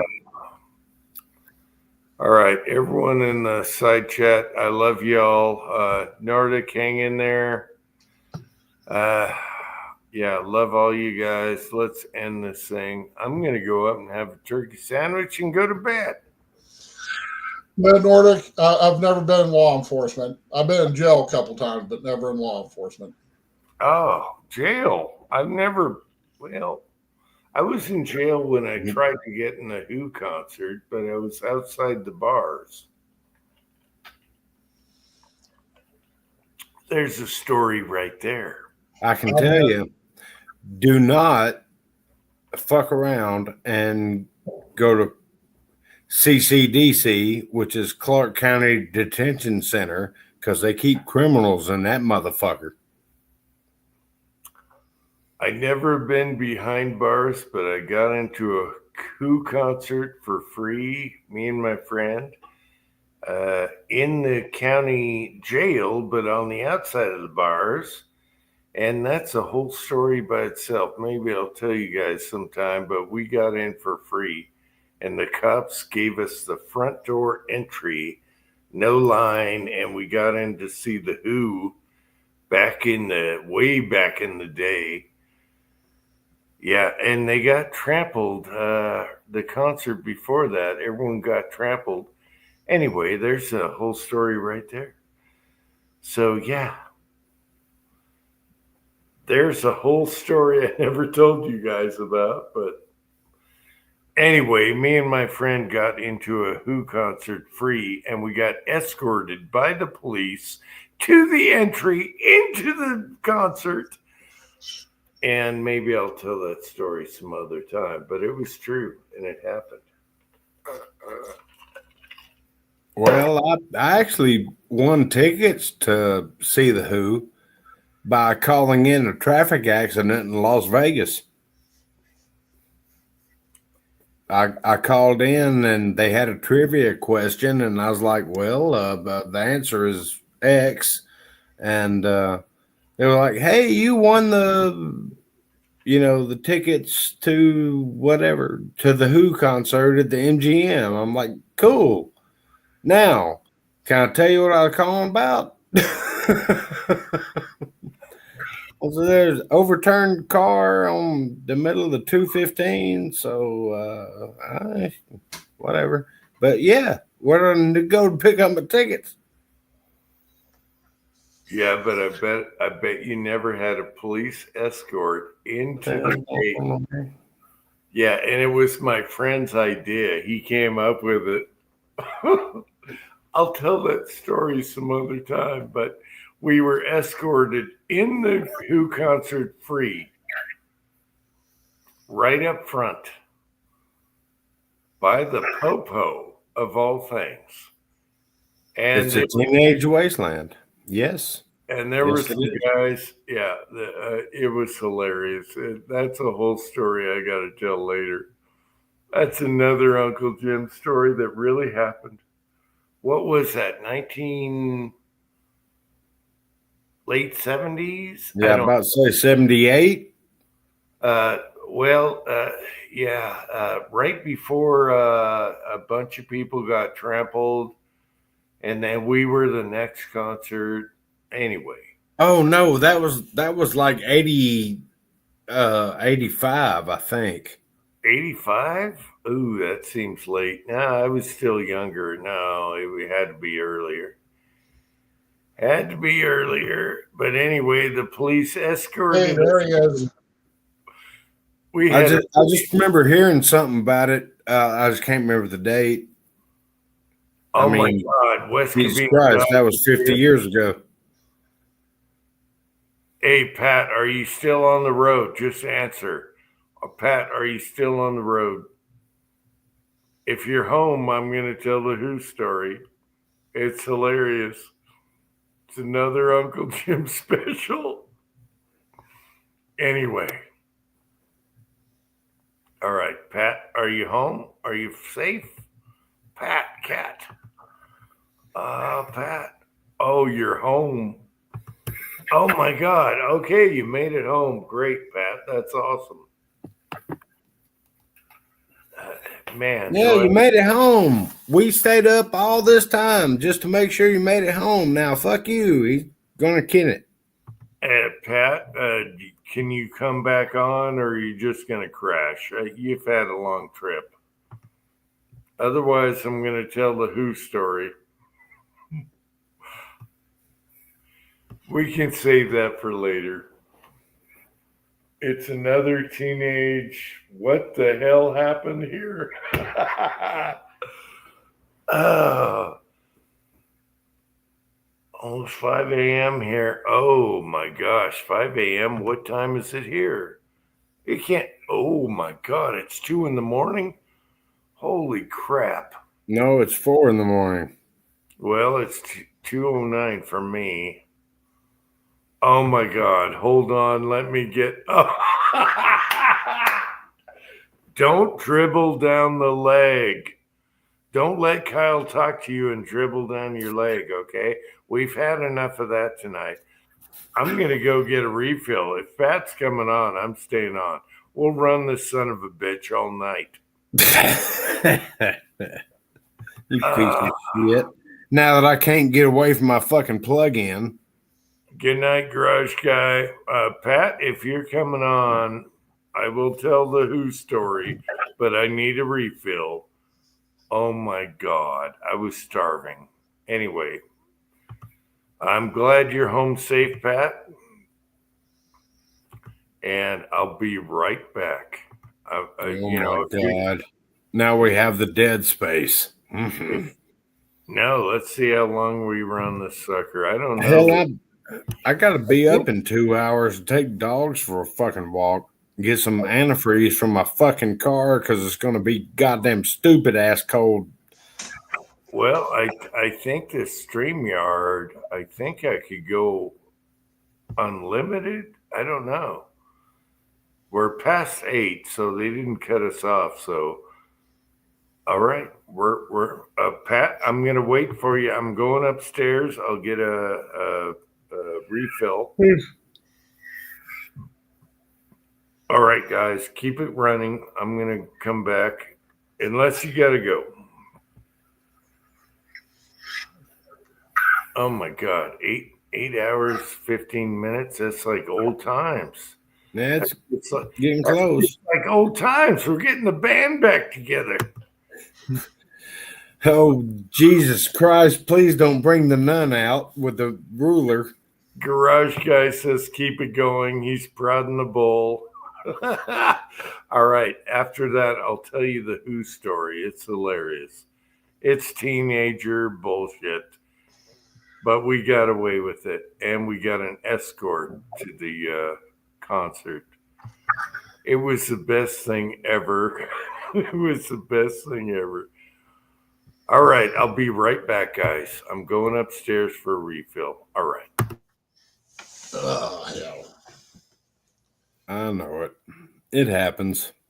It's good to be part of it, I guess. Could be worse.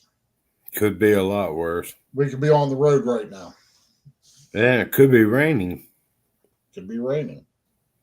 Actually, it wouldn't hurt if it rained a little bit down here. It's been a while. Oh, so it's worse. Yeah. But, Yeah, 2 more hours. I'll get up and feed the squirrels anyway. So Yeah, we gotta go take dogs for a walk and all that stuff. Hell, I might just stay up. Fuck it. Take an old man nap and be done with it. the I just snowed here, Kyle. Okay, but when Well, we're it done hasn't up, snowed here, but it's gonna be colder than fuck. I'm worried about my car because I got a slight coolant leak, and I've just been putting water in it because I only have a half a mile drive to work right. for the last 6 months. I'm pretty sure any antifreeze that was in it is out of it. I'm hoping that the block doesn't freeze up or anything tomorrow. Right. So I'll just put a little antifreeze in there and crank it up and let it run. And I know what the leak is. I've got the heater hose ordered, but they can't get it. I don't know why. I guess they forgot how to make rubber. Yeah. Oh, well, it's the COVID backup. Okay, that excuse only works for so long. And then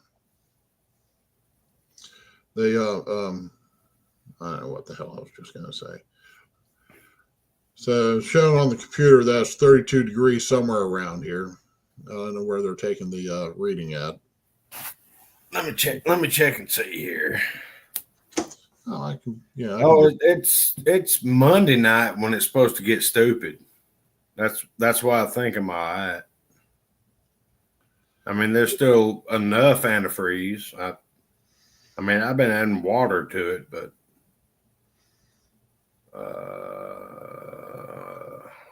yeah, I'm showing 36. Here, I'm here. showing 28.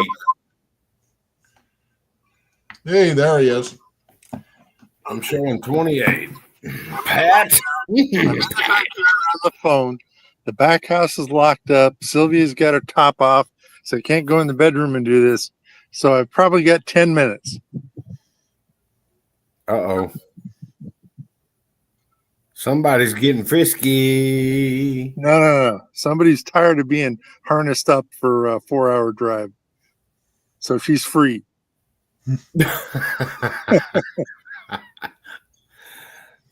Let those puppies breathe. I understand. Oh,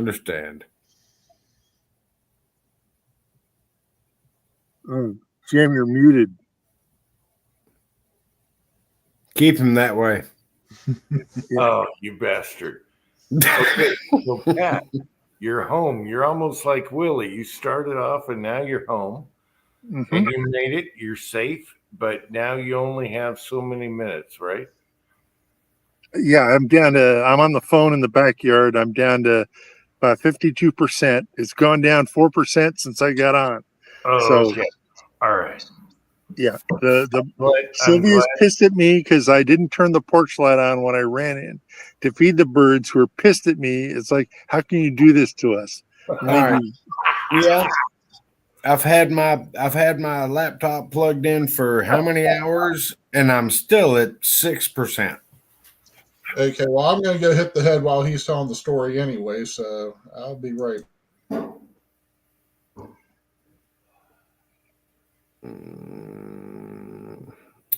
Yes, I have had to let my puppies free too. Yep. Well, how was the trip? Uneventful? I cannot believe you made it there in 4 hours. Hey, Yeah. Pat, I'm so I don't know happy. what side of LA that you live on. Did you have to get on the 5? No. So I'm up in north of LA, kind of by Silmar. Okay, so you say LA is a loose statement. Got it. Yeah. So no, That's I got like me saying Atlanta is a loose statement. Yeah. So I got mountains behind me. It snows out here every now and then. Every couple of years, I get to see snow here. But yeah, it's nice and it's quiet tonight. You getting the snow? We get it, once every 5 or 6 years. It'll snow. No, I mean right now. No, not right now. It's not that Okay, cold. so you're in my level of Georgia as far as snowfall. Yeah, when you get it, it's nice, and isn't it pretty? Let it go away. Yep. Yeah, I'm at about 2,500 feet. So, yeah, we get a little bit every now and then. So, it snows down to about 3,000 feet most of the time. Yeah. Well, So, I'm glad you're home and safe. I'm safe. Now, tell us the story about how you were Keith Moon's groupie. Oh, geez. Okay. Do you guys remember when the Who, the crowd stampled all those people and they got killed? Yeah. All right. I don't know what year it was. I want to say 1970. It was late. 1976, whatever. All right. You want to hear? Okay. All right. I'm glad you're here, Pat, for the story. This is a true story. Me and my friend lived on the beach at Alki in Seattle. And we tried to get into the concert. So we went to the Who concert. I've seen them twice, but the first time was epic. So we're trying to get into the concert and we're trying to find scalp tickets, right? I got to have a smoke for this. And you guys, this is actually a true Uncle Jim story, and I'll never forget it for the rest of my life. Anyway, my friend was a little shady, okay? He was a little shadier than I was. I was a little more, conservative. So we go down to the concert and we're trying to get tickets. And it's in the Coliseum. Oh, fuck, where's my smokes? Hang on, I need more smokes. So it's at the Coliseum in Seattle, and it's a big deal. It's a big deal. It's like kind of the Stones, which we saw in the Kingdom. Anyway. Oh, yeah, I found smokes. Good, we're good. All right, so we go down there and we're trying to find tickets to get in this. And my friend is like pushing me the whole time, And we can't get scalp tickets. And so we're in line. And he goes, I got an idea. It's so bad. It's so bad. Let's make up a story that our tickets got stolen from a thief. A guy took our tickets. Who is that guy, Rollis? All right, so the story goes. Can you guys hear me? Am I unmuted? Yeah, you sound good. All right, so the story goes, we're holding our tickets and we're in line, and someone mugged us and took our tickets. And we're just teenagers. I don't know. We were we were in high school. I don't know, 17 years old maybe. And so my friend comes up with this idea that we were in line and we had our tickets and someone mugged us and took our tickets. So there's a little police station with a little tiny jail next to the Coliseum. It's like a mini cop station type deal. And so he goes, all right. I'm just following what he's doing, okay? I'm just like, whatever. And we go in, we go into this little cop station that they have set up for the concert and everything. and there's actually bars. There's actually a little cage in there. And we walk in there, and he tells the cops that someone mugged us for tickets, right? And so they're taking down they're doing the paperwork, and they're taking our what do you call it, testimony, whatever. Meanwhile, there's two guys in the cage that are like shit faced, and they're giving the cops shit the whole time. And I'm looking over, and these guys in the cage are just giving these cops shit, rattling the cage and everything. Typical, pre-concert type dudes, right? And they're just giving us crap the whole time. And so we're between those guys and the cops at the desk that are taking our information down. And they want everything. They want to know what happened. What did the guy look like and all that. And I'm just letting my friend do all that. And I'm like, yeah, he was like that. Yeah, he looked like that and all that. Anyway, I don't know why these cops didn't take a mallet to these two guys in the cage, because they wouldn't shut up. They should have taken a nightstick to these guys. Anyway, we're in this cell type office deal right outside the line out there at the Coliseum. And my buddy he was phenomenal. He was amazing. And he told this story, and the cops believed it. And they were like, you know what? And they were like, well, we don't know what we're going to do. All right, come with us. And these cops take us, and they take us out of the cell with these guys that should have beat the shit out of in the first place. Anyway, they take us out. And we cut through the line. We go right in the door like we were escorted, like we were like presidential. And they let us right in, and the cops go, these guys are fine. Let them go in. And we had first class seats to the Who concert because of a lie. In 1976, I think it was, 79, 76. And we watched the Who unmolested, escorted. And that's the real story. And that's what really happened.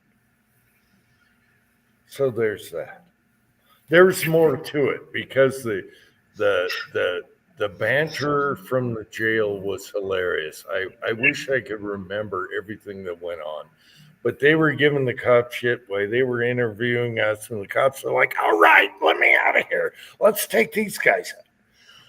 Anyway, it was hilarious. So we saw the Who for free, never got tickets, and it was all my buddy's idea, which was kind of a skanker guy, but whatever. And That's pretty good. I know the story sucks. I didn't tell it right, but No, That's fine. yeah, it was good. Yeah.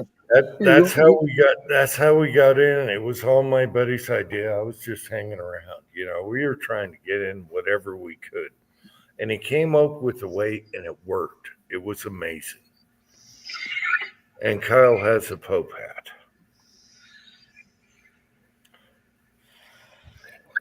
I need a new Pope hat so we can compare inflation rates. Yep.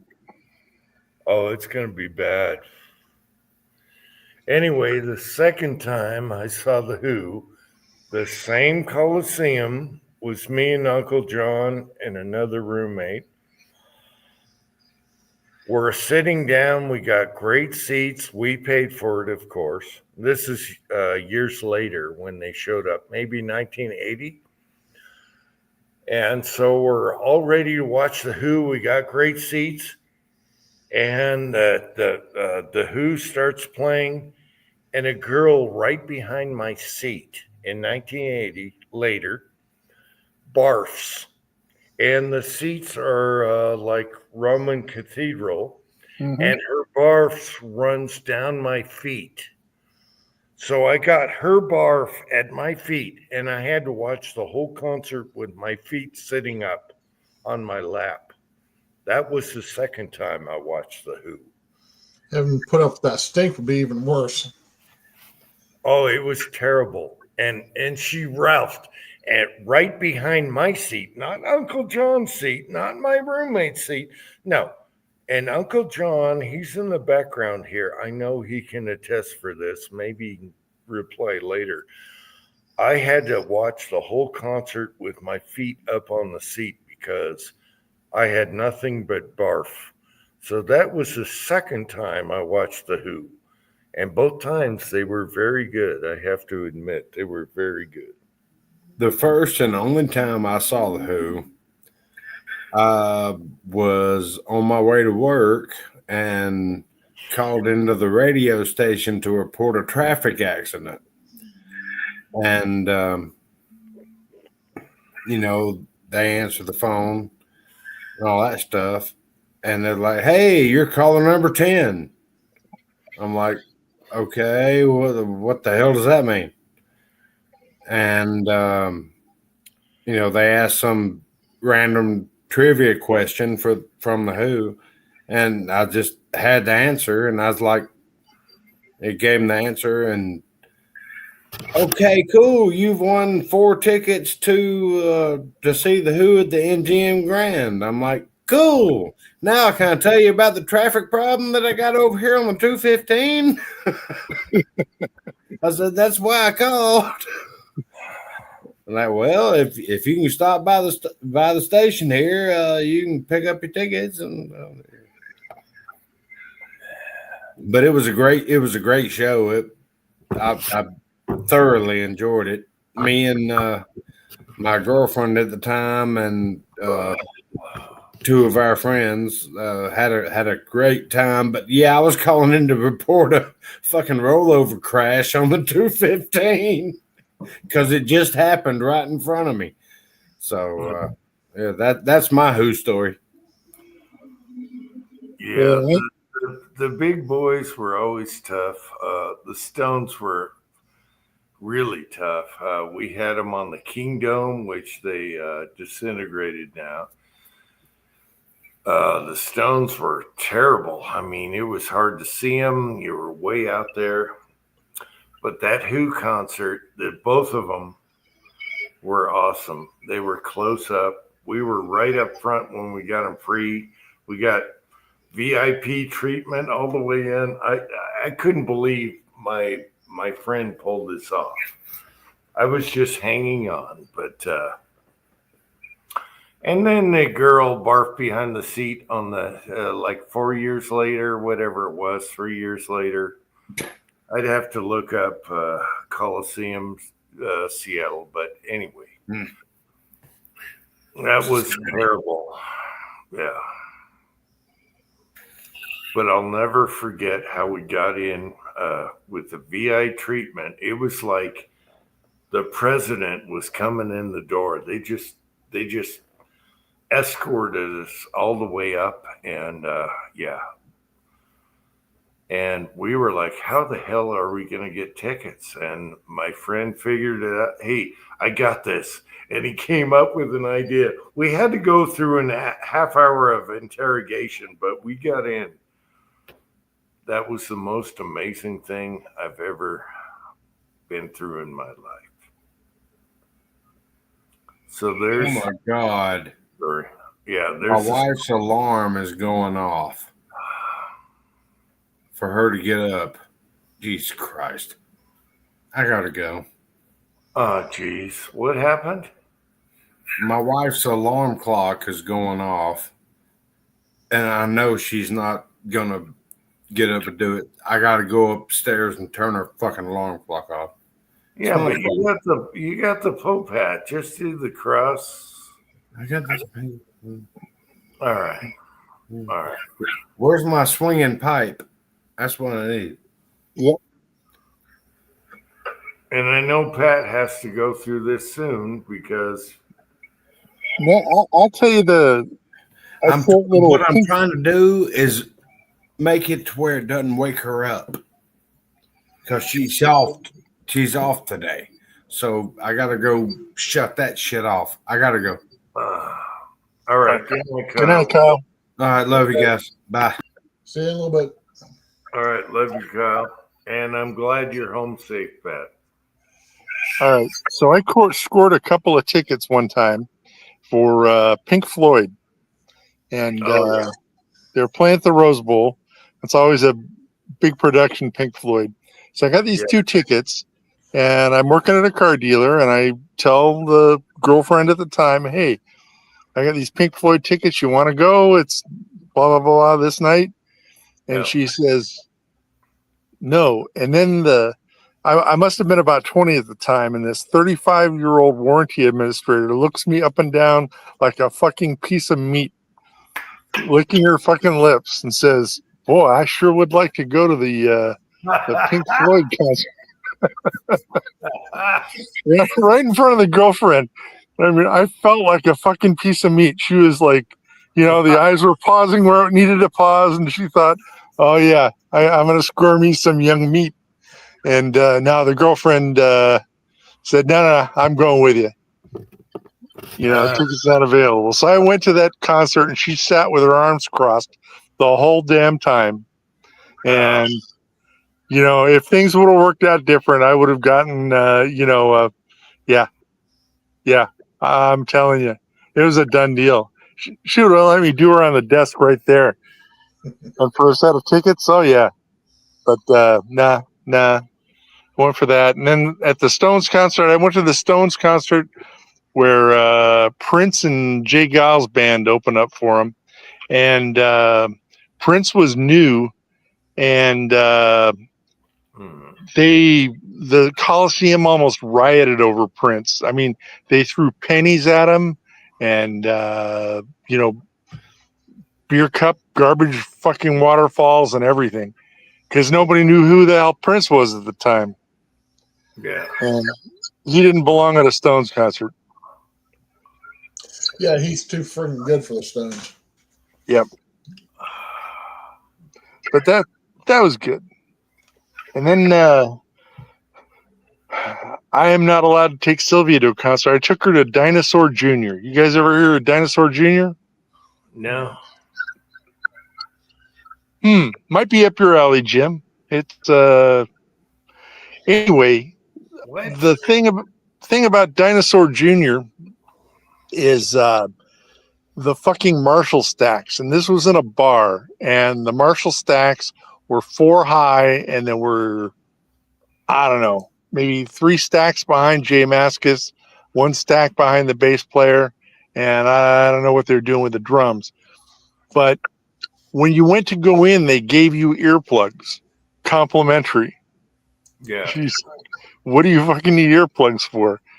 Yeah, she was around the corner, down the bar, but still in the building, and was almost deafened by it. And it was the loudest concert I've ever been to. It was 20 feet away from just to the max on 11 Marshall stacks. And she says she'll never, ever, ever go to a concert with my ass again. Yeah. I had a problem with Heart concert. Heart, the band. Yeah. Seattle, Northwest.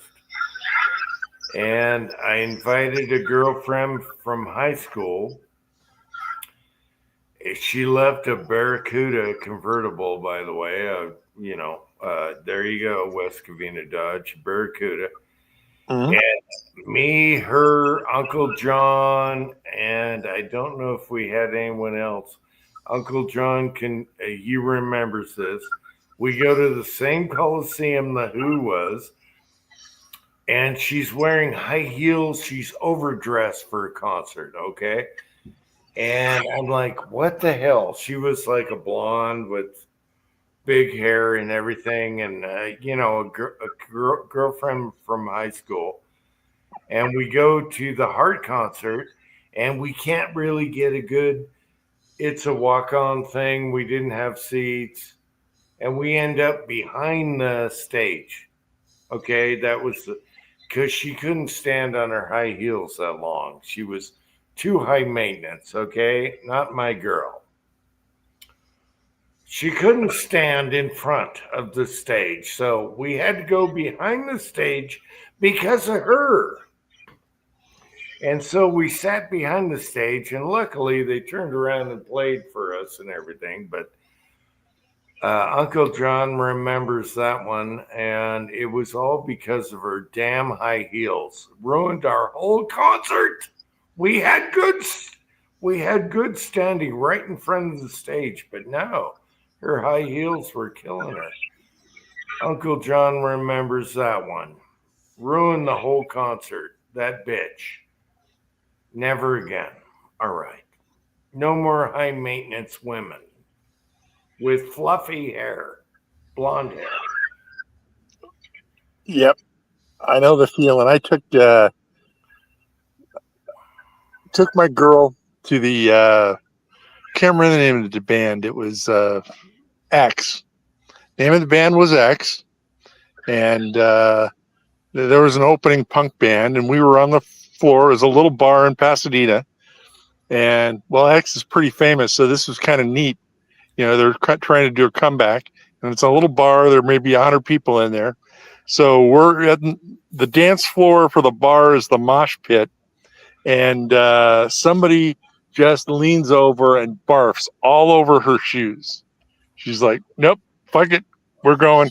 Nope, X isn't even on yet. No, fuck you, take me home." Well, So- yeah, barfed on the shoes. Yeah, Well, so I took her home and I came back, and that was one of the greatest concerts I'd been to. So that was a good one. But just the guy just leans over and blah, you know, like the chick behind you, but just projectile vomits all over her shoes, and then gets back up dancing like nothing happened. But yeah, that was good times. Yeah, the music scene out here was pretty good for a while. That was all right. But yeah, Sylvia. Okay, Sylvia's got taste in music like you do, and I'm like just on the cusp of, you know, where shit changed.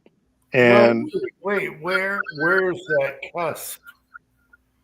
I like all kinds of music. Where is that cusp? okay, so let me put it this way. When I'm 13, 14 years old, it's heavy metal in the backyard, you know, Journey, Disco Sucks over here. We had, you know, KLOS and KMET. Those were the big deals, and it was, you know, mostly metal and, you know, rock pop shit. And then I'm still in high school, and disco hits, and so you had, you know, the guys that listen to the kind of music we listen to, you know, whatever it was, AC/DC and, you know, AC/DC to Journey kind of stuff. And then Bammo, disco hits, and disco sucks. And then the local LA scene like popped, and it was, you know, it was basically punk at the time, kind of. But it was all just amateur bands winging it and loud. And it didn't get radio play and went crazy. And that was the kind of music I followed. And it was different. So there was always like the KMET bands, and then there were like the KROQ bands that we had here. Yeah, there was a lot of different. Do you remember Disco Destruction? Oh, wait. Well, that was the what was it, burning or blowing up the record? Yeah, you had disco, and then it was Disco Destruction. Trying to blow up disco, get rid of it. Yeah. There was quite a diversity going on. Yeah, I did not like disco, but No. Yeah. you know, I like Pink Floyd and all that stuff, but also Well, you had John Travolta with disco, and everything went crazy. And after that, people were fighting between disco and rock. Yeah. And then there were the rest of us that were like, fuck them both. They're too commercial, you know, and you're just getting played by the record company anywhere you go.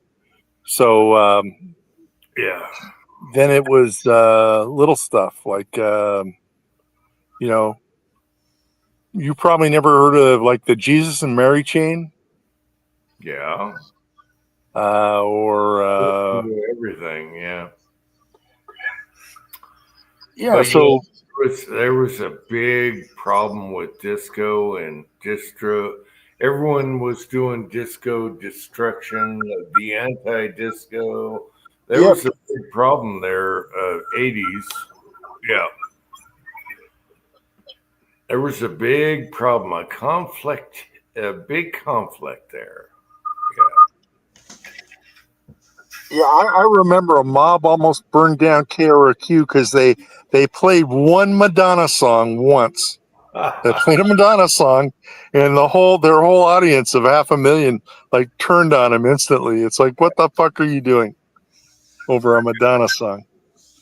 But yeah, those were the days. So Oh yeah, there was a lot going on.